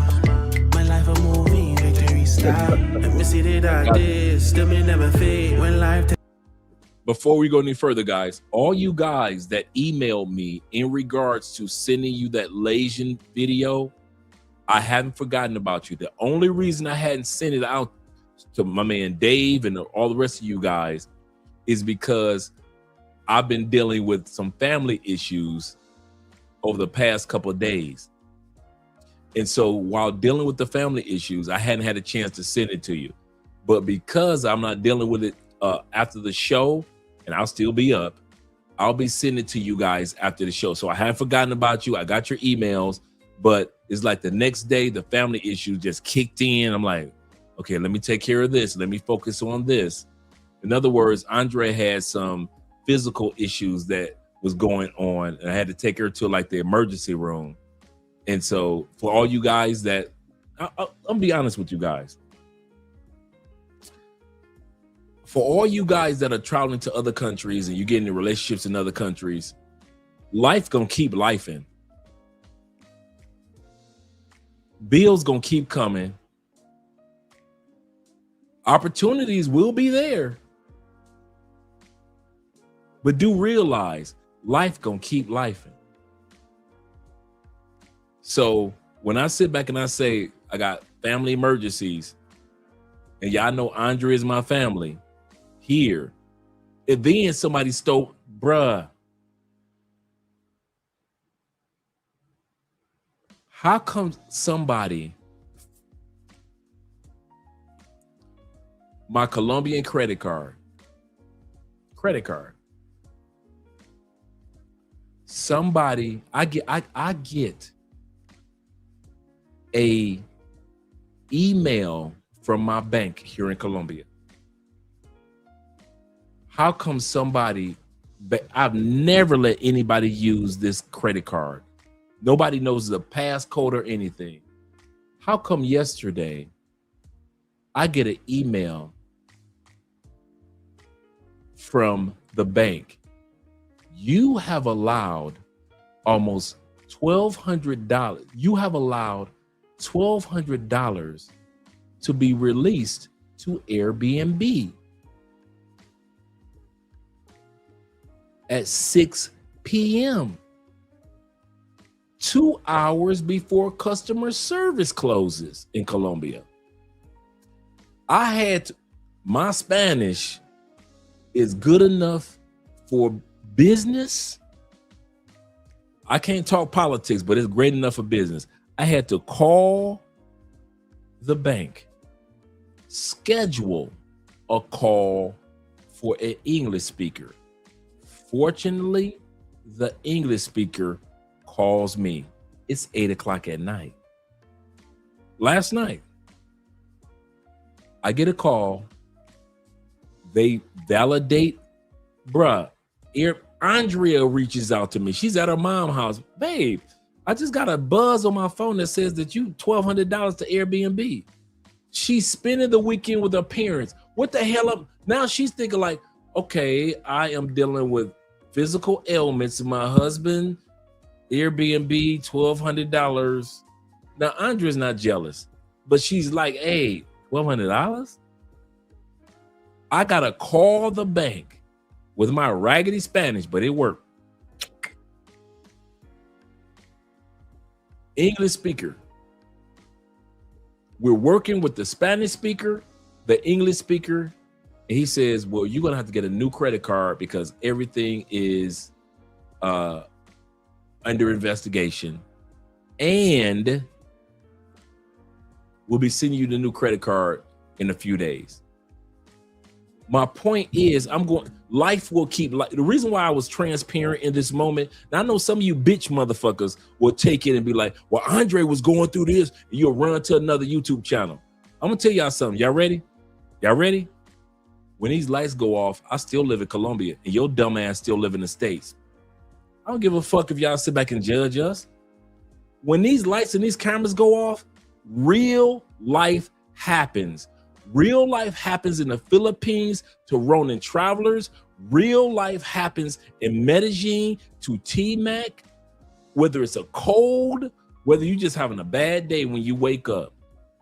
This channel is dedicated to let you guys know real life happens. We're not going to sit up here and make it seem like, oh, every day is so perfect. And sometimes as a man, it didn't make me sad or depressed. They took care of everything as far as the credit. So I'm gonna let you guys know this. They did the investigation. I thought it was gonna take weeks. I ain't gonna even lie. I'm gonna give you a shout out to Banco Colombia. And I mean immediately when we were on the phone, I mean, when I was on the phone with the English speaker, and the Spanish speaker. They took care of that immediately. They was like, okay, we got a new car coming out to you, blah, blah, blah, blah. Boom. They say, we saw that you didn't do this transaction, and that money is about to be put back into your credit card, your bank account. You ain't got to worry about none of that. You good. So shout out to Bank of Colombia. No, I didn't panic. No, I wasn't like, damn. No. You know why? I don't panic because I'm old enough to know life gonna keep on lifing. It gonna keep on lifing. It didn't hit me. It didn't hurt me.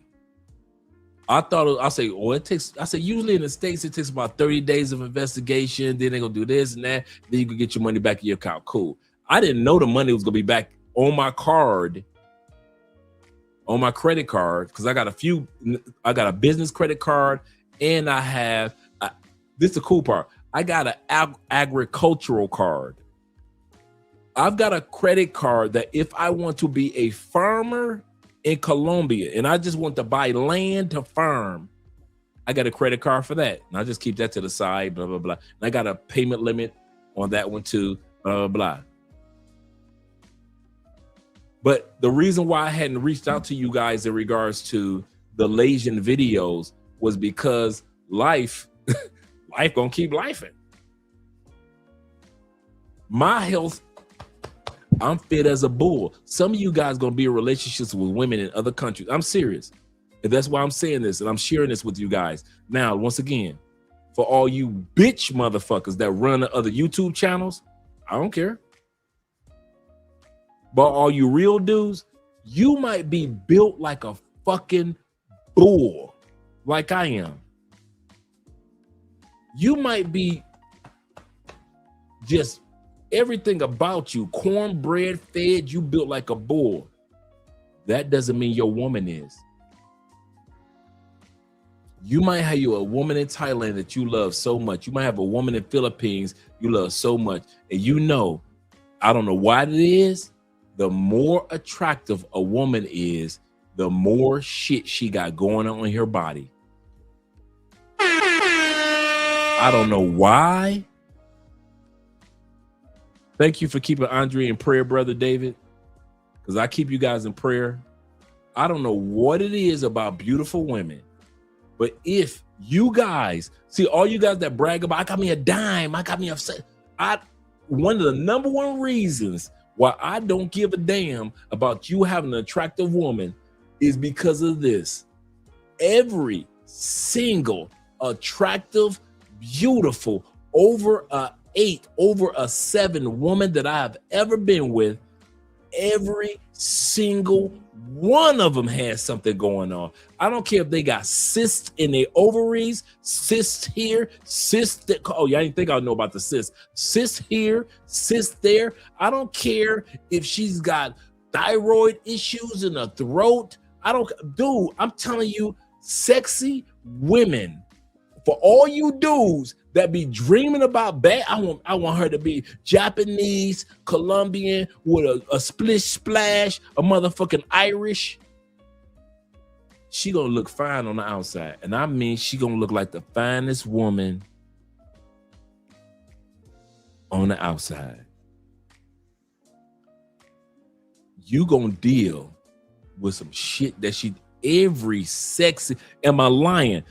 Do me a favor, for all the dudes that never experienced this, but for those that have, could you please put a 1 in the comment if you've ever had a sexy woman and she had some issues going on with her body? I don't care if it was her liver. I don't care if it was her kidneys. I don't care if it was her intestines. I don't care her ovaries. I don't care if it was a fucking foot. I don't care if she had ugly feet or she had old ass hands. I've had women that were gorgeous and their hands looked 90 fucking 2 years old. Everything about them was sexy. Their feet was either old as hell or their goddamn hands were old as hell. You got the veins that's popping up like mountains and shit in they fucking hands. For all you dudes that be talking about, I want to be sexy this, sexy that. Stop asking for shit that you ain't ready for. Stop asking for shit that your ass ain't ready for. Every sexy chick that's out there. Thank you, Jennifer. Put a 1 in the comment. Thank you. Asthma, ADHD, they read backwards, all type of shit. I'm telling you, every sexy woman that any of us have had, you get to noticing like it's one thing. You be like, I've been with women that their equilibrium was so off. Tell me I'm lying. They will walk into a fucking wall. You be wondering like, damn, she fine. She's so damn. And she will walk into the corner of a goddamn door. She will walk into the corner of a wall. She will walk into the corner of a fence, a pole. It's not like blind. We didn't even talk about the sister that's cute and need glasses. We will get to that in a second. I'm just talking about the women just in general, that they equilibrium is fucked. They are gorgeous, head to toe. You be like, ain't no way in the world this fineness is not perfect. She will bump her shoulder into every wall her shoulder can fucking find. And you look like, and you know, keep your mouth shut. But she will bump into a couch, a goddamn table, a wall, the stove, the washing machine. Don't have a goddamn bed. She bumping into the bed. How the fuck your sexy ass is bumping into a bed? Bruh, if y'all think, am I lying? Let me, dude, he say, sorry, I've been away for a while, back. He said, it's gorgeous women that are deaf. He said, I've seen absolute hearing fucked up. Vision. You think, dude, if you ever, you like women with glasses? You like sexy, cute women, all them sexy, cute women you see on, she wear glasses. You do know that's not for decoration, right? Sexy women, I don't know what the hell it is, are blonde. Andrea, she got 2 pair of glasses. One she keeps here, just reading. Andrea got 2 brand new pair of glasses in the car. Let the sun go down. It's like motherfucking sinners in the car. My wife get on vampire mode. Can't see shit. Can't see nothing. Let the sun go down. Andrea like your grandmother. 10-2. It could be 6:42 at night in Colombia. You know Colombia get 12 hours daylight, 12 hours a night. So when it turns night in Colombia, it could be 6:30, but it looks like 3:30 in the morning. Colombia doesn't have the sun is setting, it is so beautiful. And it's a couple of cities, but most of Colombia is like bam, bam. It's like, it's light. So like when the sun comes up in the morning, it looks like 3:15 in the afternoon. When it goes down, bam, it looks like 3:92 in the evening, right? So here go Grandma Andrea. And put my glasses on so I can see. 10-2. Daytime, Andrea like this. She ain't need no goddamn glasses. She like this. She backing. I'm telling hey, y'all laughing. I'm telling y'all, because y'all know what I'm talking about. They be looking sexy than a motherfucking them glasses. But let the sun go down. Or let her ass need to read something. Wait a minute, baby. Wait a minute now. I'm gonna go ahead and read this book. It says, "Stop Making Excuses" by Andre Spence. Okay, let me go ahead and read that. What that say right there? If you ever said, "I'm not ready," that's a good young man right there. That's a good young man. That are beautiful women. That's why when I hear you dudes talking about, I want this beautiful woman and I need her to be this and that, I'd be like, you motherfuckers just don't know. I have been with enough beautiful women in my life, and every single one got something going on with their body, to the point that when Andrea has something going on with her body, I'm damn near nonchalant. I'm like, okay, you don't understand. I said, baby, I got you. You're gonna be fine. I'm serious. You're gonna be fine. Everything's fine. Let me take you to the emergency room. She wondered why I'm so calm, because I've been with enough hot chicks to know hot chicks, they bodies shut the fuck down. And for all you dudes that be bragging about, talking about something, I got a hottie, your ass better, you better be ready. I've never seen and never met a hot chick that her body did not do some shit, whether it be glasses, whether it be hearing, whether it be her thyroid, whether it be her goddamn liver, and her goddamn kidneys, her lungs, her bacteria is not on track. Or don't let it be, do not let it be that her mental stable is off balance and she need to take medication for that. Bruh, it's always something with a hot chick. Sit y'all asses down. All you dudes that, I don't think anybody ever talked about this on YouTube. I don't think anybody ever talked about the health and hot chicks. This is a video by itself. Health and hot chicks. Hot chicks ain't never healthy. All you motherfuckers that be talking about, I got a hot chick. I just be sitting up, me and other dudes that been fucking with hot chicks for all our lives. We be looking at you like this.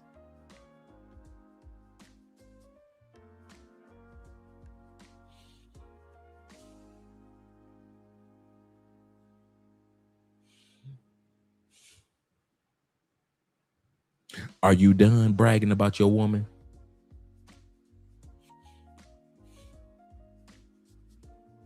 Because we know it's some shit going on with her body.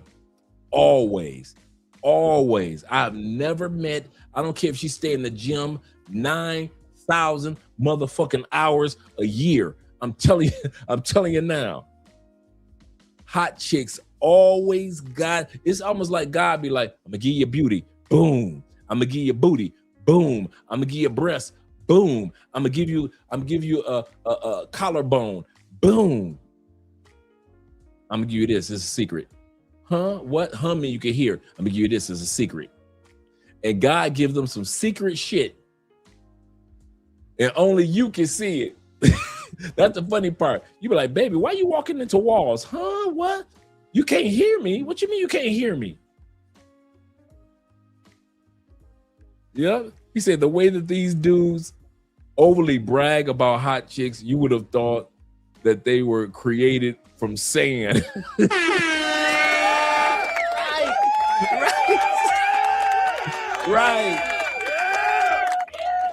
Right. Corporal said Dre speaking facts again. I'm telling y'all, man, I kid y'all not. We all love beautiful and attractive women, but all y'all dudes that sit back and think attractive women don't have physical issues, y'all motherfuckers is crazy. And I said it the way that it need to be said. Y'all motherfuckers is crazy. Don't you ever think you're gonna be in a serious relationship with a attractive woman and ain't nothing gonna go on with her body until she like 53. Shit. Y'all got life fucked all the way up. M.S.M. said, he said, Andre, no different from tall guys. He said they have the worst physical and bad. Take it from us tall guys. You be looking like, why my knees so bad? I be looking at Andrea, man. I be looking at Andrea and everybody else that got some good knees. I be like, damn, I wish I could do that. True story. I be like, I wish I could bend easily like that. Damn. What's wrong with you, knees? I be looking at my knees like, what's wrong with you? How come you can't sit down in a prayer pose like that? Man, I'm tall. When I get ready to pray, I gotta have blankets underneath me, pillowcases, pillows, towels, rug, sheets, goddamn beach towels, books, goddamn shirts, quilts. I gotta have everything up under my knees when I get ready to pray. Dear Lord, I'm 6'3" on my knees. Dear Lord, thank you for everything that you put up under my knees. I'm telling y'all, I'm serious. He ain't lying. He is not lying. If you tall, your knees is gonna be fucked up. Now, you might not be aching in the knees, but you can't be doing no jujitsu and shit. I'm telling you now. He say, Andre, just do squats every other. I do that shit, bruh. I do kettlebells. I do the kettlebell squats. I do all that. Everything. I'm gonna tell y'all something. I love that I'm one of the few dudes that's 6'3". I mean that's 6'3". I can literally bend all because I have because over years of stretching so many years, I can put the palms of my hands on the floor. Most dudes that's 6'3" cannot stretch that far down to put the palms of their hands on the floor. So my stretching ability, I stretch when I wake up, I'm stretching. I've always been able to be flexible. That's why that's why I'm so animated, right? He said, Dre reminded me of that scene of the Golden Child. Shout out to Golden Child, Eddie Murphy. That the Tibetese or Tibetan, did I pronounce that correctly? But I know what you're talking about. He said, medicine man said, he said, Yoka. He said, Yoke Lono Lonis. So you're gonna make me watch the movie tonight. He says, good to get the yin up. Eddie Murphy said, ain't nothing wrong with my yang. Right. I'm with you in regards to that. I love anything that has to do with flexibility. Yoga. I love doing yoga. I love doing, I would easily take, before I work out, on average, sometimes it's just 15 minutes of stretching. Sometimes it's an hour of stretching. I am not in denial of my age. I know that I'm 58. I know that just grabbing one kettlebell, or at 58, you can grab a kettlebell or you can grab a glass and you can pull a fucking muscle in your back. Can I be real? If you're not a stretcher, you can grab a kettlebell. You be like, damn, I pulled a muscle. You can grab cologne. You can reach for a cologne and your fucking back will tell you, okay, I can't move. Okay. And you looking for the nearest bed, floor, or chair. And that's because a lot of dudes that are my age or over 50 don't stretch on a daily basis. At 6'3", I don't have a choice. But I'm gonna tell you this, I am jealous of you dudes that got decent knees. I ain't gonna lie to you, being a tall dudes, we ain't known for knees. I'm gonna tell you that now. Yeah, us tall dudes we known for a lot of stuff. Knees are not one of them. He says that's great. You're truly Yep. I've always been a good stretcher. I've always been good at the new thing that I'm getting into is Tai Chi. So I haven't started yet. I've done my kettlebells and I'm faithful with my kettlebells. And now as far as my stretching and taking my strength to another level is Tai Chi. So I'm going to be starting that soon. But I don't want to interrupt everything, guys. Shout out to you guys. let's continue on with the video. Andre, shut up. Look at this. Goodness gracious.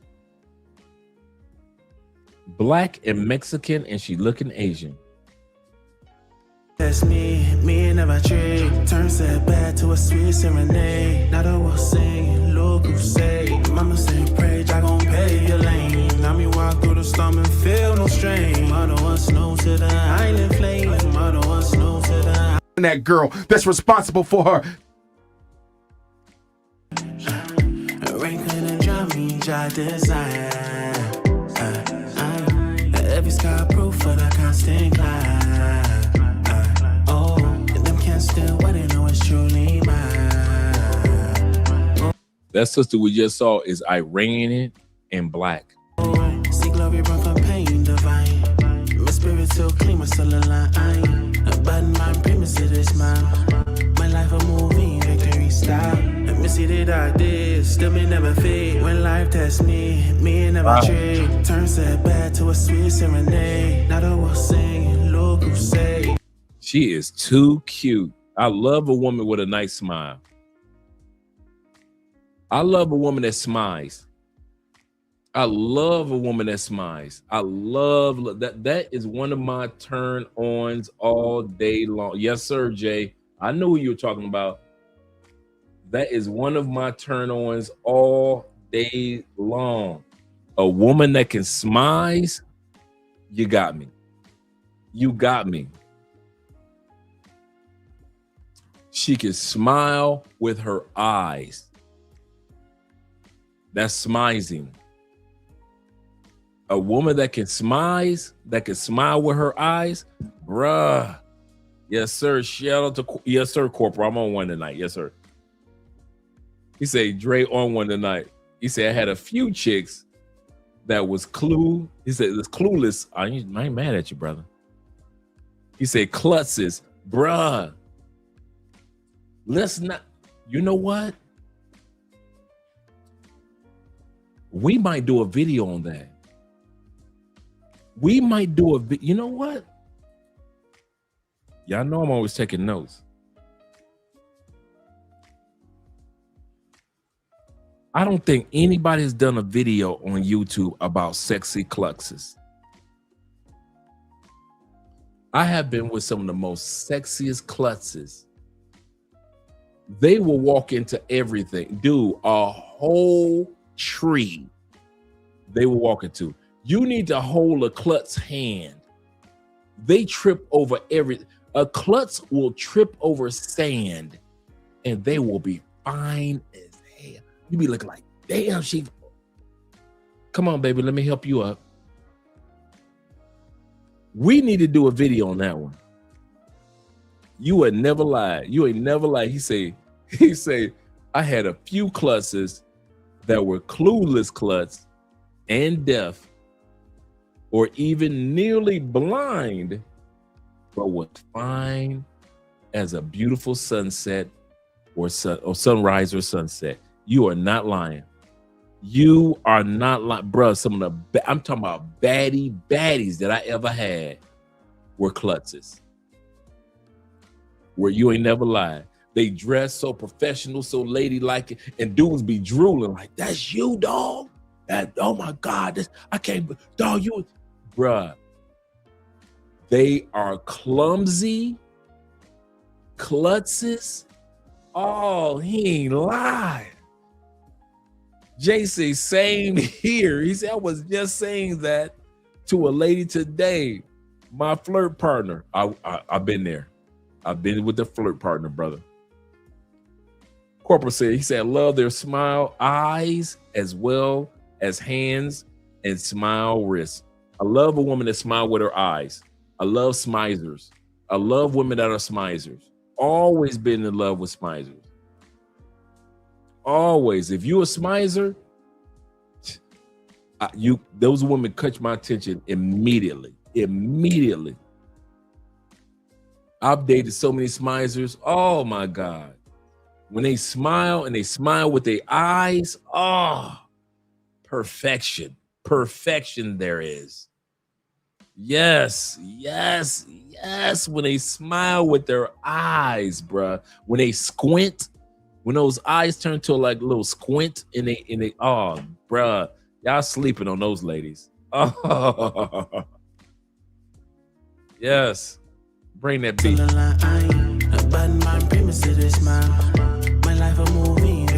Oh, mama got a body. Shout out to the mixed girls. They stand out big time in the States. It's so rare. This is so true. Shout out to Will being in the building. Will says this. He said they don't take life seriously and be a ball of fun. So true. So true. He said, I love their smile, their eyes, as well as their hands. And shout out to their hands and slim waist. This is so true. Shout out to the mixed girls. M.S.M. said, he said, you ain't lying about the hands. He said, I used to date a 33-year-old chick, but her hands look 50. I did too, bro. I ain't gonna lie to you. I did too. He said, I'm like, what the? I know, right? It's like she got her mama hands before her mama got her hands. Yeah, she nice. Shorty thick than a mother.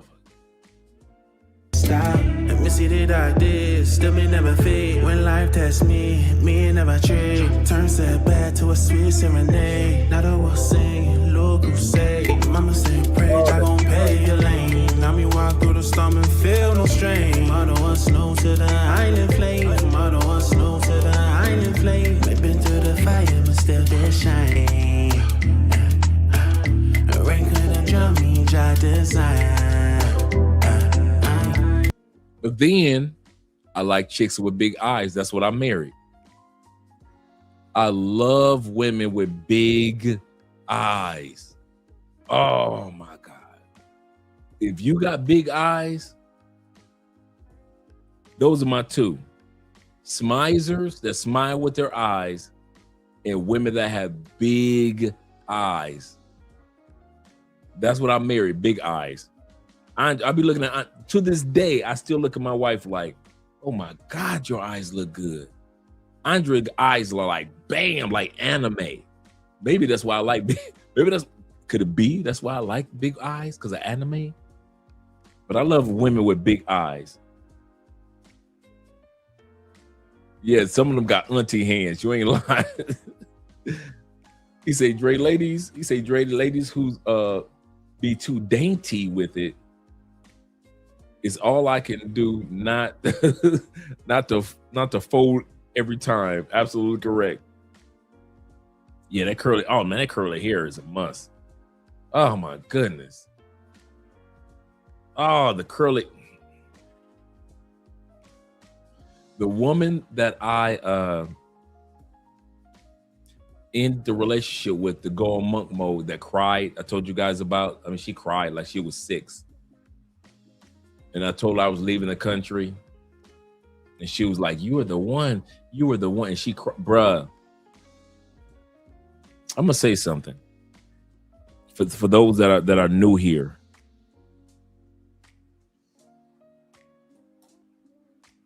When I say sacrifices, sometimes have to be made for you to leave the United States and build your new life. I mean, sometimes sacrifices have to be made. It was not easy for me to stand in front of her home. This woman was a 6-figure woman. She was way over 200,000 a year. She was I had not been to the Philippines. She flew me to Cebu. I had not been to the Grand Canyon. She flew me to the Grand Canyon. Shout out to AZ. I kid you not, dude, she was flying me everywhere. I'm like 85,000 at that time period. She was like, keep your money. I'll fly you.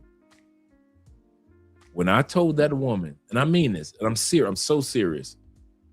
If you are serious about relocating to another country in the next 5 months, 5 years, or even 15 years, your time will come where you will have to be serious either with yourself or with a woman and yourself. In my case, I had a woman that I was with for 3 years in the States.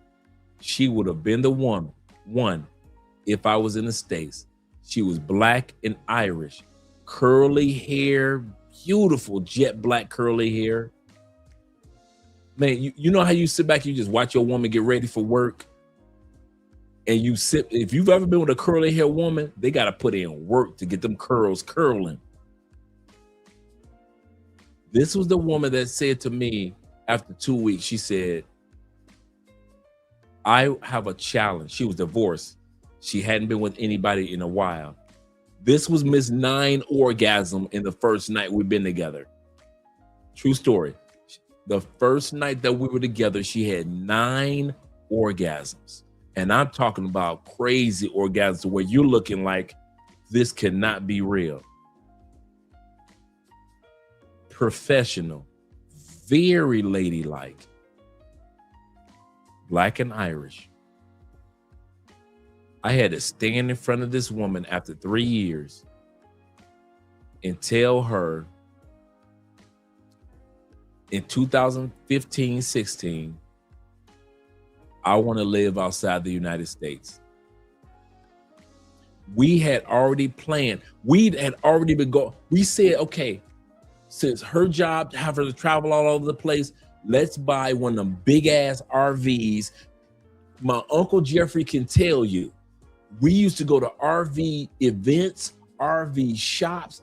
Like you will buy a car, we were looking for RVs across the country. New, used, I'm talking about, dude, you can't tell me nothing about an RV. And I'm talking about RVs that are looking like mini apartments with king size beds and everything. You cannot tell me. And I had to tell this woman, because she was like, let's get an RV and let's, everywhere my job takes me, we could just go there.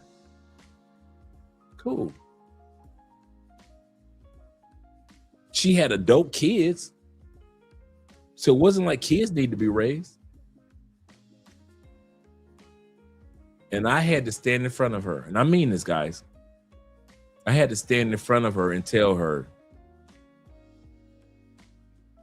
I think I'm moving outside the United States after 3 years. And I remember she told me, when we first got together, she said, let's have sex for 300 days and let's see if we can make it. A woman looks at you and said, I want to have sex with you 300 days. I said, you got a period coming. She said, I got stuff for that. Huh? You look like Astro, Scooby-Doo, and every other Dino. You got the female condom. So I don't, no blood included.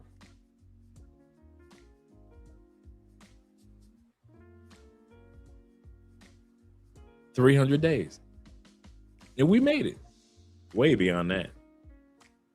And I'm making a point. I'm laying a foundation. I'm serious, guys. I'm making a foundation, laying a foundation for you guys that hey, I want to live like Andre and Andre. And if you are not willing to take the sacrifices to let go of what you got in the United States, your asses don't talk about the Andre and Andre love crossing borders bullshit to me.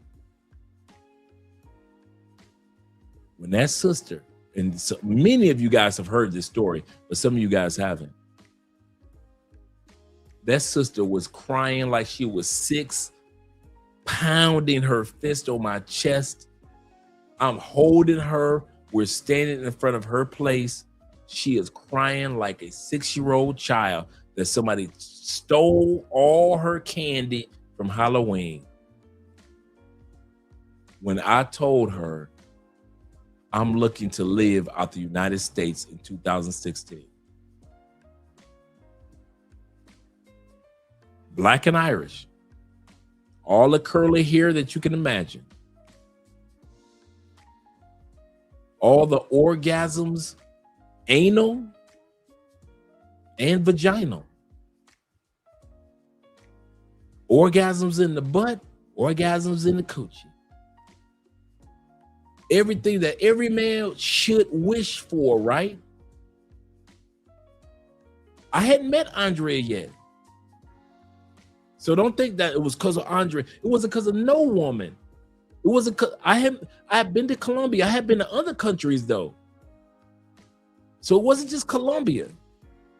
And it had nothing to do with, yes, I could be out here, be free. No. It's because I was tired of America. As far as living, I love my country, America. I love Americans, but I was tired of what I was seeing taking place in America that was hurting America. And I was done with it. And she cried all down my shirt, all down. And I'm talking about boo-hooing. So when you guys hear me on this side and I'm animated and I'm rah, you don't know what the fuck I sacrificed to get to this point. You don't know what I say. When I sit back and I tell y'all, leave that fat bitch alone, I'll be like, damn. I had a bad bitch and I had to let it go. And a lot of you dudes can relate because you let good women that were stateside go so you can live the life that you can live. So some of you guys can relate what I'm talking about. But you guys that can't, I'm telling you, if you can't let a fat bitch that's on her way to dialysis and diabetes, let her ass go, you will never let an attractive, good, sexy woman go in the United States. You will never let somebody that's 9 orgasms on the first night, you will never let her go. Ever. To get the blessings that are waiting for you in other countries. Kid you not.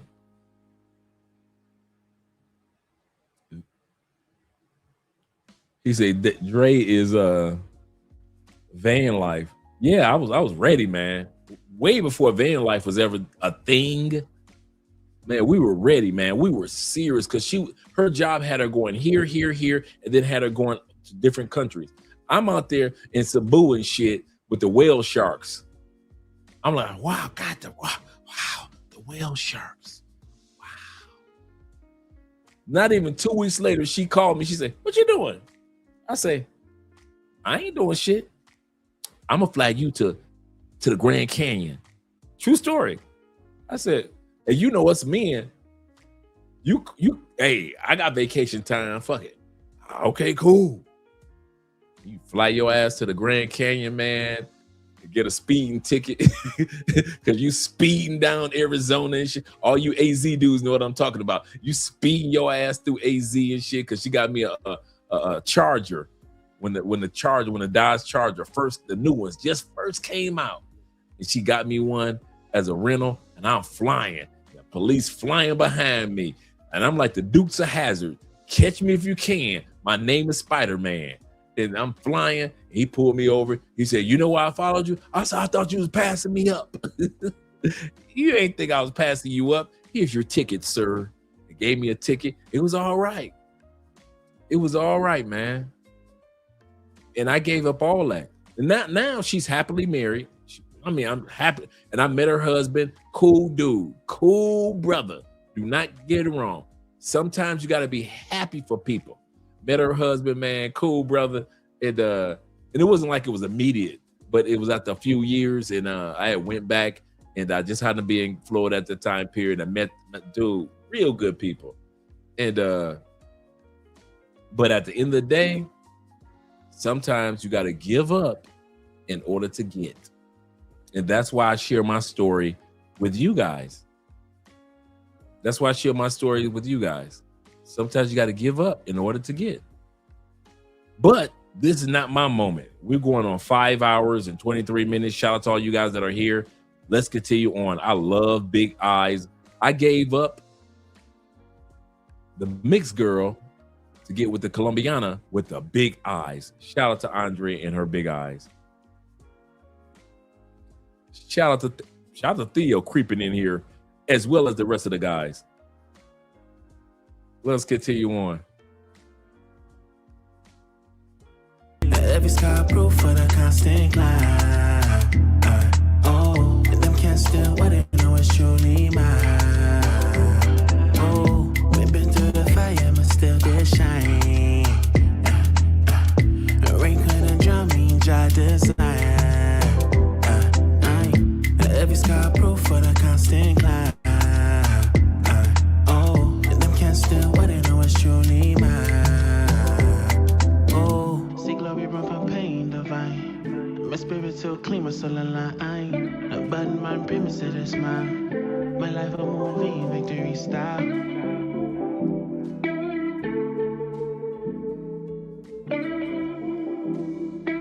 Yes, and I said one thing that I really admire that she said is, that she comes from a mixed background, that you're Korean and black, and you're very proud of that. But what you don't like is that guys seem to be more interested because there's a mix, or they say that you're exotic and that's better, and why can't only Korean be beautiful or only black be beautiful, and why is this mix like extra special? Tell me about that. Yeah, it's just a peeve of mine, you know what I mean? Because I think, of course, I'm very proud of my ethnicity. I wouldn't be who I am without both of my parents. But it's weird when guys, they rush you and they're just like, so, and not saying that all guys rush me or anything like that, but when some guys approach and they're like, oh, so, what are you, like Filipino, or are you this, or you that? And I'm like, you seem more interested to know what my background is than what do I like to do. Do not do that, gentlemen. A. Marie is right. If you're approaching a woman, do not ask about her ethnicity. What are you? Don't do that. You're going to find out anyway. She's going to share that anyway. Do not open your mouth and say, oh, wow, what are you? That is a turn off to interracial women. She is so right. So right. And Anne Marie is, I think she got a little girl.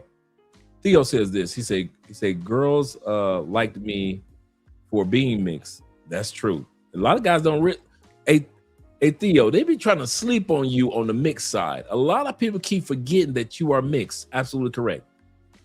So what's her problem? Yeah, A. Marie is, it's just one thing, got to admit it. She is gorgeous, gotta admit it. He said that freeze frame is hilarious.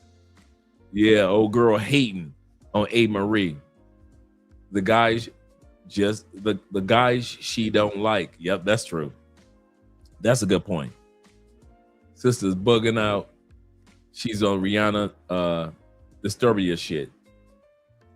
King says this. Shout out to King EZ being in the building. He said the freeze frame once again is hilarious. That's a thumbnail right there. How often do I come here? What my name is? To all my mixed race kin caught in between, let me remind you that we are I think this is AI, of course, but the point that she's making is excellent. He said, Andre, I asked about her race after a few months. Her race? Look, he said, Andre, I asked about her race after a few months. Yeah, that's how I usually do. I do it like that too. I don't go into the, because you know what? And I'm gonna tell you, you might be like me, AMSM, and a lot of us brothers in here. We don't care.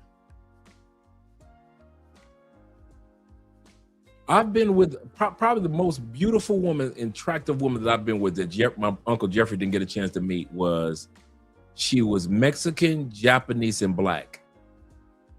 This woman's beauty was flawless. Wake up in the morning, 10.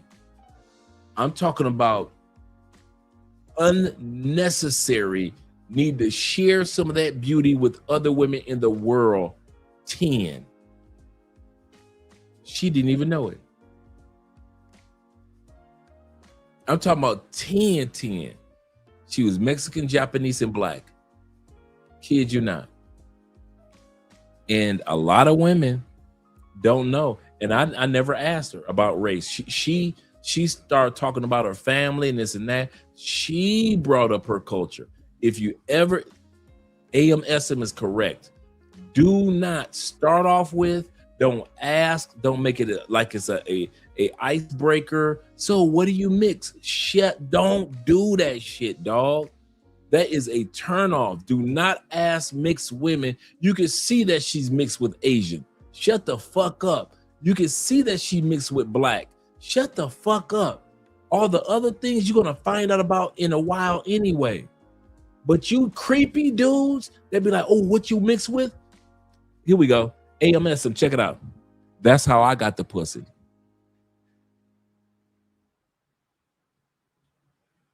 That's how I got the pussy. Cause y'all talk too much. That's how I got the pussy.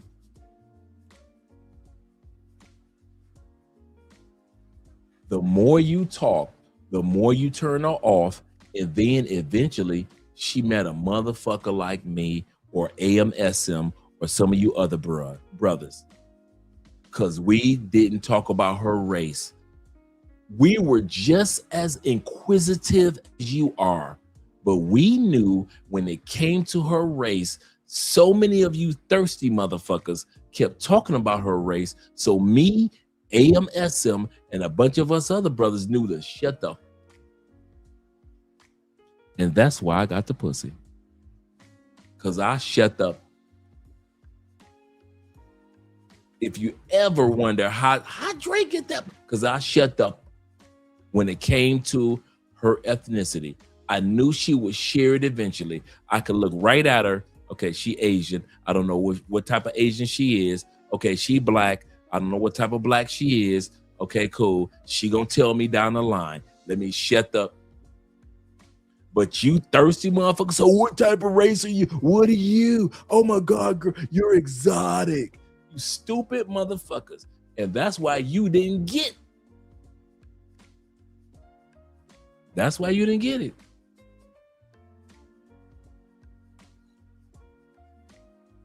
That's why you didn't get the pussy. Number one reason you kept talking. You talked yourself into some pussy and out of some pussy. Easy. I don't know why y'all think it's hard. Us men already know we can overkill or we can sit back and chill. True story. Zeta says this. He said, when mixed women hear me speaking different languages, and they found that attractive, even in their own mixed ethnicity, is a total turn on. Absolutely correct. You are right, Zeta. Let you be the turn on or the exotic one, not just her. AMSM said, he said, a chick I dealt with back at home in Alabama. Shout out to the Alabama boys. He said, after so many months, I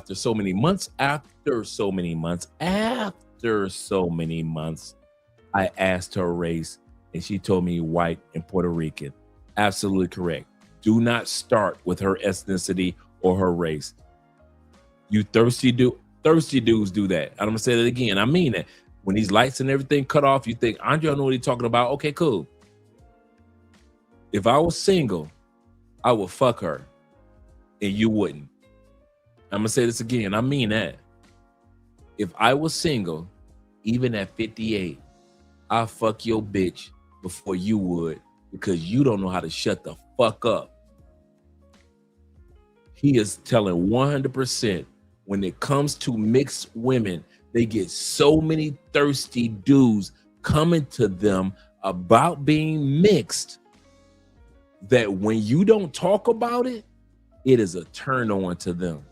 When you ignore it, like, what do you want to do? What do you want to go out to lunch? What do you go bowling? What do you want to do? They love it because you are one of the few dudes that's not thirsty as fuck to make it seem like, oh, I'm fucking with a black and Japanese. Bruh, she gonna tell you that anyway. She gonna tell you that anyway. She gonna be like, my mom is that. All of a sudden, she's gonna be like, I need to call my mom. Okay, my mom is back home in Japan. Oh, okay, you from Japan, okay. You might hear about that shit 2 months down the line, 3 months down the line. She gonna call her mama in Japan. All of a sudden, she starts speaking in Japanese. You be like, okay, she black and Japanese. And then all of a sudden, she'll tell you, be like, oh, she'll call her. I said, well, okay, cool. and all of a sudden she hang up from my mom. Babe, I'm sorry. I just wanted to call my mom. No, that's all right. I didn't know you were Japanese. Play stupid. I didn't know you were Japanese. No, yes, I'm Japanese, Romanian, and black. Oh, black from the States? No, I'm black from the UK. Oh, so you're from the UK. Your black side is from the UK. Yeah. You're part Romanian. Yeah. And you're Japanese. Yeah. But you don't hear that shit until 3 months down the line. But you thirsty motherfuckers want to hear it immediately. That's why you don't get the pussy.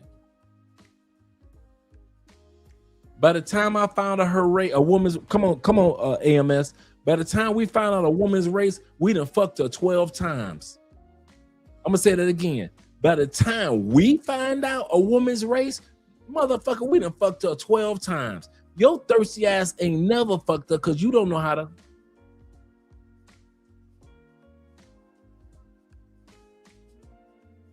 Let me scroll up and I'll come back down, Zeta.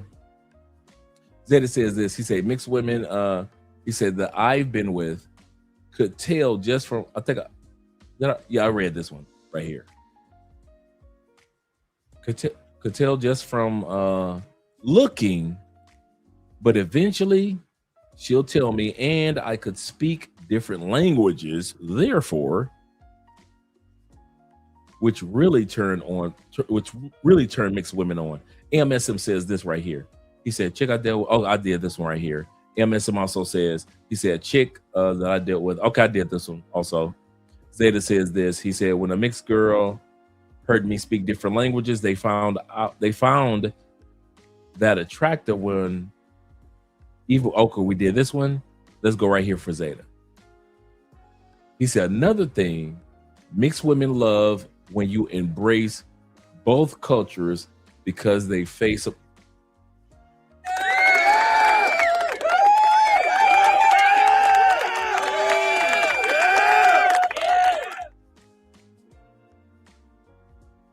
Black and Irish.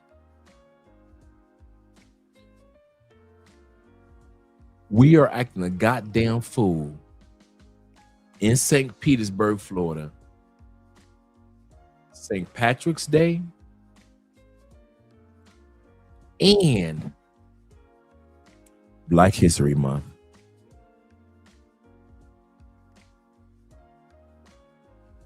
We acting a fool for her Irish side, St. Patrick's Day, and Black History Month. He ain't never lied. If you're gonna be with a biracial woman, if you celebrate both sides of who she is, you will be greatly rewarded, my friend. I kid you not. He ain't lying about that one. He is not lying about that one. You thirsty motherfuckers, boy. He said, Dre, I do this. Absolutely correct. I kid you not, bruh. See, y'all be thinking we just be on this channel, just be talking. We be trying to hook y'all up. No matter what country you go to, there's a fine art of knowing when to shut the fuck up. Stop being so thirsty. She's into you. So take your time. But I want to fuck her right now. I leave in 5 days. You act like you leave in 15 minutes. You leave in 5 days. You think she'll give you the pussy in 5 days? She's already showing you she's into you. You in Brazil. Brazilians fuck in 20 minutes. You telling me that she ain't gonna be interested in you in 5 days? Sometimes y'all need to stop being so thirsty and just slow down. Just chill.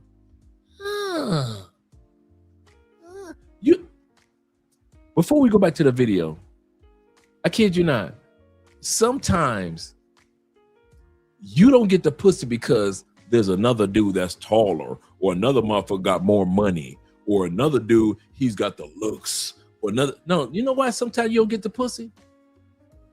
Because you too motherfucking thirsty.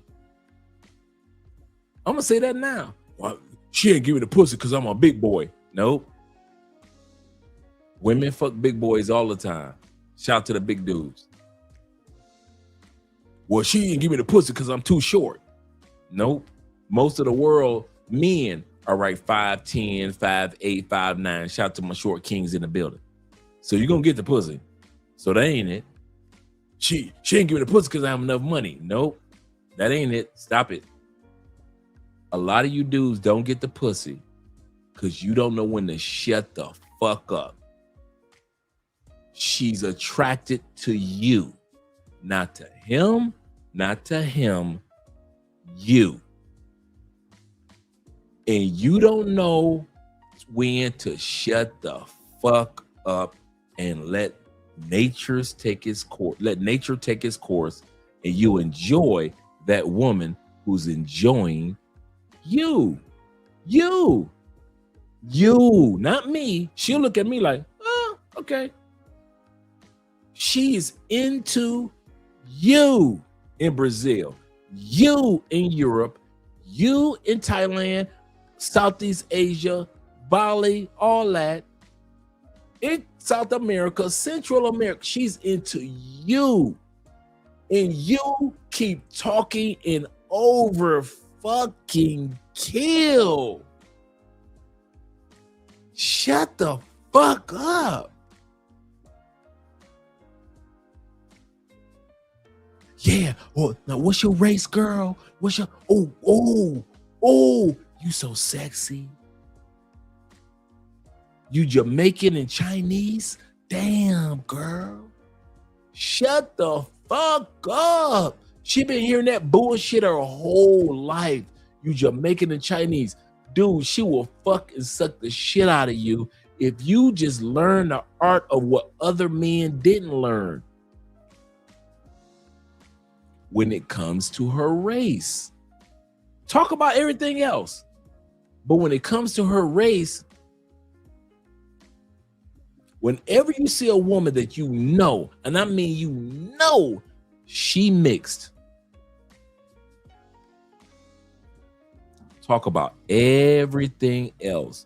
I don't care how sexy she is. I don't care how her tan looks. When it comes to her race or her ethnicity, she's going to tell you in time anyway. But you dudes do overkill. And then here dudes like me come along and get the pussy that night. She must have liked him because he's tall. She must have liked him because he's slimmer. She must have liked him because he had more money. No, a lot of times we got the pussy because you talk too much and we knew to shut the fuck up about certain things. That's why we got the pussy. So just in case you ever wonder how Andre keep getting that pussy, or how the next dude keep getting that pussy, or this brother over here keep getting the pussy, because we learn the fine art of not overkilling. Sometimes you need to just shut the fuck up. Is it that hard to not focus on her ethnicity or her race and let her tell you? You thirsty motherfuckers always sit back and be like, shut the fuck up. Serious. I'm married. I'm giving y'all, dude, if you ever notice in the last 7 years, I've been giving you dudes my secrets of when I was single. I can't use them. I can't use none of this. I'm married. So I might as well share with my brothers. I kid you not, one of the areas when it comes to interracial women, when you look at her, you be like, she mixed with some. Don't be one of them dumbasses that's like, what do you mix with? You're not just black. Don't do that. Treat her as if she's only one race. Hey, how you doing? What's your name? My name is Andre. Da, da, da, da. Hey, listen, here's what we're going to do. You know my line. Here's what we're going to do.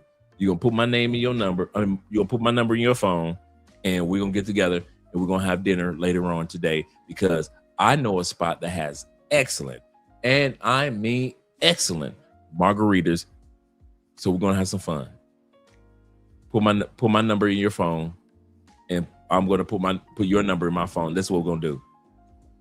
And we're not going to spend the rest of this evening with creeper people. We're going to spend this evening with us. I did not, when I just said this, I did not ask one time what race she is. Here's the crazy part.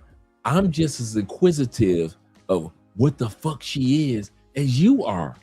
I just know to be quiet about it. I want to know if she's Japanese and East Indian. I want to know if she's black from Africa and she's from El Salvador. I want to know too, just like you dudes. But I know, stop being thirsty about it. She's going to tell me over time. So women love to do what? Talk. So just shut the fuck up and let her talk. See, y'all see me talk a lot on the show, on the live stream. So y'all think in real life I talk a lot. Anybody that see me in real life really notices Andre don't talk that much. I'm not shy, but I don't talk that much like I do on the show. I've learned a fine jujitsu art from the Shaolin Temple of shutting the fuck up. Seriously. Half my pussy that I ever got, I learned to shut the fuck up. I'm gonna fuck you, Andre. Okay, let me just shut the fuck up. Seriously, man. Y'all dudes be talking so much, man. I be like, damn. That's why y'all ain't get the pussy, because y'all keep on talking. Shout out to my brother AMSM in the building. Oh, man, we got Will in here, too. Shout out to Will. Yes, Will, thank you. Play it cool. Be nonchalant, and she will become aggressive. One initiating, aggressive one initiating the sex. This is so true. Bruh, this is so true. You are so 100% correct. Let's go back to the video. We got a bit of the video. We're about to come up to the Kevin Samuels part.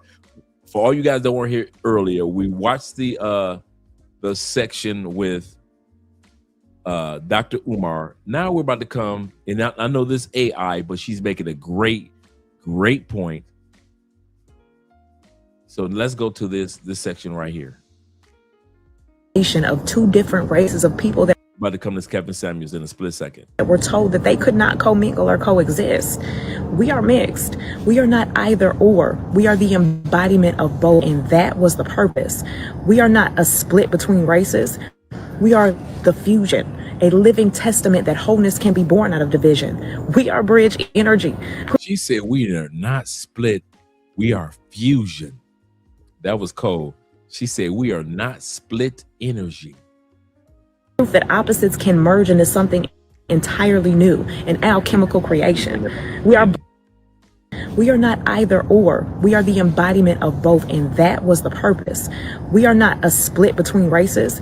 We are the fusion, a living testament that wholeness can be born out of division. We are bridge energy, proof that opposites can merge into something entirely new, an alchemical creation. We are both, and when we embrace that, we are whole. So don't let anybody tell you that you are too much or too little. You are just enough to change the world around you. What I can see from the data is 80+% of people date inside their group. Me personally, I've dated everything. I say make yourself the best version of yourself and pick from the best you have available. And let me point this one out. Y'all get with a white man for his money. You bold with it. Talk about it. Woo. Y'all about to hear some preaching. And I mean not just from her. It's like back to back to back preaching. I want to bring her back. Y'all get a white man for his money. And when we embrace that, we are whole. So don't let anybody tell you that you are too much or too little. You are just enough to change the world around you. What I can see from the data is 80+% of people date inside their group. Me personally, I've dated everything. I say make yourself the best. You ain't never lied, AMSM. That is the best. Unexpected. Like, what do we have here? Version of yourself and pick from the best you have available. And let me point this one out. Y'all get with a white man for his money. You bold with it. Talk about it. Flaunt it. There's a whole woman viral on Facebook and TikTok because she's with this white man and she's literally clearly stating this. She got with him for her. She was shaking ass before she got with him and now she's with him and I feel bad for him. It's like, boo boo. Okay, that's how you want to live. The reason why black women get with white men and the reason why white women get with black men is different. We get with men to love them and we help build them. Y'all get with white men to take from them and have a success that you never earned. This might be the first. She said, y'all get with white men to have a success that you have never earned.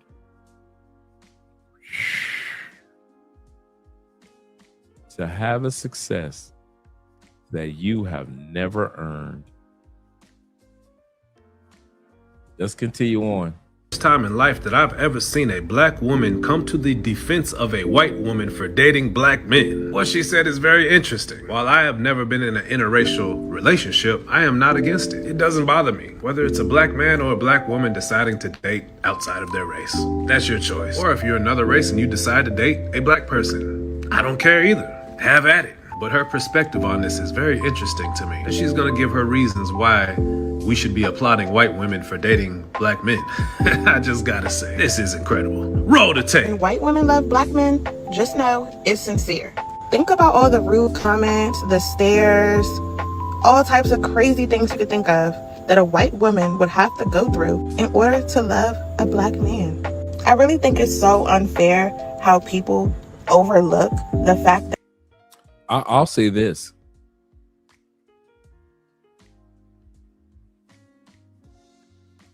On an equivalent scale, white women go through, and I won't just say white, Latin women, Asian women.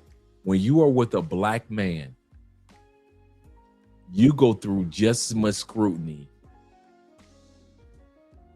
Let me reword that. They go through less scrutiny than a black man and a white man together. Society has been programmed, and I mean in most countries, has been programmed to accept a black man and a white man together. Ain't nobody really tripping like that. You might give a little eyebrow. You ain't tripping. Ain't none of my business. But the moment that you see a black man and a woman from another race, y'all tripping, especially in the United States or UK. If you live in Canada, the West, all that, y'all tripping. Y'all gonna be upset. Y'all gonna y'all gonna get that look like, what the heck? But let a black man get with a white man. Y'all cool with that? Let a black man get with the Asian man.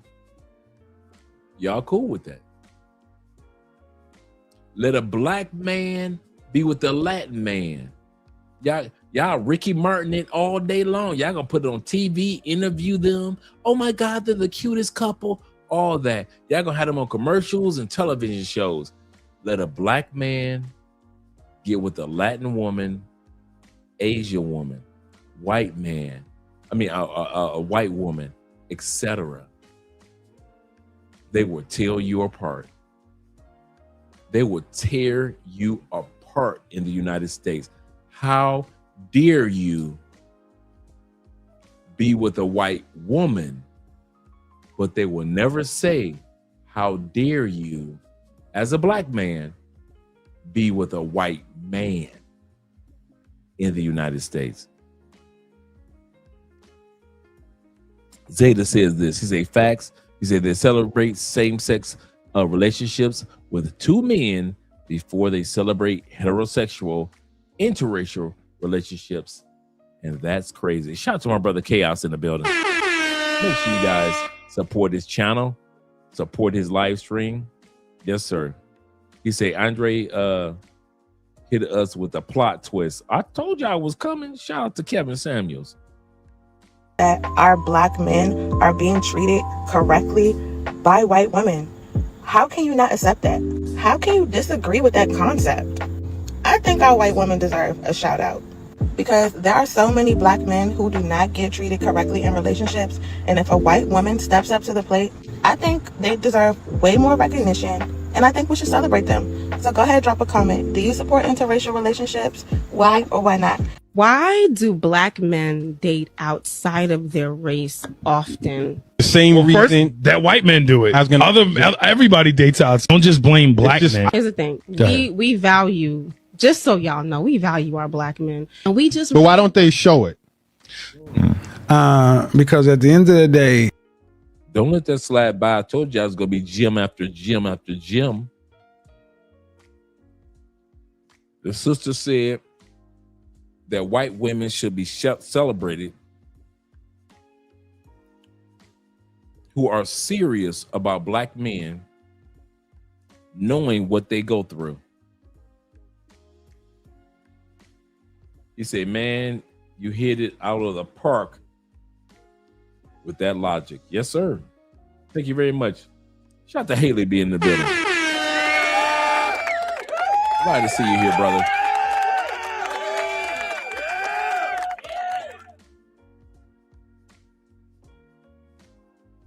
And let's continue on. I kid you not, man. The brother said, if you sisters value us so much, why don't you act like it? If you black women value us so much, before we get on these planes with passports, why don't you act like it? Zeta says this. He said that they know that we black men are celebrated around the world, and by the cultures of women and people have been indoctrinated to see us black men as monsters and fuck ups. To see us as monsters and fuck ups. And I think we should celebrate them. So go ahead, drop a comment. Do you support interracial relationships? Why or why not? Why do black men date outside of their race often? The same reason that white men do it. Black women have never said that. You see, it took a brother to say that. Why do black men date outside their race? Have you ever saw the video of white women asking that question? Have you ever seen white women ask, why do white men date outside their race? They must not love themselves. They must be zesty and sassy. Right? You ain't never seen that video, right? White women saying, why y'all dating them black girls? Why y'all dating them Latin girls? Why you want to be with the Asian girls, them East Indian? Not one video. Dude, y'all know I'm gonna let y'all know something. This video, and it's quite common. It took me 2 days to make this video. The hours it take to research and then clip it and edit it just right and then create a theme. It took me 2 days to make this video, which is no biggie. This is what I normally do, right? And I kid you not. Doing my research, I noticed things that exist and I noticed things that don't exist. One of the things that don't exist is white women complaining about white men dating other races. I don't found the one. Craig, come in the room. I want to talk to you, Joshua, and Chad. We are supposed to keep our bloodline pure. Why are you dating those black girls.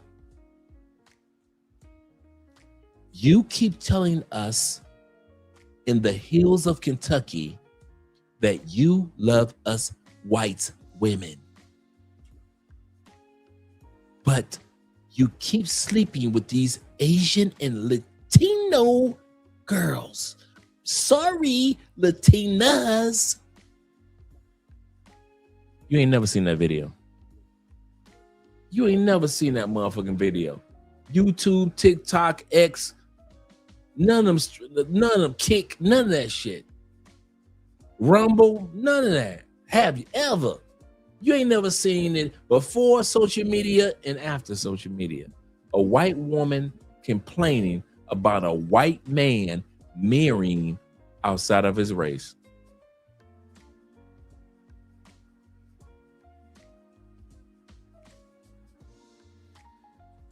Anton, shout out to Anton. Anton says this. He say, white women don't trip because they know white men will come back. White men mostly use as a novelty black women. As a novelty. Yeah, I threw that in there as a novelty. You don't see them videos. Even if black men come back, sisters gonna make a video. White women, knowing that white dudes gonna come back, they don't make a video. They don't make a video. Even though they know the white dude coming back, they don't put it out there on social media. But your sisters, our queens to be, will sit up there and make thousands upon thousands upon thousands. I wish I could say hundreds. It's in the thousands now. It's in the thousands. I ain't gonna lie. Of sisters fussing and cussing out the world about black men dating white or other women. And I love the brother's answer, which was absolutely correct. We all do it. Black women, I'm talking to you directly. We all do it. Asian men, if they could date outside their race a little bit more and they in and out of their race a little bit more, they would. Polynesian man like The Rock, if they could date outside their race a little bit more, as well as in their race, they would. Latin men, they date outside their race just as much as brothers, and they date in their race when they want to, because they can. Brothers, we date outside our race, we date within our race, because we can. White boys, your white ass date in your race, out your race, next to your race, between your race. How about your race? Because these women are dumb enough to believe that being white is right, so you can. I ain't hating. Take it. Hey, white boys, if you ever think Andre hating, nah, go and get that pussy, dog. White boys, if that sister gonna let you fuck her and bust on her forehead, go and bust on that forehead, dog. I ain't no hater. I ain't one of them dudes that be like, you busting on the forehead of a queen. I ain't told her she was a queen. Go and bust on her forehead, white boy. I ain't tripping. You ain't tripping. Okay. What's better? A brother bust on her forehead or a white boy bust on her forehead? Somebody gonna bust on her forehead. Y'all always want to be like, oh, my queens, my sisters. Negro, somebody gonna bust on her forehead. So is your black ass or a white boy or a Latin dude? Who am I to care when it's not Andre? I'm married. You guys travel. Who the fuck are we to give a damn about who fucks who in the United States? I don't think you guys come to that conclusion yet. I don't give a fuck who fucks in the United States. I don't live in the United States. You dudes travel. You're in this country, that country. We don't give a fuck who fuck in the United States. I don't give. Dude, if Trump divorced his wife and married an Asian or Polynesian woman, I don't give a damn. That ain't gonna stop what we do. Hey, one monkey don't stop no show, right? That monkey Trump is not gonna stop you from traveling and going to other countries, right? So at the end of the day, we don't trip on that bullshit, man. White boys do what we do what white boys do. I tell women all the time, and this hurts women's feelings. A man is a man is a man is a man. You could try to pull us into these categories like white men are better. His ass ain't no different than me. Black men are this. We ain't no different than the white boy, ain't no different than the Asian dude. We all gonna fuck you. We all look at most of y'all like you fuckable.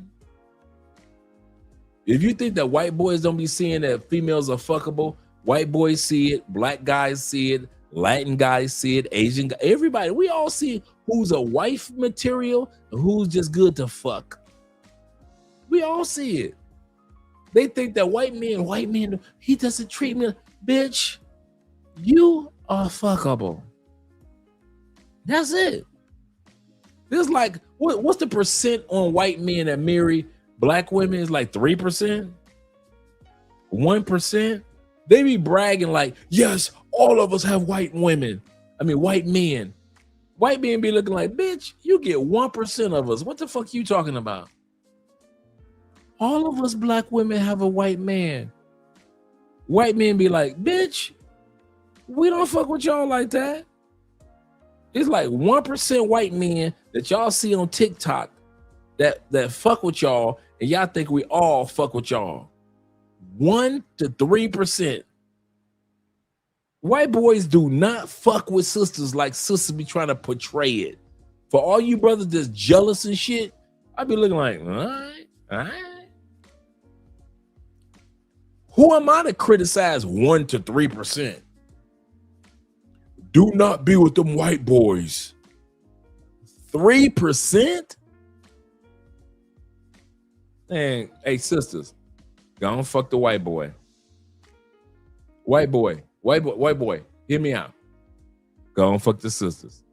It's only 1 to 3% of y'all getting each other. So all that shit that you be seeing on social media is just that. Social media. If you interviewed 10,000 sisters, only 1% to 3% ever had a white dick up in them. Have you ever had a white dick? No, I like that. And bitch, I didn't ask you if you like to have a white dick. I asked you, did you ever have a white dick? Ever? It'd be 1 to 3%, man. Y'all better do y'all homework when sisters be bragging and shit. He said, Andre, I was just talking to a black woman at my house last night. I told her I prefer to have 2 women. She said, why you're not just fulfilled with 1? I told her, hey, baby, I ain't got the answer for 1. And I ain't got the answer for 2. I just want to have 2. If I ain't got the answer for either one, shit, why can't I have 2? Zeta says this. He said, predator doesn't stop to catch its prey because of ideals and morals.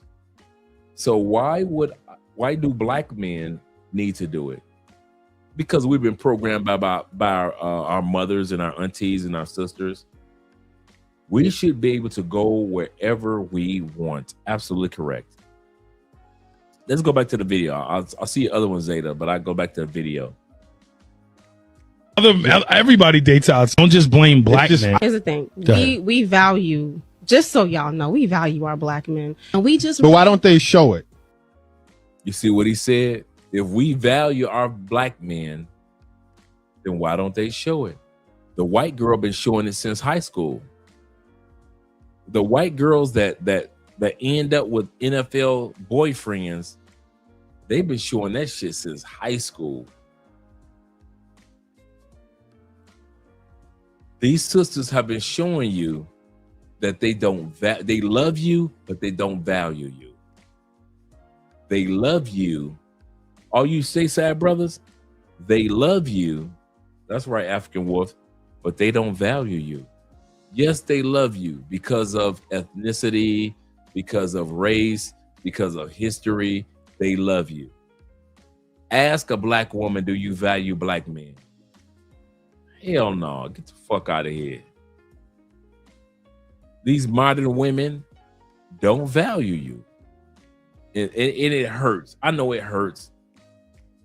You say white girls been with black dudes with pocket length. Yep. Shout out to Zeta. With him, most black girls most want to be at the finish line. Like you put in all the work. Now here come the black girls.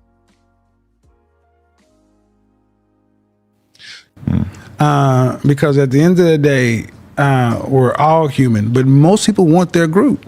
Right. See, what I think the disconnect comes when you feel like you're having to pick from lesser options, but that's a function of you. Like you said, if you make yourself the top choice or become the best version of you, and you can say and know not what you want, but know what you need. That's a difference. Know what you need and then pick for that and outcomes, not for short term. That's relationship. The modern woman today has been tricked that her education is correlated to her intelligence. 20 to 25% of American men marry foreign women from another country. The divorce rate, 30% lower rate for passport bros.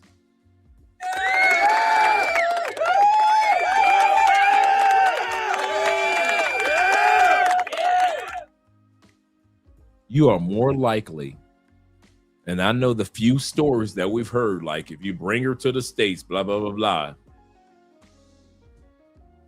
If you marry in the States, you got a 50% chance of having a divorce, no matter what race. Divorce. If you meet a woman in another country, that drops down 30%. If you stay in that other country, like me, that drops down by 30%.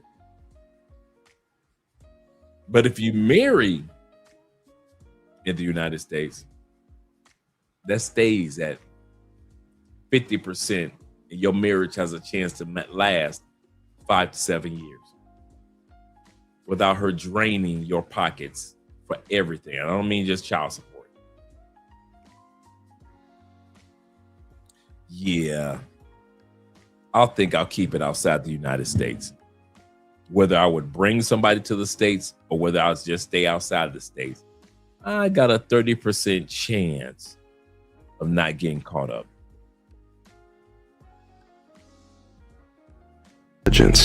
Or it's correlated to the type of man that she is owed. Modern women today will shame, insult, and guilt you out of your standards. And that is why men are flying over from the West to another country and getting play. The women from the West, they can't fly over somewhere else to go and get men. No. They're pushing their men away to these other countries and then cursing them out for going to these other countries while pushing them away. We feel like we own our men in our culture. They don't want you having more options outside of what they're giving you. If Western men are not wanting us and can't deal with us, we can't get a man here.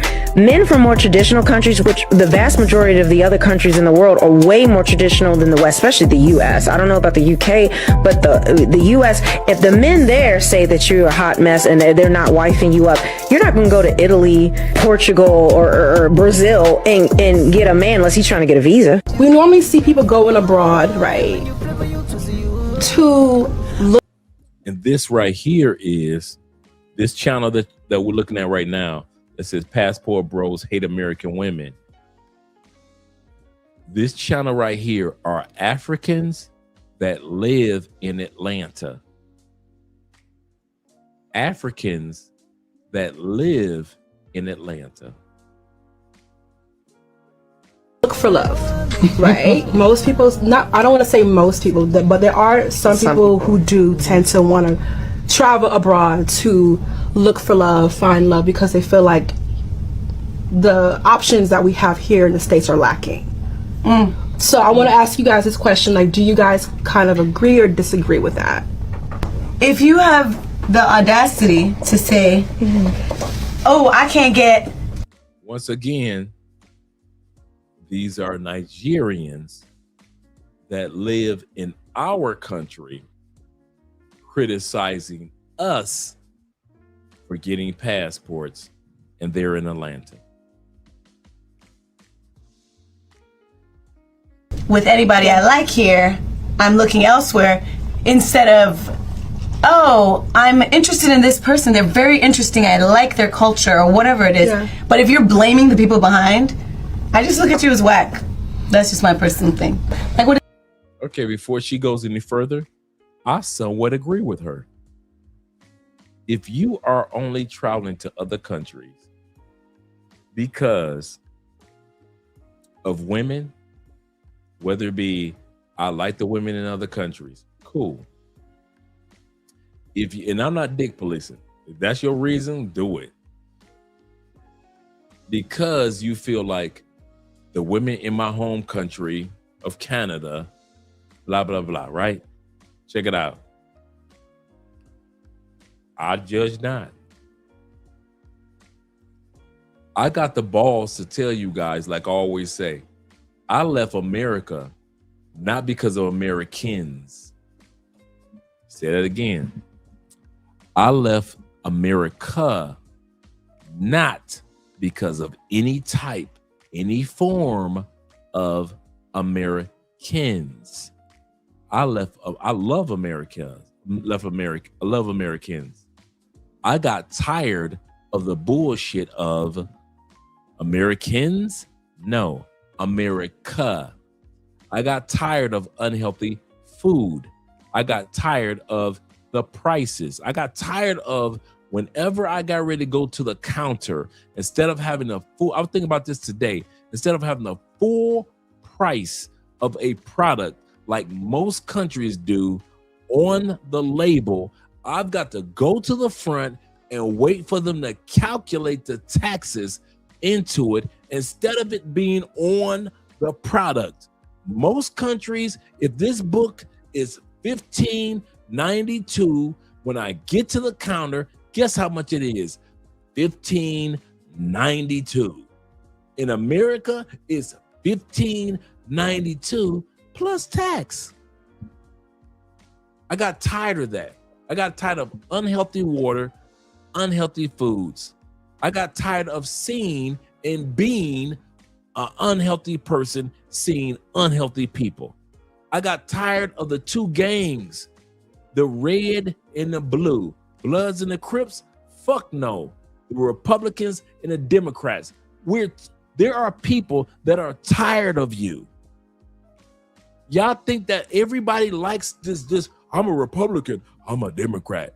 There are some people that realize we are fucking tired of you bitching. We're tired of you Republicans that bitch. We're tired of you Democrats that bitch. We're tired of you. You do not know how to vote and say, okay, I'm going to vote for this Republican president, but in my district, in my state, that Democratic senator is better for me. I'm going to vote Democrat right here. And then when it comes to my city council, I'm going to vote for this Republican over here. But my judge is a good judge. He's Democrat. You don't know how to do that shit. You've been programmed. If I'm a Republican, I'm going to vote straight down, goddamn it, Republican. You ain't looked at none of them motherfuckers. I got tired of that. I got tired of being stressed out as a black man if I'm driving, and I got to worry about if the goddamn police come in, whether they Republican or Democrat, they coming to stop me, and usually at 58, they still stopping me. I got tired of America. So if you ever wonder if there are some of us that's tired of America and not Americans, that's me. I love Americans. I got tired of America. The bullshit. Not all the great things that we've done are the bullshit that we were doing. Not the great things that we've done are the bullshit that we were doing to this day. Just in case you guys ever wondered. And there are plenty like me. And now you got Nigerian sisters, not American sisters, Nigerian sisters that live in Atlanta. That's where this live stream is from. I mean, not the live stream, but that show is from. These sisters on the screen are Nigerian sisters that live in Atlanta that's criticizing you for getting your passports and think that you are tired of Americans, but don't realize that you're tired of America. Options that we have here in the States are lacking. So I want to ask you guys this question, like, do you guys kind of agree or disagree with that? If you have the audacity to say, oh, I can't get with anybody I like here, I'm looking elsewhere, instead of, oh, I'm interested in this person, they're very interesting, I like their culture, or whatever it is. Yeah. But if you're blaming the people behind, I just look at you as whack. That's just my personal thing. Like, what is they call the passport bros, or those kind of people that are like, oh, Americans are, oh, American women are whack. Oh, I'm gonna find someone in another country. I'm just like, you don't have to put your own women down. Yeah. Which I say I'm intrigued by Brazilian women or whatever. That's cool. But if you're like, my women won't cook for me, so I'm gonna go somewhere. I'm like, you ever notice that they never said that you guys lied?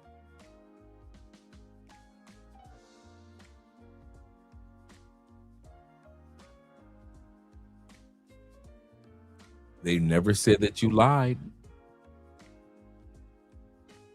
They all speak the same talking points, but they never said when it comes to cooking that you lied. When it comes to cleaning, that you lied. They never say when it comes to being supportive, submissive, cooperative, that you lied about American women. No matter what race, doesn't matter what race. They never say American men who travel, you passport bros are lying on the one. They never say that. They'll complain about what you say, but they never say that you lied, and they never bring receipts to validate that you lied. I would love to see the video of a woman saying, these are the receipts that validate that passport bros are lying about America and American women. I haven't seen the video. I've researched thousands, and I mean thousands. You guys know me. I kid you not. Per week, I go through at least 300 to 400 videos per week. Easily 400. So far, after all these years, I have not seen one woman with receipts to say passport bros or black men or white men that travel are freaking liars, and I'm here to prove it. Not one. Not one. Yep, he's saying, how long have they been talking down on us? Forever, for 40 years. Phil Donahue, from the Donahue days when I was a kid. Montel Williams, they've been talking down on us. Sally Jesse Raphael. Ricky Lake. Come on, guys. Oprah Winfrey era. Jerry Springer. Come on, 40. All throughout the movies, television shows that belittle black men.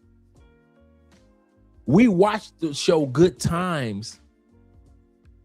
But as soon as James Evans got too big for his britches, we had to cut him from the show. How dare that actor have the audacity to want to represent black fathers in a positive light instead of going from job to job and hustle to hustle? How dare he want to do that? How dare James Amos want to sit back and portray black men in a positive relationship with their children? Who does he think he is? And black women co-signed it. They co-signed it. Other than the actress that played his wife, most black women co-signed it. He said they just don't know the brutal facts that they can compete. They can't compete with women around the world. I would say since the 80s. But I agree with you since the 90s. That I'm sitting back thinking like, yeah, since the early 90s, late 80s, correct. Yep, Jerry, all the way through.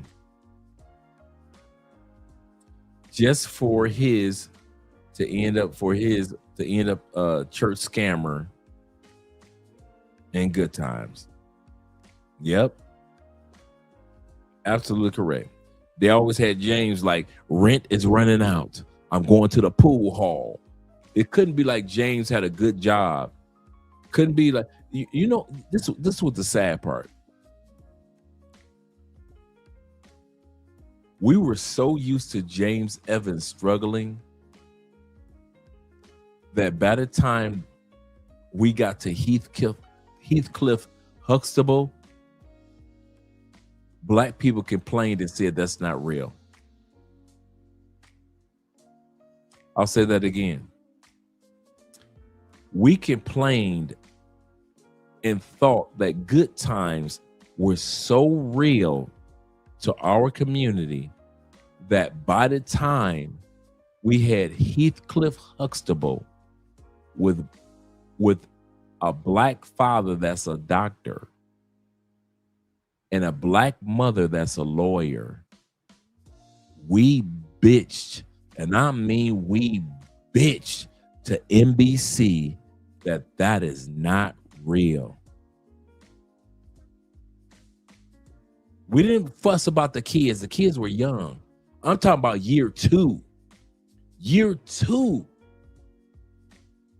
of the Cosby Show. Boy, I mean, black people were reaching out to the network of NBC. This is not real. A black woman that's an attorney, that's attractive, and a black man that's a doctor, that's impossible. It's impossible for it to take place.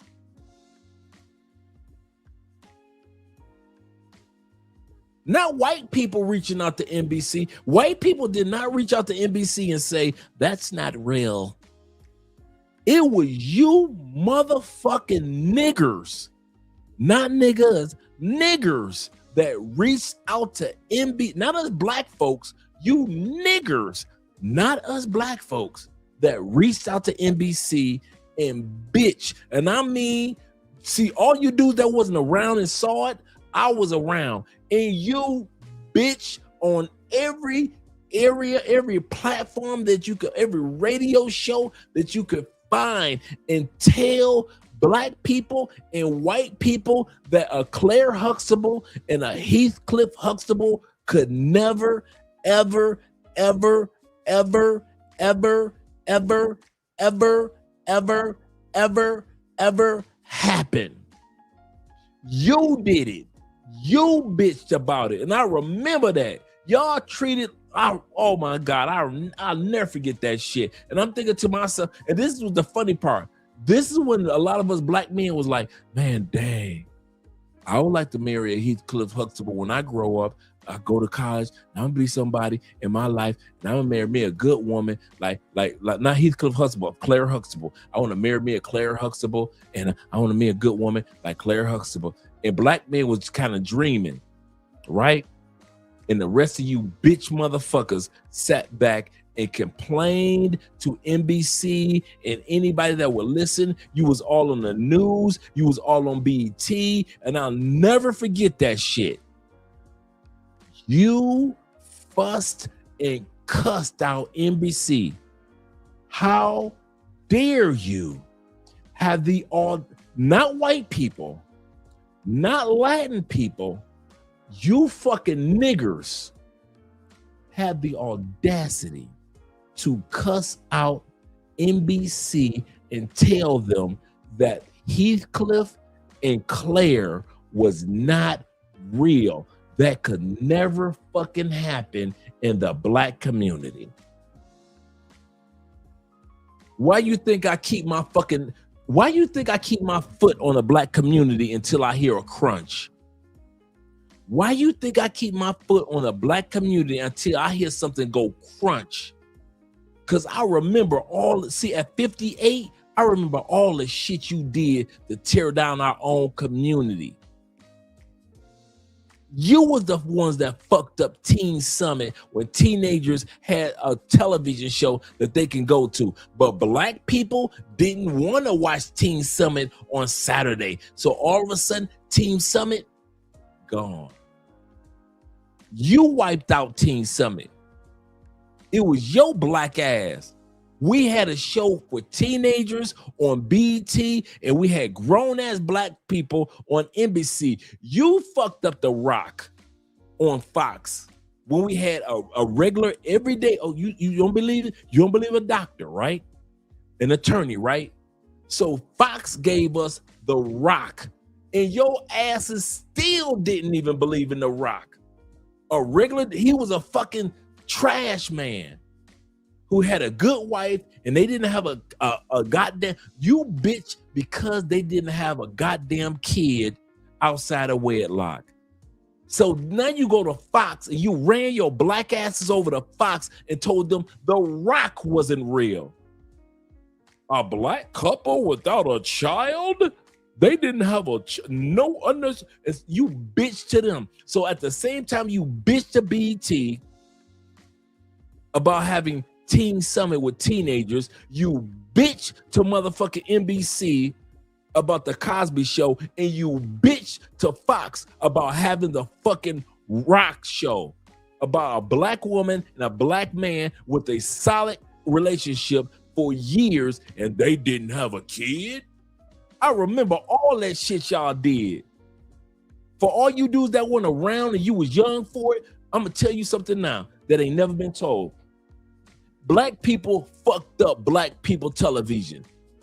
No, we did. It was the white man behind. The reason why we did it, because of slavery. I don't give a fuck why you did it. You did it. You did it. You fucked up your own shit. So don't be crying to me about BET ain't what it used to be. It shouldn't be. NBC ain't had a show on there about black people since the Cosby Show in different world. It shouldn't be. You fucked it up. Fox ain't really had a good show on there. And this the funny part. Y'all fell in love with Martin. As long as Martin reminds you of hood without being hood, I'm gonna say that again for all you niggers out there. As long as Martin reminded you of hood without being hood, you loved Martin. Fuck rock, right? Remember that? Fuck rock. I remember how y'all did that shit. And I love Martin's show. I love Martin Lawrence show. You laugh, I laughed. But when it came to The Rock, which is one of Fox's original shows, y'all told them that shit is not real because she didn't have any kids. They toned down what was going on BT and said, y'all don't want a black doctor and a black lawyer. Okay, so Fox said, we'll give you a trash man and a housewife, and the brother was focusing on trying to get his music career on with the trumpet, and y'all asked to sat back and say, that ain't real. They ain't got no kids. Can't nobody make y'all happy. Can't nobody fucking make y'all happy.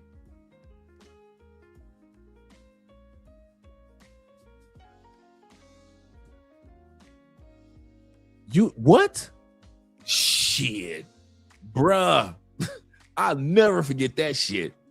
Man, they tried to destroy The Rock, destroy Teen Summit. That's why Teen Summit, if you ever notice, there has never been a Teen Summit 2.0 on any channel. Teen Summit for like, what, 3-4 years was the show where you had high school and teen students from college coming together and talking about teenage issues. It was like, what, 12 o'clock in the afternoon, Teen Summit, and it was that. Only teenagers, no adults. Not one adult on the show. Not one adult touch a microphone on Teen Summit. And we're teenagers watching it. Fox hadn't taken off yet. Fox was kind of like brand new. Fox had Tracy Chapman. Tracy Chapman was an Irish white girl in which they had to have little 2-minute shorts of a show called The Simpsons. Tracy Chapman, the English comedian, she was like the London version of Carol Burnett with all these little skits. And during her show, during the skits, she had a little animated show called The Simpsons. Tracy Chapman, after like 4 or 5 years, disappeared, but people still like The Simpsons. And all of a sudden, they say, "Hey, let's give them a show. Let's see what happens." Adults have been watching them on Tracy Chapman anyway. Let's see. Not Tracy Chapman. I forgot what her name was. Tracy Chapman was a black girl that was a singer. I forget the white girl that was the comedian. But okay, you know me. Y'all know me. Fuck what I'm talking about. Andre talking shit. Let me bring the live stream back up. Let me bring the video back up. Tracy Allman. Thank you very much, gentlemen. The Tracy Allman Show. I said Tracy Chapman, and I realized that was a girl that was like, me in a fast car. We about to get the fuck out of here. We gonna keep on driving. Yeah, I don't need to work in a factory. I'm gonna work at a bakery, whatever. Right? Tracy Chapman. But Tracy Allman Show. Thank you very much. Tracy Allman was the London's version when Fox first started of Carol Burnett. She did skits that were funny as hell. That was my girl, Tracy Allman. That's why I'm surprised that I didn't remember. Thanks, gentlemen. They had a small show, The Simpsons, like 2-minute skit of the little Simpsons show. And it's The Simpsons that we know today. That's where it came from. While that was going on, black people were bitching, and I mean bitching, that the Cosby Show wasn't real. They gave us The Rock on Fox, and we said that because she didn't have any kids, they were in their 30s, and they don't have any kids. This shit ain't real. Every time we had a black positive show, we told the networks This was before cable blew up, like really blew up. We told the networks that shit ain't real. Blast to the past, because we were all so programmed with good times. Fortunately, on CBS, we had the Jeffersons. It was like, once again, like Martin, it was a toned down version of the hood. George Jefferson could act like I'm from the hood, but he could be rich. We loved it. A rich man to act like from the hood. If George Jefferson did not act like this, that show would not have taken off. If he hadn't acted, if George Jefferson would not have acted like he did, even though he was a very well-known true actor, if he had not been a nigger that happened to have money, the Jeffersons would not have taken off. Why? Because black people wouldn't have been sold to believe that an educated, focused, or intelligent black man exists with money. Shout out to the Rockford File on CBS. That was my show. I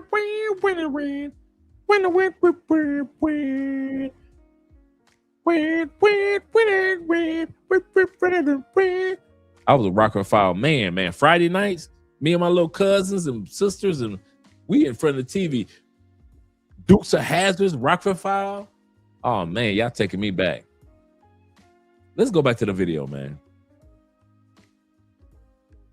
You said it as if the reason they go over there is because they cannot pull here. Yeah. I think they can still pull here. It's just travel abroad to look for love, find love, because they feel like the options that we have here in the States are lacking. So I want to ask you guys this question, like, do you guys kind of agree or disagree with that? If you have the audacity to say, oh, I can't get with anybody I like here, I'm looking elsewhere, instead of, oh, I'm interested in this person, they're very interesting, I like their culture, or whatever it is. Yeah. But if you're blaming the people behind, I just look at you as whack. That's just my personal thing. Like, what is they call the passport bros, or those kind of people that are like, oh, Americans are, oh, American women are whack. Oh, I'm gonna find someone in another country. I'm just like, you don't have to put your own women down. Yeah. You should just say I'm intrigued by Brazilian women or whatever. That's cool. But if you're like, my women won't cook for me, so I'm gonna go somewhere, I'm like, ugh. You said it as if the reason they go over there is because they cannot pull here. Yeah. I think they can still pull here. It's just sometimes they prefer Colombian women or Brazilian women, or they want to try something new. I don't think most, and I'm talking about, when I say most, I'm not talking about everyone. I don't think most people who are going overseas to find love or whatever, they're not going because they can't pull here. Maybe they're just intrigued by what's over there, and the more opportunities they have over there. I mean, think about you and your best friend. Y'all don't want to kill each other sometimes. Yeah, this guy want to kill each other all the time, man. But let somebody fuck with him. Oh yeah. You know I'm coming. That's it. Blame me back. That's it. And that's the thing. We have that as men. Men want that with women too. Thanks. And women want that with men. And the thing is, that person may look different from a want standpoint versus a need. And I just actually speak to that. And if you look at what it did with the thing with Tommy Lee came on, where she said, you know, I really do want that. I'm like, I just want to trust. I'm like, I get it. And more women would be likely to get what they need if they are willing to be vulnerable and risk saying that. Because what they've been told is every man out here ain't shit. Ain't nothing going on but the rent, bills, such and so forth. And women today, in my opinion, don't truly know modern men. They know the caricature. They know the character of men. I'm like, well, I mean, the icon of men. I asked a white woman how she was keeping her man. Because I wanted to know. I'm a sister. I love black men. But I wanted to know, how was all these white women taking all these black men? I wanted to know, why did black men not want to be with black women anymore? She said, I don't argue with him. I let him be a man. He's a man. I let him be a man. Okay. I support him. And I just shut up. I just shut up. That's it. That easy. What? Hey, where was White woman explains why black men you at? Why wasn't you? You didn't answer your phone. I don't care what you gotta say. are now into snow bunnies. Hey, where you at? Oh, traffic do be crazy at this time for real. You hungry? Well, I made spaghetti, but if you want that, I can make that. We could just have double. Okay, baby, I'll see you soon. Love you. Can't wait to see you. That's why they like us.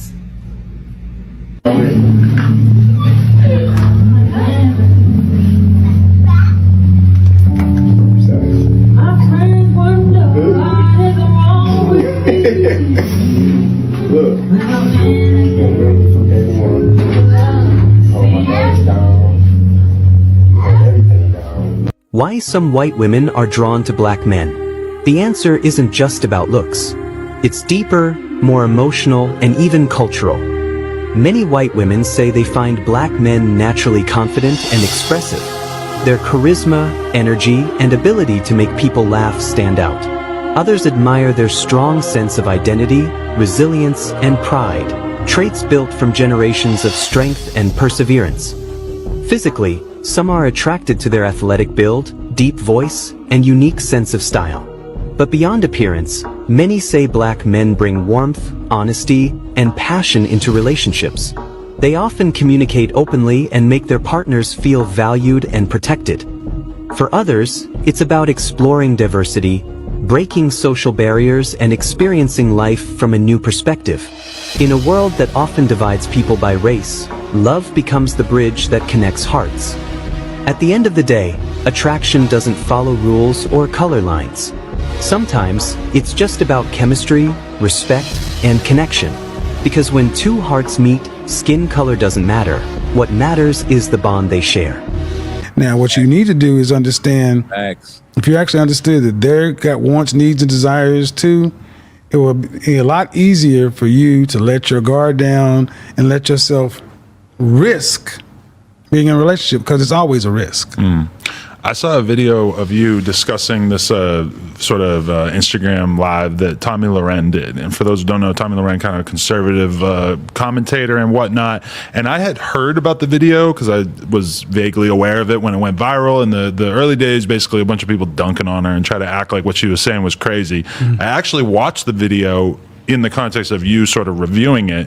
And I mean, what she was saying was unbelievably commonplace, obvious shit. She was basically saying, if you're a guy and you want to be with me, or any of my friends who apparently also have good things going on for them, who are accomplishing something, don't do this, this, and this, because these are things that are going to make me not take you seriously. And as a person who's now in a relationship, I'm listening to her talk, I'm like, of course, if I was a guy and I wanted to win over this girl, you're going to not want to do anything disrespectful to her. You're going to not make it obvious that you're just trying to hang out with her at 2 o'clock in the morning because you just got home from the bar, etc.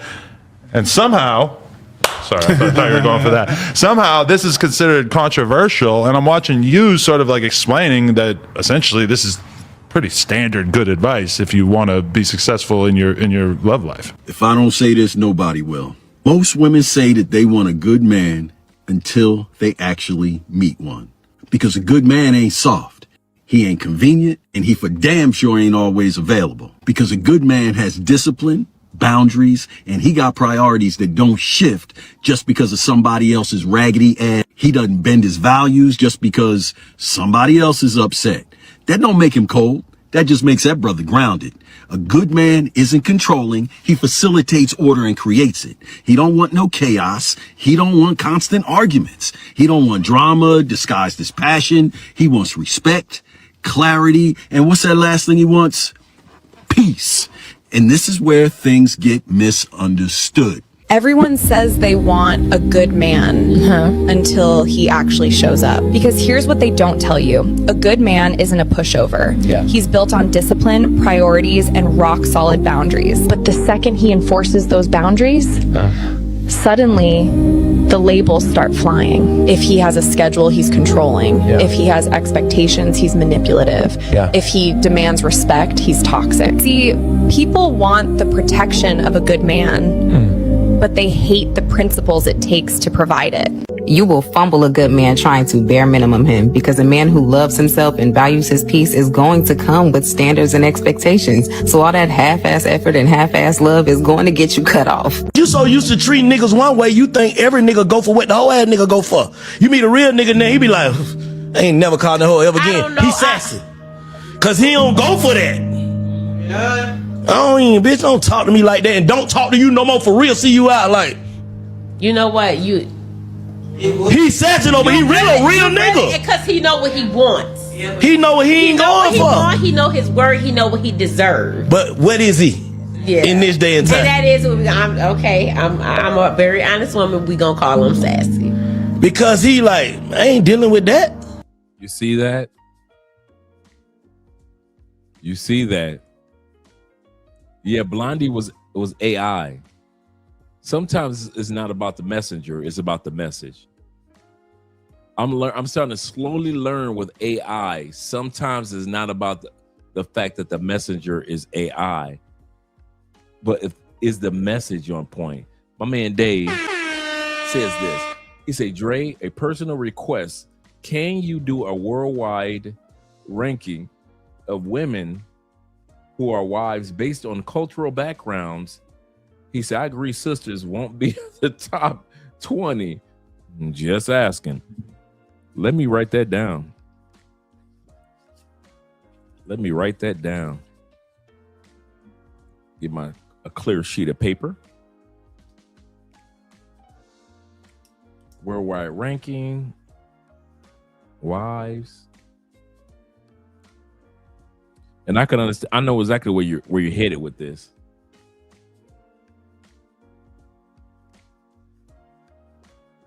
But that's a good point.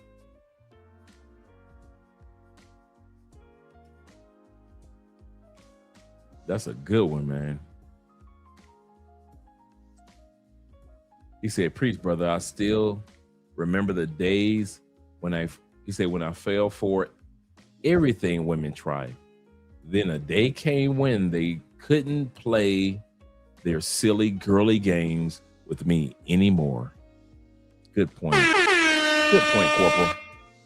Let's continue on, gentlemen. But you used to a nigga like, what, babe? Like, woo.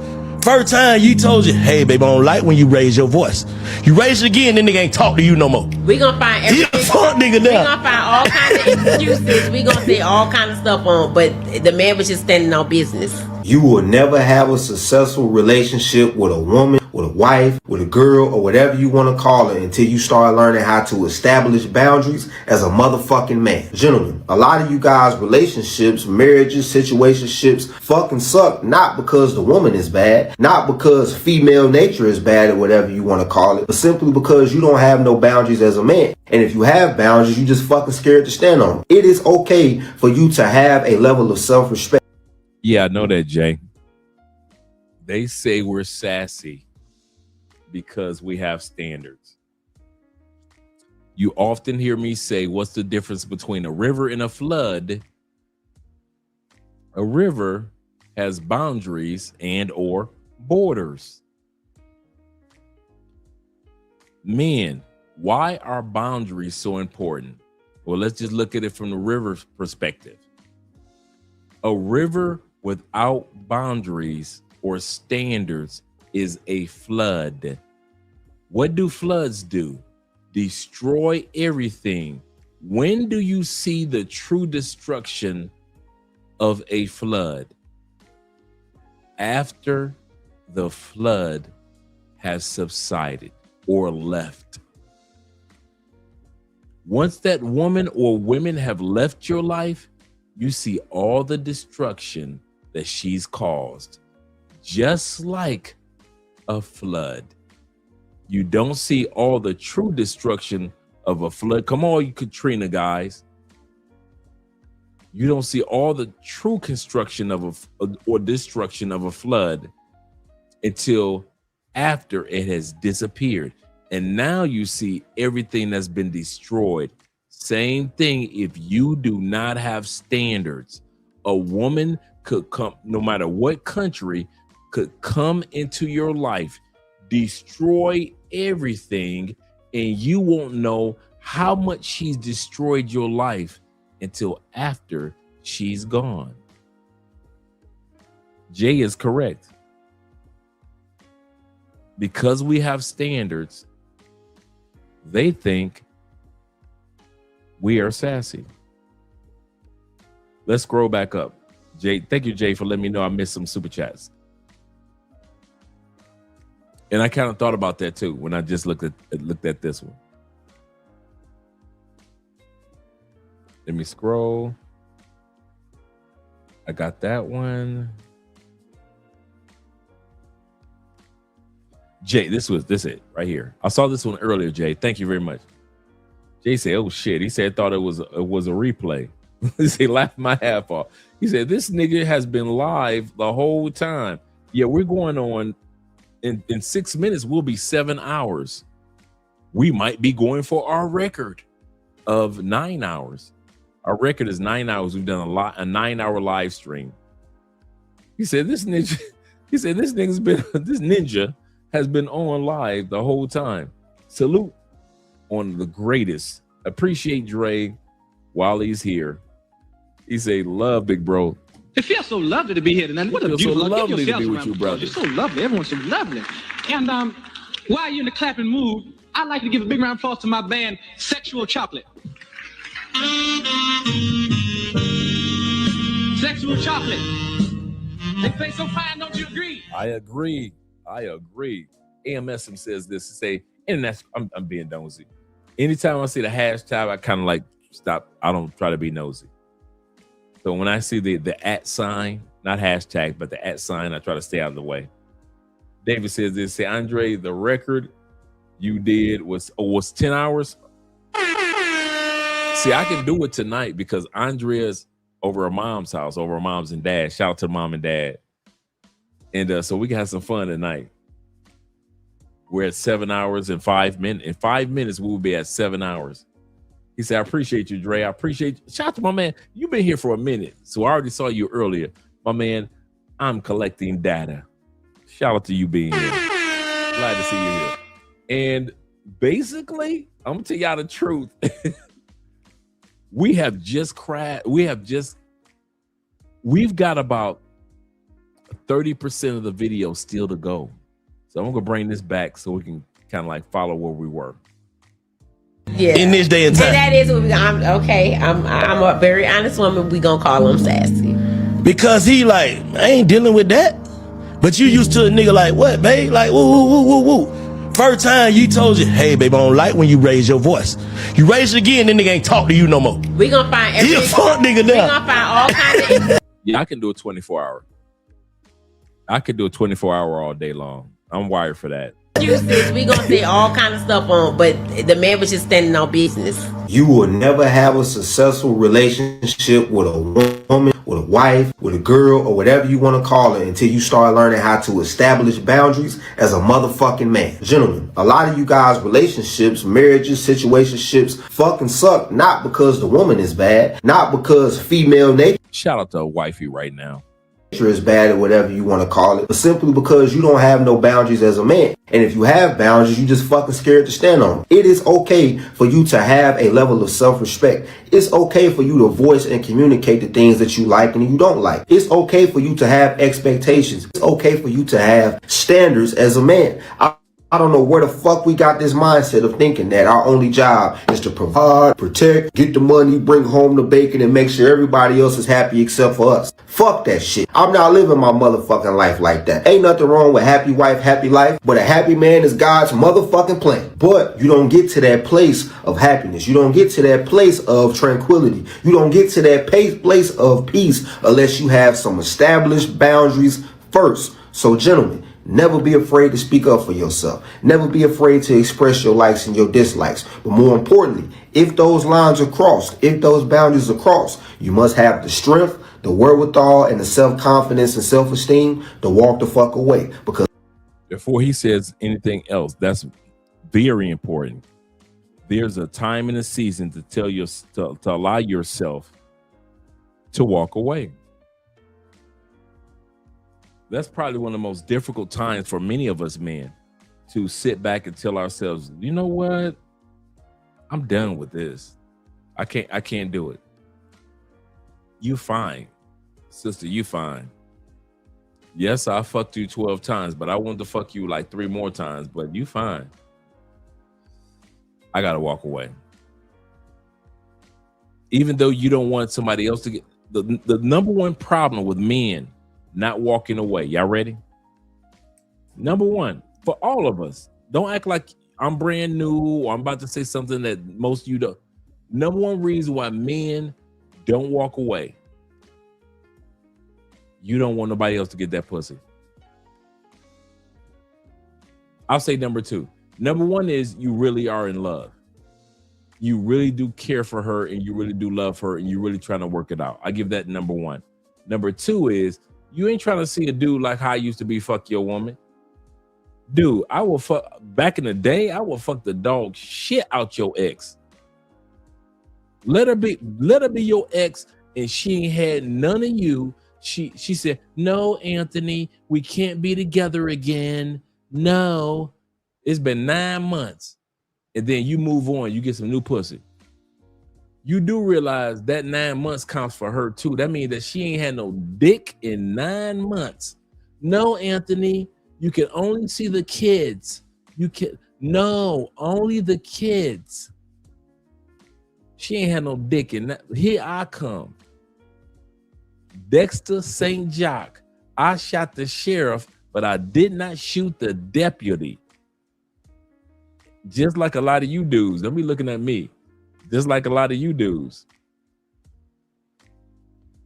And you walk your tail up in there and you beat that coochie up. She ain't had nothing in 9. Shit. I know y'all got that imagination like, what? Somebody else gonna get this? Yes, somebody else gonna get that. Why your kids in the other room? I'm sorry. Truth be told, your kids are in the other room, okay? Your kids are in the other room. He said first, not wanting another dude to smash. 2 is love. Absolutely correct. Okay, that's okay. You say it's the other way around. Okay, I'll say that. I agree with that. My brother says, shout out to Corporal. He says this. He said, she wants me to, my bad. She wants me to let you know that she makes a homemade bourbon rum and vodka. Ooh. I would love to have a bar of that soap. I ain't gonna lie to you. I would love it. Oh man, I know the scent of the whole thing would be so good. Shout out to her. Yes.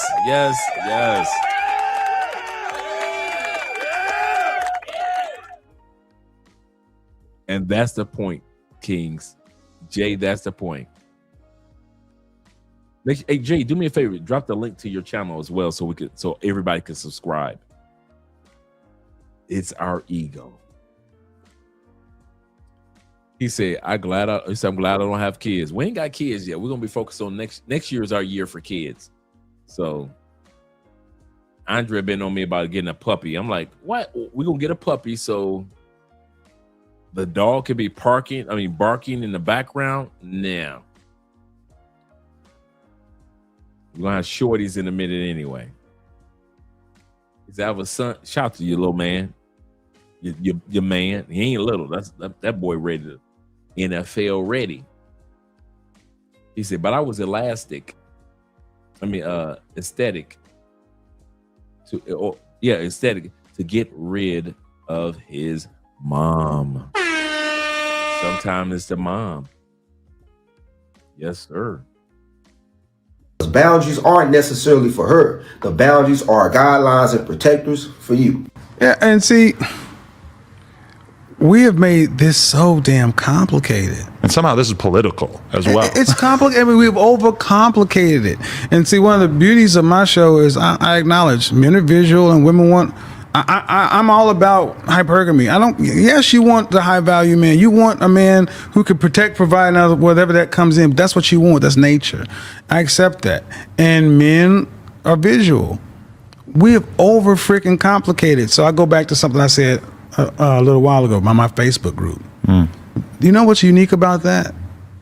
I just picked I just asked some basic questions. How old are you? Your marital status? Do you want to be married? Do you have any kids? And then I just went and verified, where you work. I don't care where you work, but that's it. And from the women, I picked women who are feminine, beautiful, and reasonable. That's it. I'm not a matchmaker. I'm not a love demigod, but I truly believe in human nature because image is human nature. I took men and women who were like-minded, and I did something novel. I put them in a room together. Right. And I said, here's what we're going to do. All the stuff that's outside, we're not going to bring any of the salacious, stuff that's just going to be openly controversial.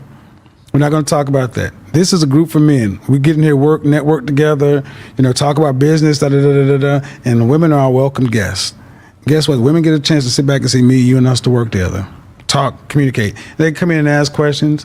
I was like, you got to be able to be willing to answer questions because this is a different kind of woman. She's already admitted she's feminine, and she wants to be cooperative and work with a man. Guess what? Couples are getting together left and right in there. I'm like, you leave people alone and we will sort ourselves out. It's called assortative mating. Stop, just let people be. But we've tried to engineer relationships based upon these false standards. Facts, international quiet storms. I'm trying not to live the life or talk about the life of the past like I used to. Oh my gosh. I call it midnight madness. He is not lying. He is not lying. Or standards, I won't say things that create a narrative that ultimately doesn't make either side very happy. White woman speaks on her dating life dating black men without there being an White woman speaks on her dating life dating black men. And I kid you not, she is tired of black women. Once again, white woman speaks on her dating life dating black men. She is tired of black women and their comments and white men and their comments.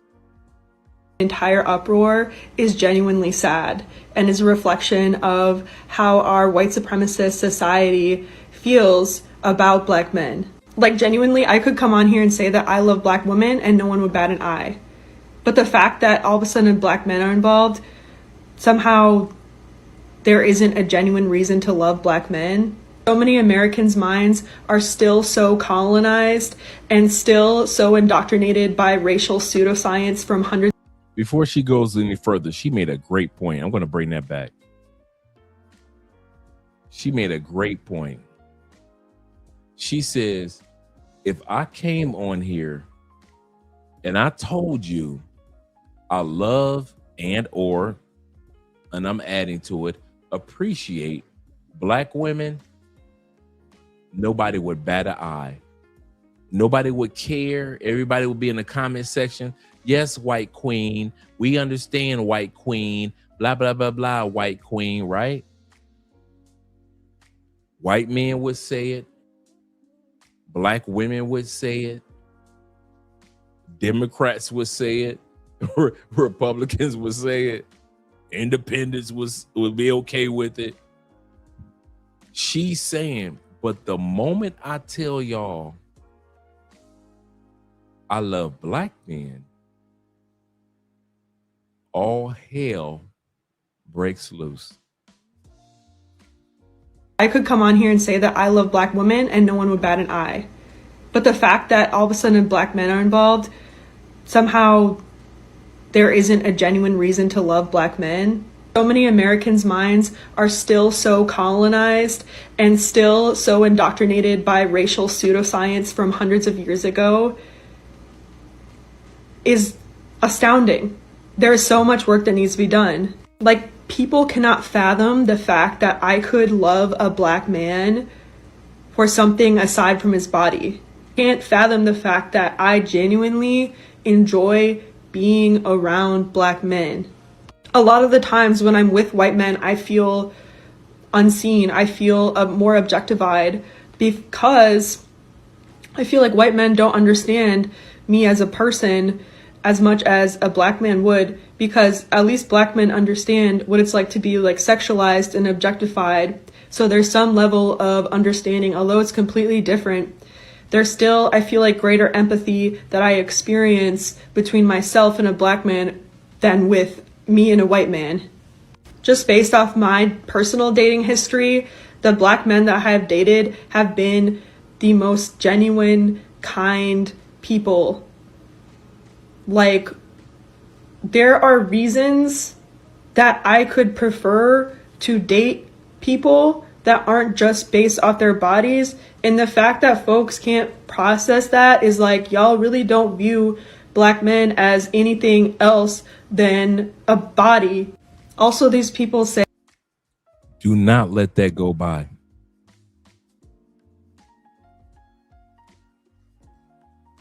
I've said this in the past.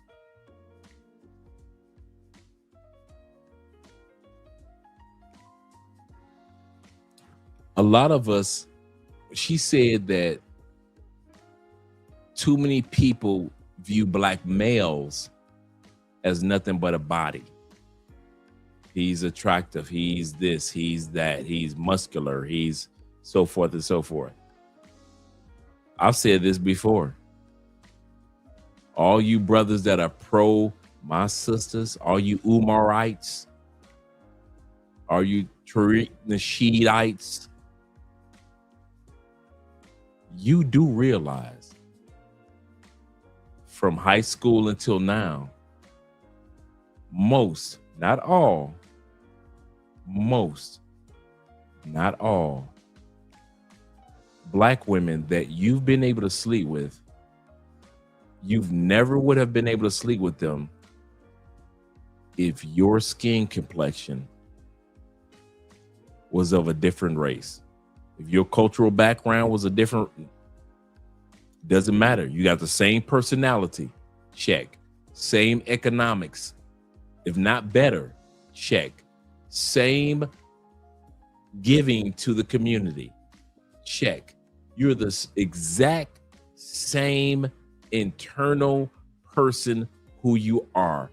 Nothing is different. Same sense of humor, same mindset. You read the same books, everything. Nothing's different about you except your hue.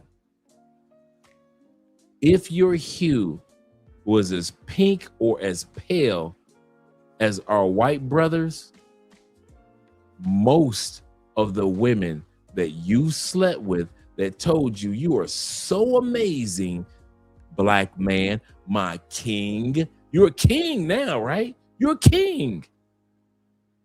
Let you had been born under a different hue. King. Kings. Let you have been born under a different complexion. White boy. Same person.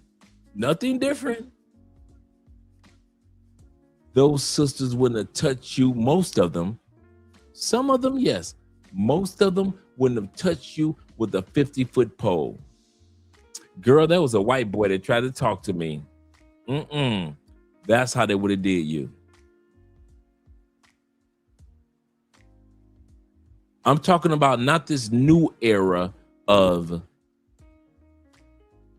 let's get a white man. I'm not talking about all this. I'm talking about when you was a teenager in high school. Let's go back to the 80s. You would not have gotten that sister. Let's go back to the 90s. Ain't no Freaknik for white boys like you. You wouldn't have showed up to the Freaknik in the 90s. Early 2000s, You wouldn't have been with the sisters like you've been. The hundreds of sisters that you've been with, the tens of sisters that you've been with, that wouldn't have happened if you were of a different hue. What's my point? My point is this. A lot of us sit back and assume that the sisters, the queens love you. The you within you. I want to say this again.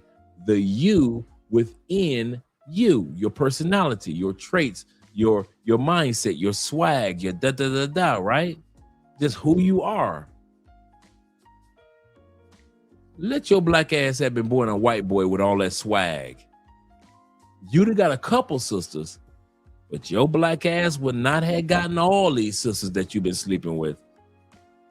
A lot of sisters only slept with you because your ass was black. That was it.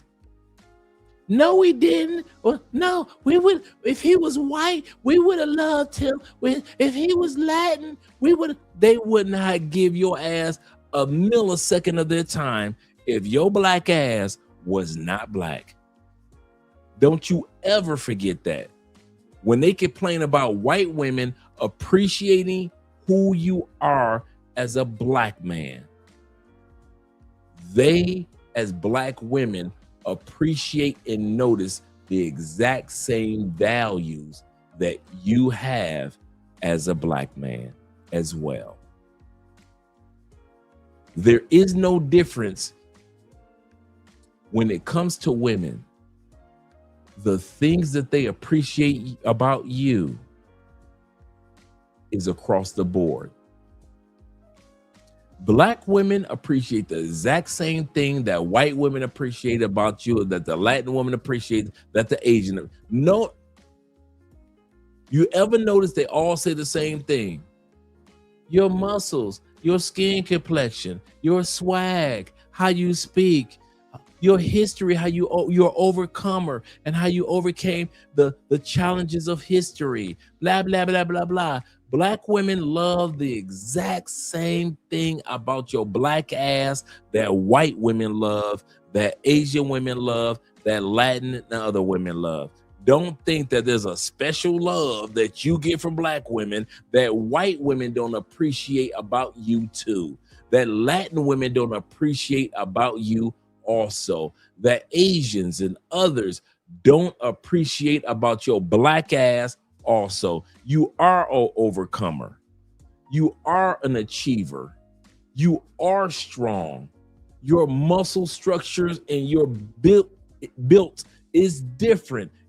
They're correct. Your walk, your behavior, your sense of humor is different. And it is not just for black women. God gave you that ability for any woman. Any woman can be attracted to what you have as a black man. I don't know why we act like all of this was created from God for only black women. No. God sent that to you for any woman that would appreciate it.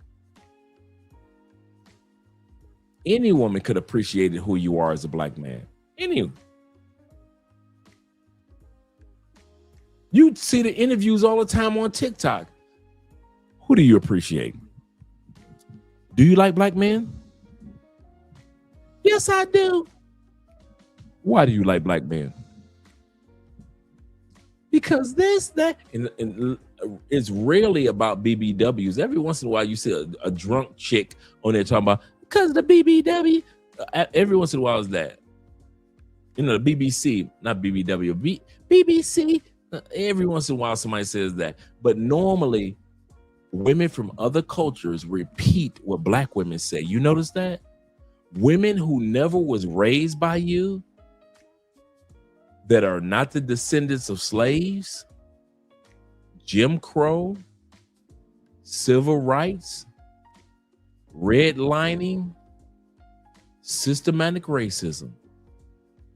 These women still see the beauty and the value in you as a black man, even though they've never experienced none of that with you. All these dudes that's out here trying to, and ladies that's trying to sell you, the only reason you can be a black with a black woman is because she can understand your struggles.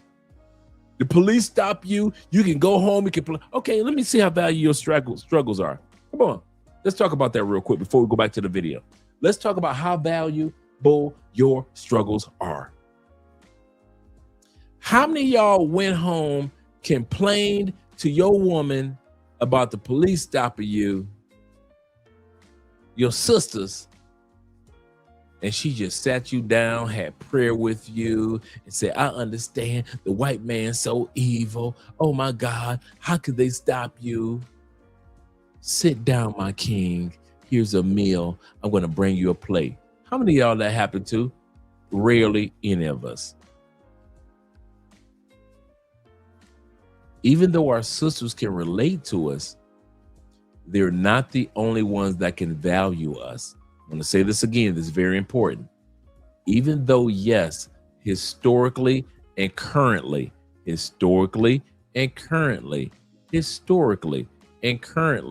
our sisters can relate to us, but they are not the only ones that can value us.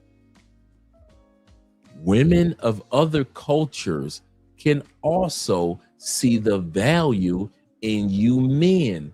That's why it's so easy for black men to get passports and travel to other countries. You know why? Because we know even before the plane lands, we as black men on this planet are valuable. And we are not just valuable to black women. We are valuable to them. They are valuable to us, but we are not only valuable to one culture, one race, and or ethnicity. We're not. We're valued around the world. We don't have to be, and here's the part about black men. We ain't got to be valued in masses. Y'all ready for this? Here we go. For all you dudes that travel, did you give a damn if all the French chicks want to fuck you or if just some French chicks want to fuck you? Did you give a damn if all the Philippine women want to sleep with you or just you care the ones that you want to sleep with you? What about in Thailand? Did you care if all the Thai women want to sleep with you or just the ones that you want to sleep with you? What's my point? We don't go to countries looking for all the women to value us, just the ones we want. If I go to Switzerland and I'm single, I only want the Swiss women that I want to fuck to value me. I don't need all the Swiss women to value me, just the one I want to sleep with to value me. If I take myself to other Scandinavian countries, if I'm going to Turkey, if I'm going to the EU, I mean the UAE, I don't care if all the UAE women want to sleep with me. All I care is that I want her and I want her. Now, if I was single, her, and her. I don't give a damn about all them other EU women that say, I don't sleep with black men. Okay. I don't mess with black. Okay. My father would be upset. Okay. But that one over there and that one over there and those 12 over there, that's all I care about. I don't give a damn about the whole nation don't want to fuck me. All you care about is the ones that you want to fuck. Are they willing to fuck you? If you are interested in 9 and 7 say yes, that's what black men care about. Yeah. Yes, sir. I shot the sheriff, but I didn't mean to shoot. I didn't shoot the deputy. Yes, sir. That was my line for a while. Absolutely correct. Yeah, we don't be going to other countries sitting around thinking about, I hope all the women like me. I don't give a dude. 90%, 99% of the women in a country can say, I will never touch a black man. Cool. I only came here to fuck 10% of y'all. That average is about 100,000 per country. I'm not about to fuck 100,000 women, but I can fuck within my 100,000. If I go to Argentina as a single man, now I'm married, right? But if I went to Argentina as a single man, not married, I don't need all the Argentina bitches with their racist asses to fuck me. But that 1 to 10%, that like 50,000, 20,000 Argentina women, that's who I give a damn about. Everybody else, fuck them. I don't sleep with black men. Bitch, I wasn't here for you anyway. I was here for the 20,000 that want to fuck me. And I don't need to fuck 20,000 of them. I don't need to fuck 2,000, 200. Just give me 20 of these motherfucking Argentina women and I will fuck them and leave. Real black men are valued around the world. You just don't need all women to value you. You just want the ones that you want to value you. If you think that every woman that you go to, that every country gonna value, get the fuck out of here. You fucking a dog shit out of a French girl, a French woman in an apartment 3 blocks from the Eiffel Tower. Do you give a fuck about what all the other French women care about? Hell no. You care about the one that you fucking tonight, 3 blocks from the Eiffel Tower. Shit. Wasting your time worrying about the yes. No one appreciates me as a black man. Shit, don't waste your time. That I'm stealing black men away, like they don't have autonomy in their decisions. And it's so sad to me because there have been white women have come to me and said, I was thinking about dating black men, but I'm scared of what the white community will think, or I'm scared of being judged by. I love that about interracial relationships. I ain't gonna lie. If you want an ego boost, date a woman outside your race. If you want, if your confidence is low, if you don't feel comfortable, a true story. If you don't feel comfortable within you, and I know people gonna be like, you don't need your ego boost. You should do some other stuff. If you confident within you, then about all that bullshit, right? Then you should already be confident. I'm talking as a man to man. If you want some ego boost shit, date women outside your race. Because of the woman? Nope. Because of you? Nope. Because of other people? Nope. Because that confidence of not giving a fuck about what people think, boy, when that kicks in, you think you got confidence because you got money. Cool. Accomplishments. Cool. Investments. Cool. All that's cool.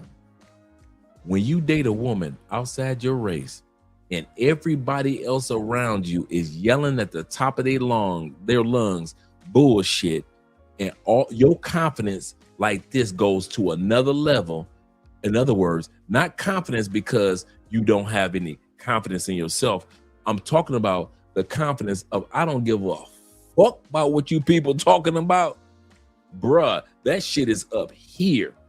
People like myself and many of you guys in interracial relationships, you know, you don't give a fuck about what somebody else got to say. You don't care. Dude, all you brothers, y'all don't care nothing about what somebody else got to say about your relationships, whatever country you land in. I'm with a Romanian woman. All right, cool. If every Romanian in the country says something, you don't give a fuck. You gonna keep on sleeping with your Romanian and then your German girlfriend and then your girlfriend in Qatar and then your girlfriend when you take your ass to South America and then you go to Ethiopia, get some Ethiopian pussy. You don't care what somebody else says. I think that's the greatest gift that you have with interracial couples. Everybody else bitch, cry, moan, complain about the fact that you are with a white woman or a Latin woman or Asian woman, and you like, are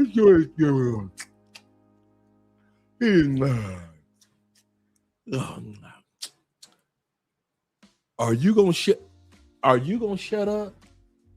You do not care.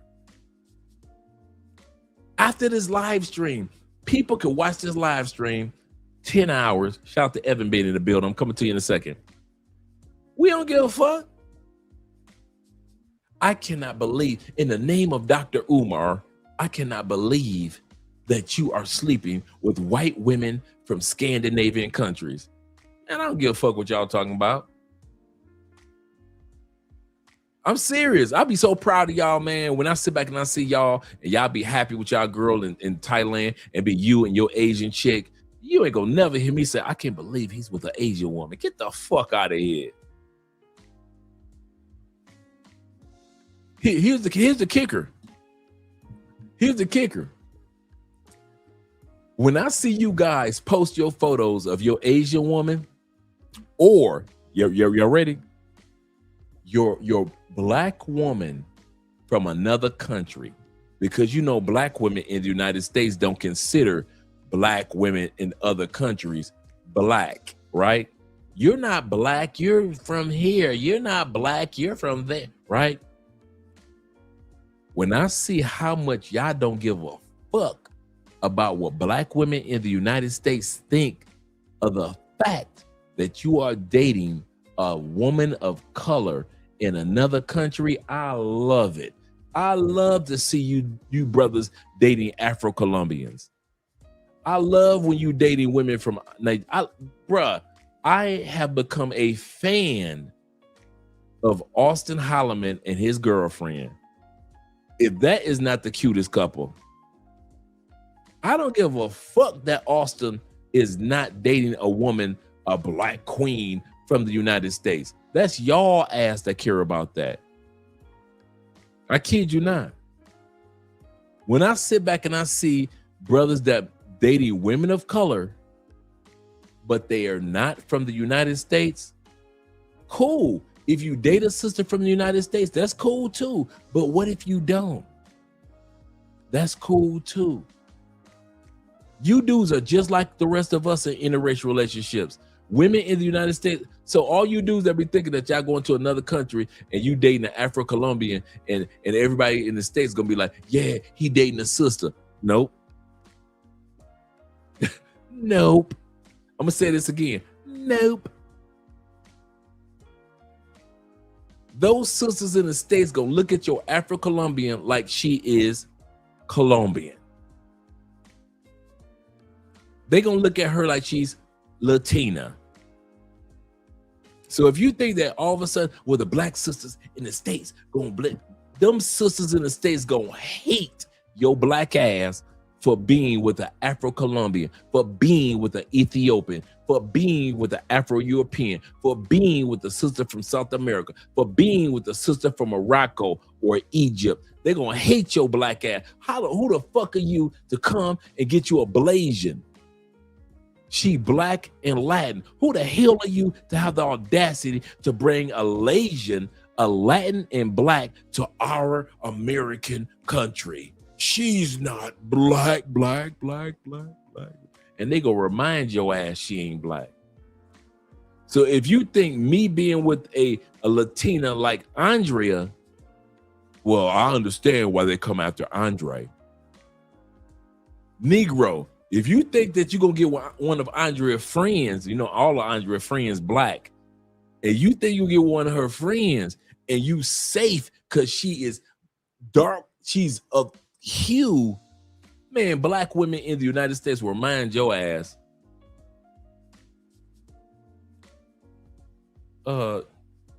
She ain't black. She not one of us.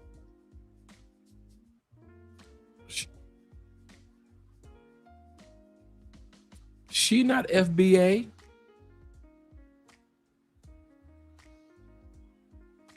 She from Hades. She is Jamaican. She from Turks and Caicos. She ain't black. She from Colombia. She from Brazil. She from Madagascar, Rwanda, South Africa, Mozambique. She ain't black. She Blasian. She from Philippines. She's from Thailand. She ain't black. Them sisters will remind you. So all you do is that think that you're not in an interracial relationship because you're dating somebody of this hue. Black women in the United States don't judge by this hue. They judge your ass by this hue if you were born or if your woman was born in the States. Yep, the plantation bros can have these masculine Western women in the West. Shout out to Evan in the building. He say Dr. Umar is a simp. Yes, sir. He say black women and simps love him. Kevin Samuels was a tiger. Absolutely correct. Us passport men, players, tigers, and lions. Yes, sir. Respect and support the Godfather. Dr. Umar is, well, that male hyena. Rest in peace, or rest in power, warrior tiger, Kevin Samuels. Yes, sir. Yes, sir. You say, man, the plantation bros can sleep with, stress out, and suffer the consequences with them all, or with all of them white backs. Well, statistics, he's right. Let's go back to the video, gentlemen. Deep Soul says this. He said, "Oh man, I haven't paid attention to Austin in a while, and he's married. All right, no, I don't know if they're. No, I don't think they're married yet." Austin said on one of his shows that they're going to talk about it this year, and they may be initiating it next year. I kid you not. She is perfect for Austin. She is the sweetest. Now, I've seen Austin with women come, women go. She is, if he fucked this up, and I mean this, they're flying all over the place. They're in Asia right now. They just landed like last week. And I kid you not, man. He has matured. Austin said, since I've been with her, I don't drink as much. I have changed. I can see the metamorphosis of, cause you know, Austin like 28, 29, if not 27. And I can see, and I knew this was coming. I'm gonna tell you this. I knew this was coming. You know, I saw Austin. I got a chance to meet Austin when he came here to Cali. And so I picked him up from the airport. We hung out for a few days, took him back to the airport. And I'm gonna say this. A lot of times your favorite YouTubers are completely different in real life. A lot of your favorite YouTubers are completely different in real life. Ace Live, quiet soul. And you think Ace was animated like he is on in real life? Ace is not like that. Quiet soul. Austin, controversial. He'll say something just to say it. In real life, one of the most respectful, focused, almost has a nerdy side type of guy that you'll ever met. He's completely opposite of what you see on camera. And to his girlfriend is him in real life. Her animated, her quirkiness, her fun lifeness, her just enjoying life. That's the real Austin that you guys don't see on camera, because you see that kind of like serious side of Austin. She is him that I met. That's real Austin Holloman.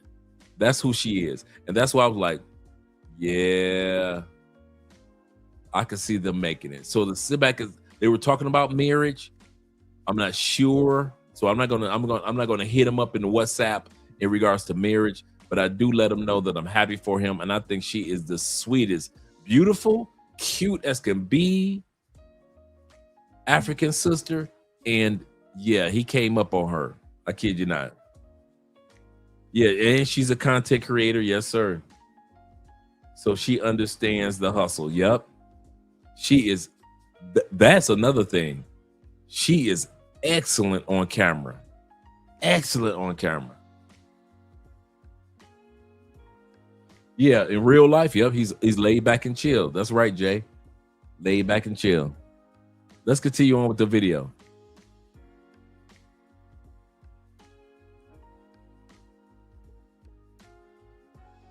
White people, and it's like, that is so sad.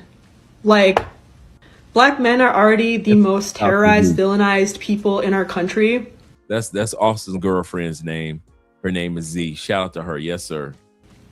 And the fact that they aren't allowed to have genuine love towards them, or it's not even understood that they could possibly be lovable people, is insane. So yeah, this is why I'm so passionate about it, because like literally like white people refuse to talk about these things, and it's like, if we continue to just be silent on things because we're afraid we're gonna be a bad person for slipping up somehow, like nothing's gonna change. Let me tell you something. It is more taboo, and I've said this before. It is still more taboo to see a black man with a white woman than it is to see two niggas kissing. They will put gay motherfuckers on. Don't let that slide. Before we talk about sponsor Evans, shout out to Evan. He said today, and we talked about this earlier, that is more acceptable to see two men kissing mainstream media than it is to see a black man and a white woman kissing. Now let's go to our brother Evan with the $100 support.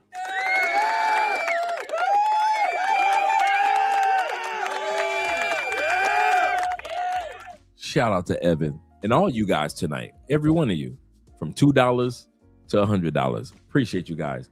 He said, I don't give a damn what people think of my preferences in women. Bro, I'm just like you. I am so... I'll come back to you, Evan. I am so much like you, brother. I don't give a damn. I'm like Evan. Real life happens. It's cool to be on YouTube and all that. Bruh, in real life, I'll give a dude. It could be 4,000 sisters standing in front of me face to face. I don't give a, bruh, I'm gonna be with Andrea. Once them sisters walk away, guess what I'm gonna be with? Andrea. I don't give a fuck about what sisters in the States talking about. I don't give a fuck about what sisters in Colombia talk about, sisters in other countries talk about. They all give me the same look. Every country I go to, sisters be looking like, so you, I don't give a damn. You think I don't get that from sisters in Cuba? The same look, the same. If you think, brothers, if you think that the sisters in the States are the only one that give you that damn look like, so you with the white girl. Sisters in Colombia and Brazil will do the same thing to you. Sisters in Cuba will do the same thing to you. Sisters in DR, sisters in Africa and Europe will look at you like,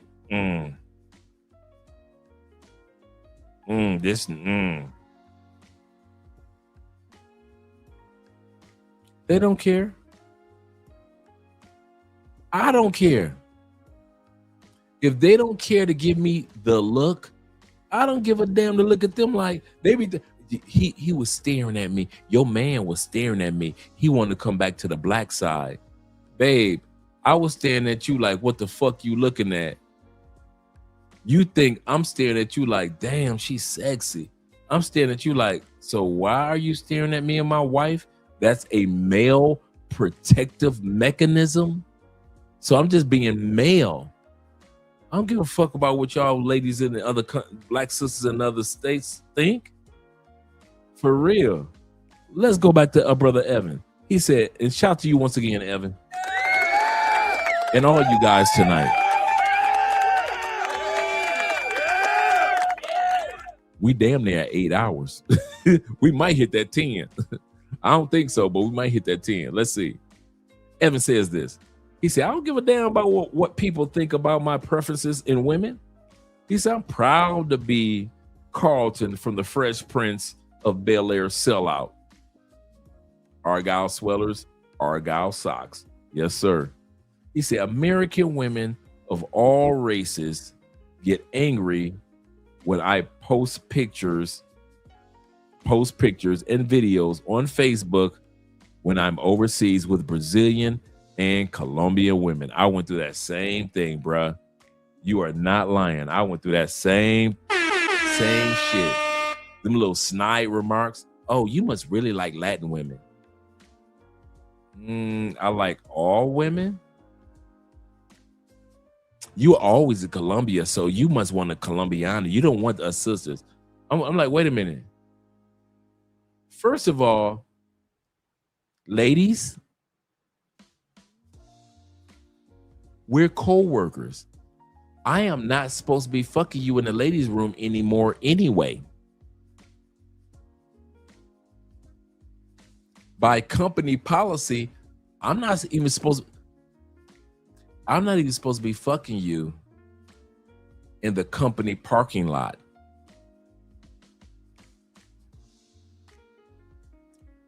What are you talking about? Why are you saying you must don't like sisters anymore? You keep going to Colombia. First of all, just like Evan said, that ain't none of your damn business. Secondly, I don't give a damn about what you think. My co-workers, I never even thought about this. It took my co-workers, true story, about a year and a half. It took my co-workers a year and a half to come to the conclusion Andre does not give a fuck about what we think. True story.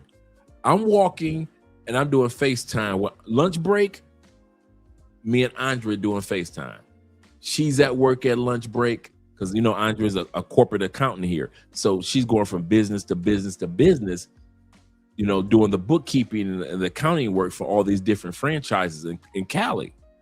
And so when Andre's on break, she would tell me, so I would take my lunch break at that time period. So I'm on lunch break and people would see me walking. Bruh, the campus might as well have been empty. The college campus that I worked on. I didn't give a fuck about what the sisters was thinking. I'm on my phone with Andre and we chopping it up and I got my earpiece in and we just laughing. Till it got a true story. When I would sit back on my desk, my coworkers finally would see Andrea. Like sometimes I take my lunch break at my desk. They would walk by and see Andrea and they would speak to her. They finally came to the conclusion, Andre, just like Evan, does not give a fuck about what we think about who he dates in what country. You are going to get to that point where you don't care about what mom and them are talking about. I love you, mom. Dad, we love you, dad. Sisters, cousins, their little sneak remarks.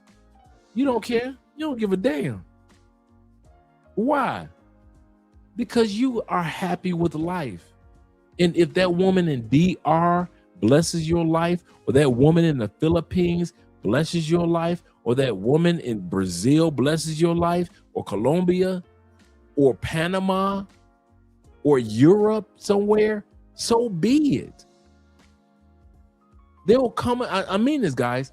there'll come a time where everybody got some slick ass remarks to say, but once they see that you're serious about leaving or enjoying, let's say you didn't leave the United States, but you just enjoy your travels in another country, all the little slick ass remarks come to an end. You know why? Because they know they can't move you and you don't give a fuck. Just like Evan. Them little slick ass snide remarks, that shit come to an end, bruh. They realized we had, I kid you not, we had Secret Santa, right? My Secret Santa, you know what my Secret Santa got for me? Salsa lessons. They knew I was going down to Cali a lot. And they were like, they found out, did the homework, found out that Cali was a capital of salsa dancing. And they got me salsa lessons. Only one problem. And it's in Florida. Florida taught Puerto Rican salsa dancing, not Colombian salsa dancing. And so I was appreciative. That's the first time I told this story. I never told this story before. I was appreciative, but I'm thinking to myself, I am not going to learn Puerto Rican salsa, which is excellent salsa. Don't get me wrong. And most of the music comes from Puerto Rico. But I was like, yeah. Okay, what's the difference? I'll give you one thing that's different so you guys will understand. New York salsa, to the front, to the back. Puerto Rican salsa, front to the back. You dance forward, you dance backward. European, front to the back, spin, so forth, same thing.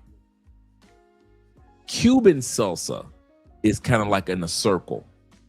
That's why you can have, in Cuba, which I love, they can have 4 or 5 couples dancing in a circle with each other.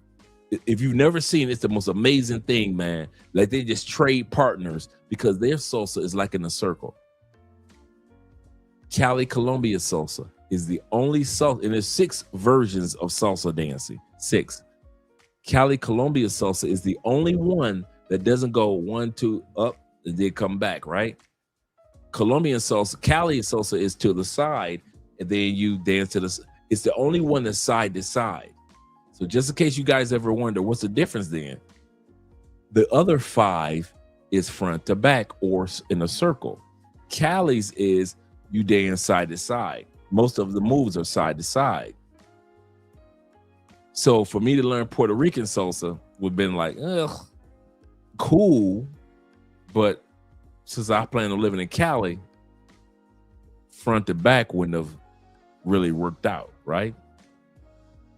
What's my point? My point is your coworkers and your friends will realize that you don't care about how they feel and what they think about what you are doing when it comes to your travels, just like my brother Evan said. And then they will back down and they will sit back and not appreciate, but almost respect what you're doing when it comes to your travels. He said, just like Detroit stepping. Yep, Detroit stepping is different from Chicago. I kid you not. Detroit stepping helped me out a lot here in Cali. I did not realize how much Chicago stepping, my bad, Chicago stepping compared to Detroit ballroom, because we do ballroom in Detroit, but Chicago do step. It's the same kind of like genre, but we do step ballroom in Detroit, ballroom dancing. We used to call it hand dancing because you dance with your hands. And I kid you not, he's absolutely correct. A lot of the steps I picked up from stepping, as a kid. It's kind of funny. When I started doing salsa lessons, it was the same steps. I was like, oh shit, I got this. He said, man, it's 4 a.m. here. Kings of Dreams said, Dre Wild. So it's 4. Okay. Let's get some clarity. Help me out, guys. So when I do the next live for tomorrow. Right now, it is 2:42 in Colombia. So I'm behind you guys an hour. In other words, tomorrow, when I say 6:30, the live stream will be at 6:30 like it normally is. Will that be for me 5:30? Let me know. Will that be for me 5:30? And Bobby says this. Shout out to Bobby Coltrane. All you guys has been hanging out with your boy. He said, yeah. He said, knowing how the Chicago style helped me to fake my way through salsa at a party. I kid you not. Me too. I thought it was just me, Bob. Hey, Bobby, I thought that was just me. When Andrea family would drag me on the dance floor, bruh, Chicago stepping, that helped me out like until I really got my salsa steps down packed. I bullshit you not. You are 1,000% correct. 1,000% correct. I thought it was just, I never said anything.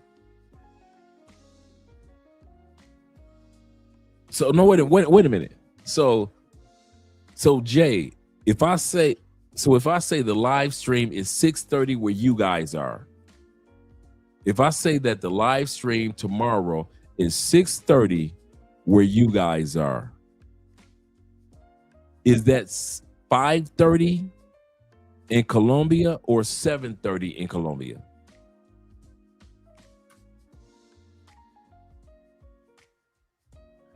Evan says this. He said, I'm going to send you a couple of photos to your email of women I've been with in Colombia and Brazil. Hey, you know me. I always celebrate when a man is celebrating. So 5:30 in Colombia. So tomorrow's live stream for me would be 5:30. For you guys, it would be 6:30. So I keep it at 6:30 with you guys, but I know to be in front of the camera at 5:30. Okay, cool. Hey Jay, I remember you mentioned that last week. Hey Dre, don't forget there's daylight savings time tomorrow. And I was thinking to myself, like, I mean, not tomorrow, but next week. You said Kings of Dreams. Shout out to James. He was telling me last week. He said, hey, Dre, next week is gonna be daylight savings time. Okay, cool. All right, Jay, appreciate that. Tevin in the building once again. He said, he said it's 11:44 p.m. It's about to be daylight savings in an hour and 16 minutes. So you California dudes. Yes, sir. Let's continue on with the video. We ain't got a lot of times left on the video, but we got some time left on the video. So let's go back to what these brothers were talking about. And I'm with you in regards to that, Evan. I kid you not. I'm with you in regards to this one. Shout out to Brazilian and Colombianas. Be a bad person for slipping up somehow. Like nothing's gonna change. Let me tell you something. It is more taboo, and I've said this before. It is still more taboo to see a black man with a white woman than it is to see two niggas kissing. Damn. It's more taboo on camera to see a black man with a white woman than it is to see two black men kissing. That's wild. That's wild. They will put gay motherfuckers on TV all day. Okay. Yep. But they still, if they shoot black man and white woman together as a family in a commercial, you never see them touching. You never see them together. They will go as far as to show you a black man with a mixed kid and a white mother and a picture on the refrigerator. They just talked about that, how when white women love black men, just know it's sincere. Think about all the rude comments, the stares, all types of crazy things you could think of that a white woman would have to go through in order to love a black man. I really think it's so unfair how people overlook the fact that our black men are being treated correctly by white women. How can you not accept that? How can you disagree with that concept? I think our white women deserve a shout out because there are so many black men who do not get treated correctly in relationships. And if a white woman steps up to the plate, I think they deserve way more recognition, and I think we should celebrate them. Over the course of my shows, I've oftentimes had women call in and say, "We don't like your tone. We don't like your tone. We don't like your tone." And when I say, "All right, if you don't like my tone, who does it better?" And on 2 or 3 occasions, women have called in and said, "We prefer you like Dr. Umar Johnson." And I joked. And one time I made a clip. I was like, "So you want me to talk to you like Dr. Umar Johnson?" And I kind of did an impression of him and some guys who are kind of in his sector.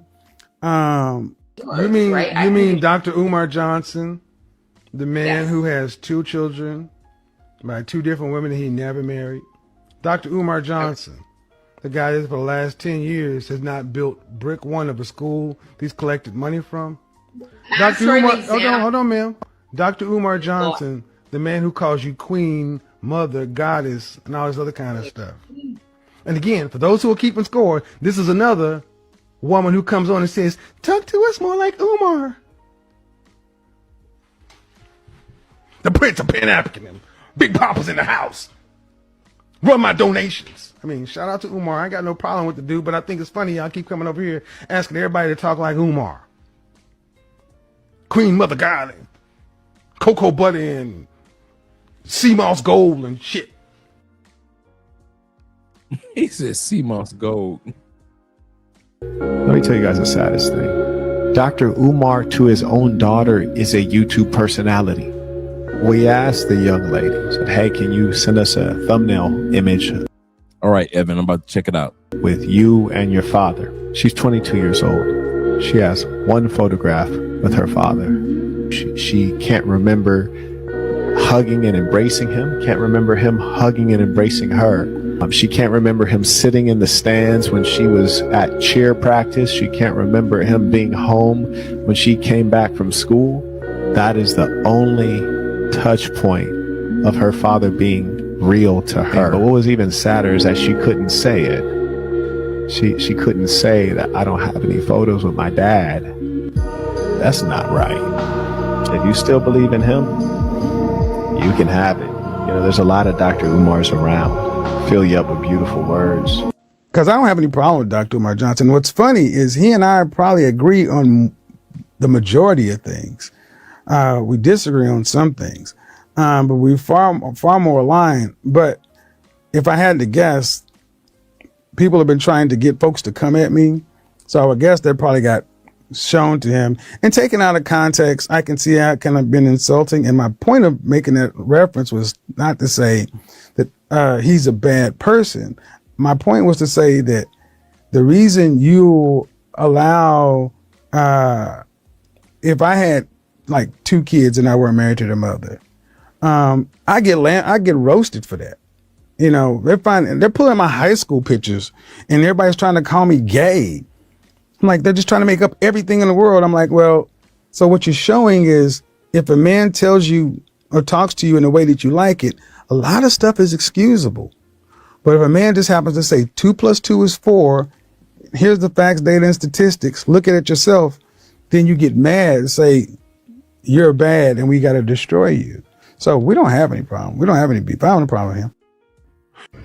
This is actually true. I had a video that I published a few weeks ago where this woman...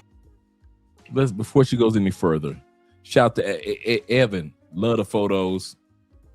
Anytime the woman is smiling just as much as you are smiling, I love it. I love seeing a woman smile because you made her smile. I appreciate that, man.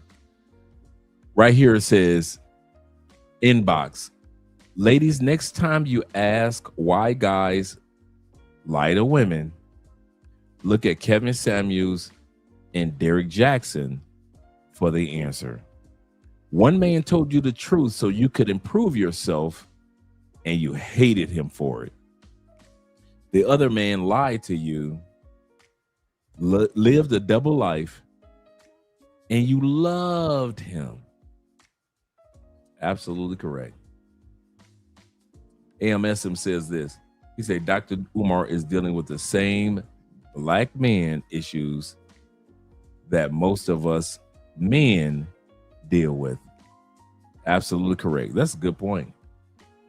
Women is asking, why doesn't society tell women the truth? And I couldn't believe she asked that, number one, because this proves to me women do hear the truth, and when they don't like it, they deflect, they sign language, and they get triggered. That is exactly what Kevin Samuels did. He triggered women with the truth. Derek Jackson, on the other hand, Dr. Umar, Steve Harvey, they like to give women hopes and dreams and beautiful lies that does not require accountability. If there are certain things in life that you want, it comes with a level of accountability. Thanks, AMSM. He say Dr. Umar is dealing with the same baby mama issues. This is true. That's even more true. Baby mama issues that most of us men deal with. Absolutely correct. It's crazy. And that is why Kevin Samuels was hated so much. Miss me with the race loyalty bullshit. Nobody in this world has hurt me more than a black woman. From the day I came out the womb, you ain't gonna be shit like your damn daddy. The mother of our children, the mother of my children, keeping me away from my child, parentally alienating me. Even the women in my family that share the same blood. These are the same people that supported the woman from keeping me away from the child. Black woman. Women that I've dated, making me out to be a monster, saying that I'm just domestically being violent to them, when it's really them starting the fights, pulling out knives and some more shit. Being accused by strangers, black women, of being a child molester just because they don't like who I was or who I am or how vocal I am, whatever my personality is. It's always black women behind some bullshit, man. So I can't be advocating to be loyal to them. Miss me with the race loyalty bullshit. Nobody in this world has hurt me more. I replayed this just to let you guys see the comment section. A lot of guys would see what he said and was like, man, damn. He said the women that did him wrong was black women. And we'll think about our moms and our aunties and say, no, that's not true. That's not true at all, because if it wasn't for the black woman, blah, blah, blah, blah, blah, right? So what I did was I replayed this and I took comments. I took comments, and this brother had over, if I'm not mistaken, way over 1,000 comments. I might be mistaken. One brother said, since I stopped dealing with them, my life is elevated to places I didn't know it could reach. Another brother said they tried to get me fired. They tried to get you fired at work. More than a black woman. From the day I Let's came continue out the on. womb, you ain't gonna be shit like your damn daddy. The mother of our children. That's it. The amount of comments. This brother just posted this. This is not over some years. This is I'm talking about like within the last week. This brother posted this within the last week. 1,300 so far. 1,037 comments, not 300, but 1,037 comments. A brother said, damn, I thought it was just me. That was 3 days ago. Another brother 4 days ago said, are they not our partners? You sit back and you see this, and you hear what the brother said, and you think to yourself, like, man, it can't be that bad, man. He might be bitter. Until you see what other brothers have to say. Another brother said the sad part is he's not telling no lies. That's the sad part. Another brother named Tim said the same. All of my 56 years, black women have told me I'm too nerdy, I'm too nice, not good enough for them, etc. I am over it. This is in the comment section, gentlemen, of black men. When this brother said this was nobody saw this coming. The woman from keeping me away from the child. Nobody saw this coming. Black woman. Women that I've dated. That's the sad part. Making me out to be a monster. Another brother, Danny, said, I love my black women. Another brother said to him, careful saying that in public. The devil's listening. The devil is listening. Being violent to them when it's really them starting the fights, pulling out knives. That's the crazy part. Another brother said this. He said, my mom told me I was his black mama. Your mama black. Your mama is black. Brothers, your mama is black. How you can't love all the black queens? Your mama is black. This brother said, my mama told me I was a one-night stand accident. So I feel you. I didn't get the part about how about a Monique, but Edward said this. That's why I stay away from them. That's why I stay away from them. You brother said, it's true, it's draining, it's like being scoped. Wow, damn. He said, women in our family won't even serve me a plate of food. A house full of women. You ain't alone, brother. You ain't alone.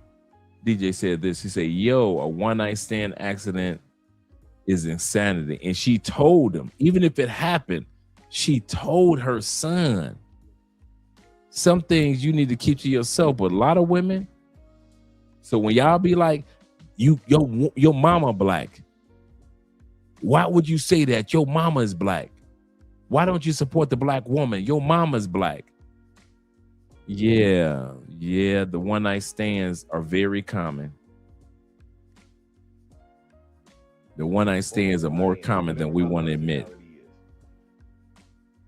One brother said this. Here we go. Y'all ready? I refuse to date or marry another sister. I prefer to be single until God, Yahweh, puts me with a woman that he has designed for me.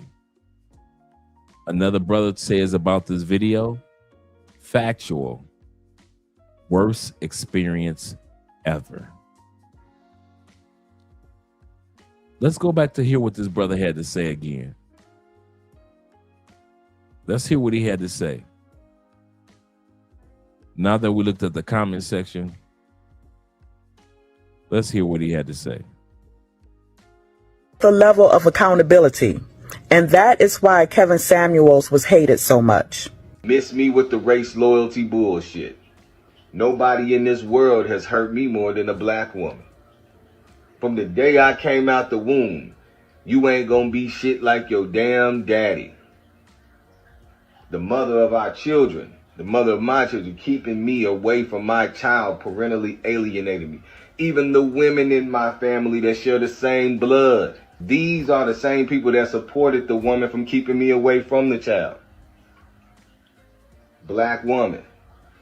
Women that I've dated, making me out to be a monster, saying that I'm just domestically being violent to them when it's really them starting the fights, pulling out knives and some more shit. Being accused by strangers, black women, of being a child molester just because they don't like who I was or who I am or how vocal I am, whatever my personality is. It's always black women behind some bullshit, man. So I can't be advocating to be loyal to them. Miss me with the race loyalty bullshit.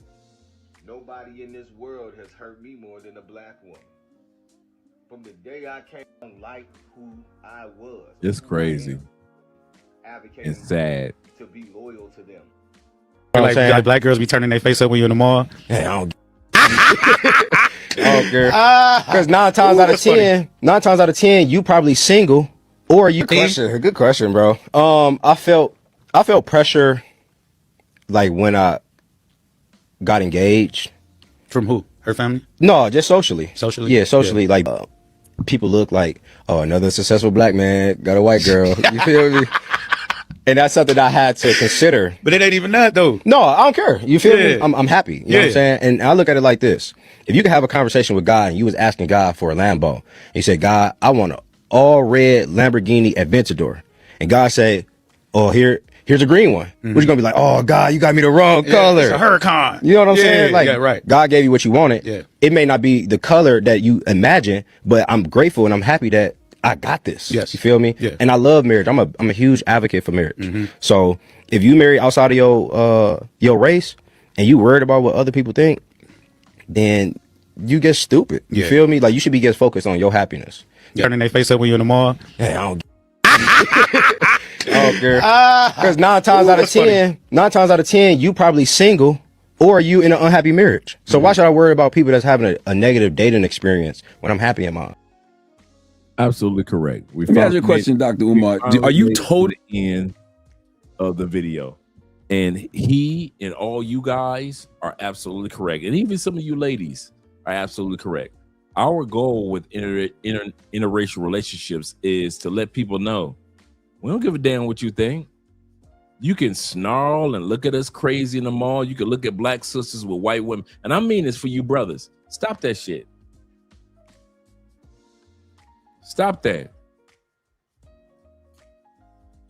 If you see sisters with white guys or Latin guys and they're happy, stop all that looking at them like they're crazy.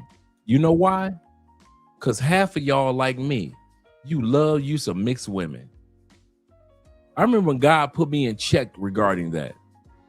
A true story. I used to be one of them dudes, oh, she's with the white man or she's with the Latin man. You know what God told me? Just one straight statement.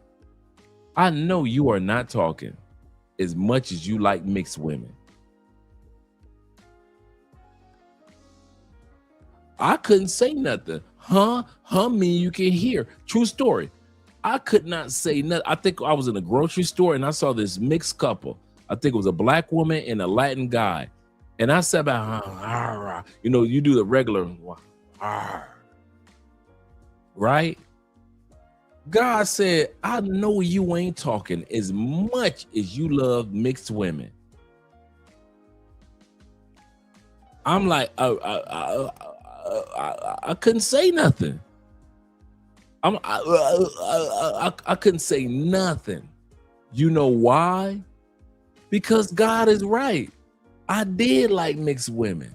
I like women that are black, but I like women that are black and I like women that are white, but I like women that are white and. So who the hell am I to keep mixed couples from keeping the mix going? Seriously, I kid you not. I was like, oh, yeah, that makes sense. Who am I to sit back and say, I want a Blasian woman, but bitch, if a Latin or black or Blasian woman, if a black and I see a Latin or Asian man, a black woman, Asian man, I like late Blasian women, they gonna have a Blasian baby.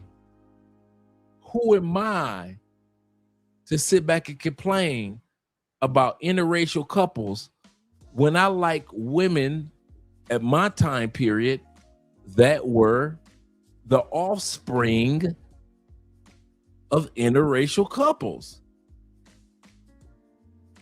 And some of you guys are like me. You look at sisters like, I can't believe you. How dare you be with the white man? Y'all love them sisters that are mixed. with them green eyes, and it belongs to her, with that curly hair, and it belongs to her. Ain't no weave nowhere. So I learned, Andre, you might want to be quiet when it comes to mixed women or interracial couples, because interracial couples create mixed women. And I learned to shut the hell up. He said, the last time I was in Brazil, by the way, Evan, I kid you not, I like the photos, bruh. I kid you not. I didn't know if you want me to show them on the show, but I love her smile. See, this is what I look for. I don't look for only our smile as expats that travel to these countries. I want to see how the woman is enjoying the moment in the photos with us. So I'm usually looking for her smile just as much as I'm looking for us. And I love seeing a woman in another country just so happy because you made her happy as a man. I kid you not. I love seeing happy women happy because you guys made her happy. I kid you not. That blesses my day. That blesses my day. So when I saw the photos, Evan, I saw your smiles, but to see her smiles just melted my heart because you were the one that made her smile. He said, the last time I was in Brazil, he said, I was at a nightclub. He said, a group of American women walked in, pum, pum, pum, pum, and they walked in, pum, pum, pum, pum. They started a fight, pum, pum, pum, pum, with Brazilian women, pum, pum, pum, pum, because they were jealous, pum, pum, pum, pum. The Brazilian women won, pum, pum, pum, pum, the fight, pum, pum, pum, pum. And then the police showed up and put the American women in handcuffs and dang in jail. Woo! Got to be more careful, got to be more prayerful. I know they was not thinking when they got to Brazil that they can get locked up, and yet they did. And yet they did. Corporal T says this. Shout out to Corporal. He said, he's talking to DJ. Let me not get into somebody's conversation. All right, we're done with the video. We're down to 55 guys. I was going to create a new outro for the night, but I didn't get a chance to, so I'll be showing it tomorrow night. Let's look at tomorrow night's topic. Let us see. Tomorrow night's show will be, we did Dr. Umar, we did the Lasians.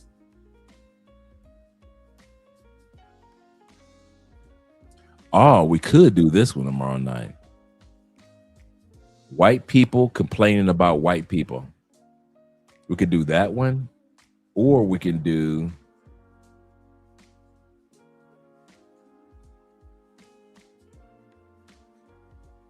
oh wow, do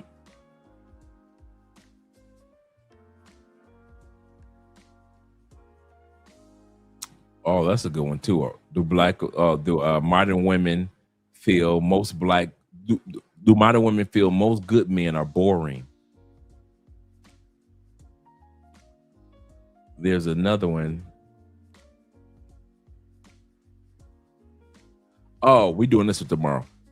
Tomorrow's episode is why women don't like, can't stand, don't want to be around other women.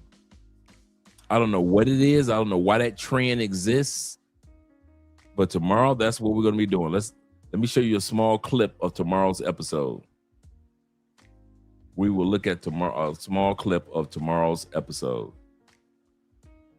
Yes, sir. He said, I'm glad you like the photos. You can show them. Okay, cool. Let me download the photos.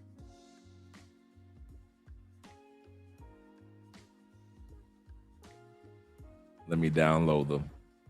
Let me go back and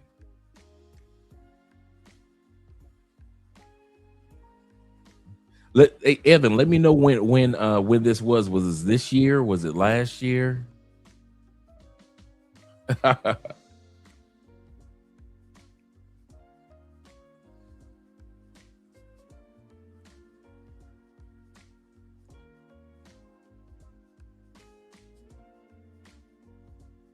Do you guys still communicate? Let me remove this video right here and let me get ready to pull up some photos from the file. And then we'll go to the video. And then we're out of here, gentlemen. Oh, it was last year? That's what's up. Let me move this out of the way. Last year. Okay, cool. Well, yeah, I can agree with that because this year has been kind of short. So thus far, let's go right here. Oh, images. Download. All right. This right here is probably my favorite one of you two. This is my favorite one. I kid you not. To sit back and not only see you, shout out to you, but to see her smile because you caused it. I love seeing a woman in another country smile because one of us caused that smile, caused that peace, caused that joy. I love seeing it. You know, me and Andrea love seeing couples happy anyway, you know, but to sit back and see her smiling, see little mama smiling, I love it, man. I ain't gonna even lie. Let's get to the next photo. And she's having fun being silly. Yes, sir. Shout out to her. Just having fun, just being silly. Yeah, I know, right? I'm happy for her, man. A lot of times I'm happy for the woman just like I'm happy for us, man. A lot of times guys don't realize that the women can be just as stressed out about life as we are, the ups and downs of life. And so we're happy to see them and they are happy to see us. Yes, sir. They are happy to see. I ain't mad at you. I am not mad at you. Yes, sir.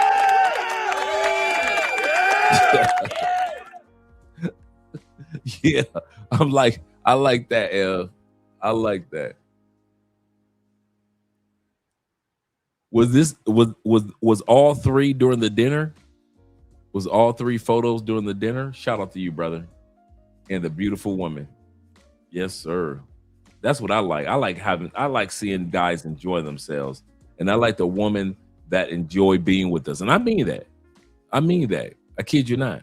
Me and Andrea love seeing other couples happy. We do not sit around thinking like, oh yes, we're that couple. We're the perfect ones. No, we don't. We sit back and we love seeing other couples happy. And so when you guys make a woman smile in any country, we appreciate and are glad to see it.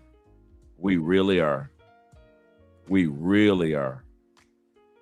So shout out to you, Evan. Shout out to you, making that woman smile. That's what I'm talking about. He said, David said, I love holding them U.S. women accountable. Yes, sir. Speaking accountable, let's take a glance at tomorrow's episode.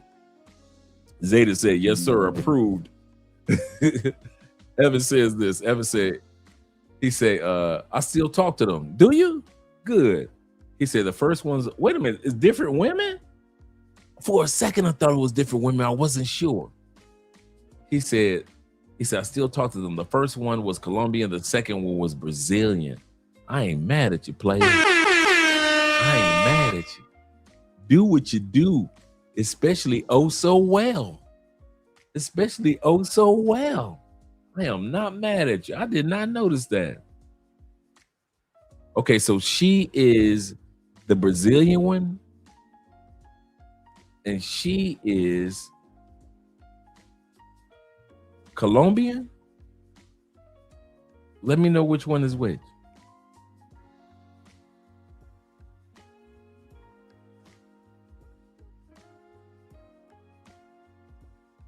I could, you know what? Yeah, okay. There is a difference between the ladies.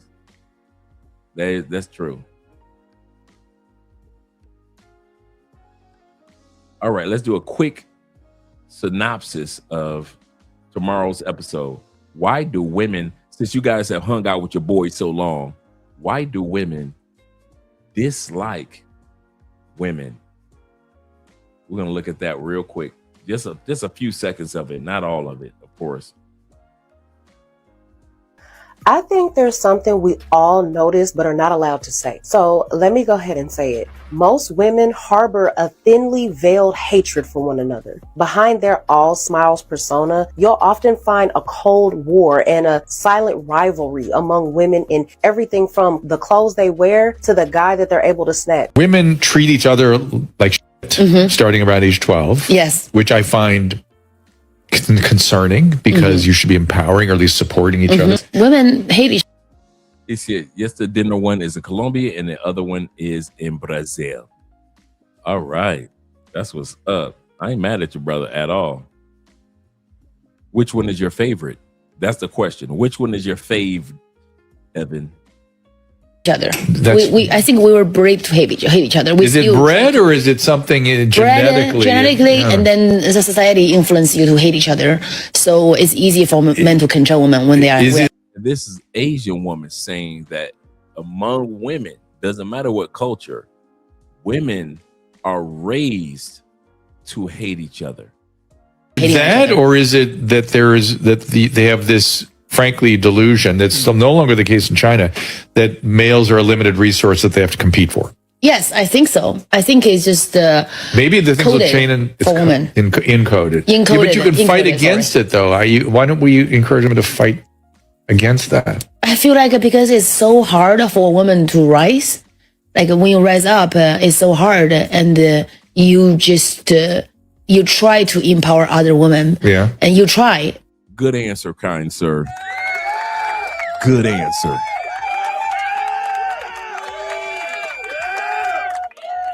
Surveys say good answer. But they end up not grateful, and then they end up taking your husband. You're like, you know what, all of you, I'm just gonna. Did somebody take your husband? I wish somebody took him. I love the girlies so much because they know how to stand up. We got 297 likes. It's called Free Labor, a Domestic Slave. Next, we got... Now, this woman that you just saw in the video for a split second was cooking for her husband when she got home. Listen to what women had to say in the comments. Dave said this. He said, I thought it was going to get away easy. What happened to your Raiders, Dre? Trading your best. No, they didn't. Dave, do not tell me they traded our. We are on the rebuild. That's all I can say. We're on the rebuild. They traded Mac. Okay, who did they trade? Notice this, as a true Raiders fan, who did they trade Max Crosby to? Goodness gracious, Raiders. I mean, we got the first round draft in the NFL, but that means that we're the worst team. Got 41,000 called overworked and underpaid. And the reason why I love you guys so much is because whenever a woman comes out, women hate women who love they man proudly. Here and shows how she loves her husband and or does things for her husband, you tear her down. And why I love you guys even more is because I know if that was a man who was coming home from a 9-to-5 and then decided to cook for his wife, you guys would say that's a king right there. I know some of you would say that's a good man, Savannah. If you guys can't catch the drift, women are just as big as hypocrites as men are. And what makes it even better, some of you want to be married. Some of you want to be in a relationship. Not saying it's everything, but you consume so much hatred on the internet that you don't even know that you've changed. If you truly think that you're not going to work and or do something throughout your day, and then either or of you are going to have to come home and cook, clean, and do something for the significant other, don't you ever get into a relationship. And a mother and have lots of children and makes that her priority, they hate you for it. And that's... Remember again, tomorrow's episode is why women hate women. Because the nature of female relationships is that women hate to see other women happy and hate to see them having something that they probably cannot attain on their own. Anyone can pick up a book and go and get degrees, but not everyone can go and get a good husband. She made a good point. Anybody can pick up a book and get a degree, but not all women, no matter who they are, can get a husband. And build a big family. So let's start being honest about female relationships. Oh, I got to check this out. If Max Crosby went to the Ravens, I got to see which draft pick we got and what player we got. Thanks, David. You just made my day. Because for the most part, they are not healthy. Women who get the most hate from other women are women who are in relationships and marriages. I am convinced that women hate men so much to where they will completely demean and pick apart a woman that absolutely loves her. You will be called pick-me, you will be called stupid, you will be called everything in the world just because a single woman hates men so bad. Let's not even talk about the vile things that they will say about your spouse, right? And please keep in mind, all this is just coming from their own hatred and just simply because they hate men. Once again, women cannot stand women. They'll say it because they don't like men, but the truth is women don't like each other. They hate men so much. They will literally bully you out of your relationship. They will say the worst things possible to make you think that your man doesn't love you. Your man doesn't care about you. You need to go. You know, he's treating you wrong. He's cheating on you. They will say everything in the world, right? Look at the Halle Bailey and DDG situation. When she was with him, y'all completely picked that woman apart. Y'all completely said the worst vile things about her, all because she was with him. But then the moment the relationship ended, those same women that spoke vile about her are those same women that praised her. Y'all praised her after she left. And y'all do that to a lot of women. I can name a lot of women that on this internet that I have seen that get bullied because they are with a man. That's true. That is so true. So we're going to put an end to this one because we got a lot to see tomorrow. And I kid you not, man. Women, a lot of times we men think it's us that they don't like because they say it. We don't like when men do this, men do that. But the truth is, while we think it's us, the truth is they don't like each other. We're just in the middle. They don't like each other. We're just in the middle. Shout out to Max Crosby. Going to the Ravens.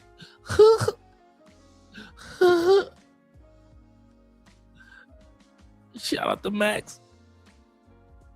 Okay. Let's get ready for an outro. Let's get ready to enjoy some outros, gentlemen.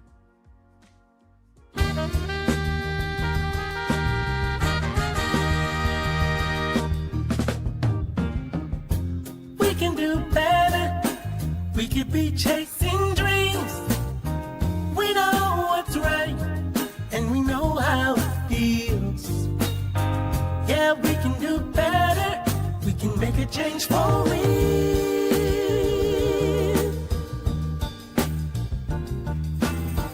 Yeah, we can do a lot better. We can be facing fears. We know what's up, and we know how to get there. Yeah, we can be stars. We can be the best. Just put us to the test and we'll show the world there's another way. If we just try a little every day, we can make it better.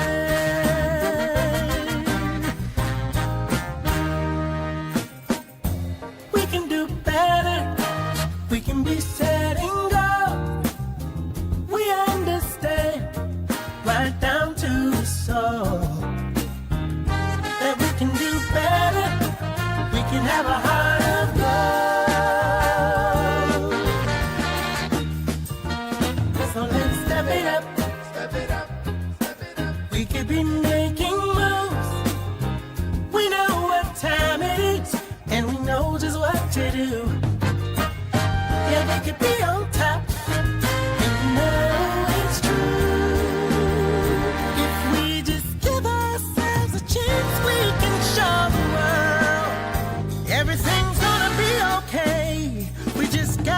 try a little every day, and we can make it better.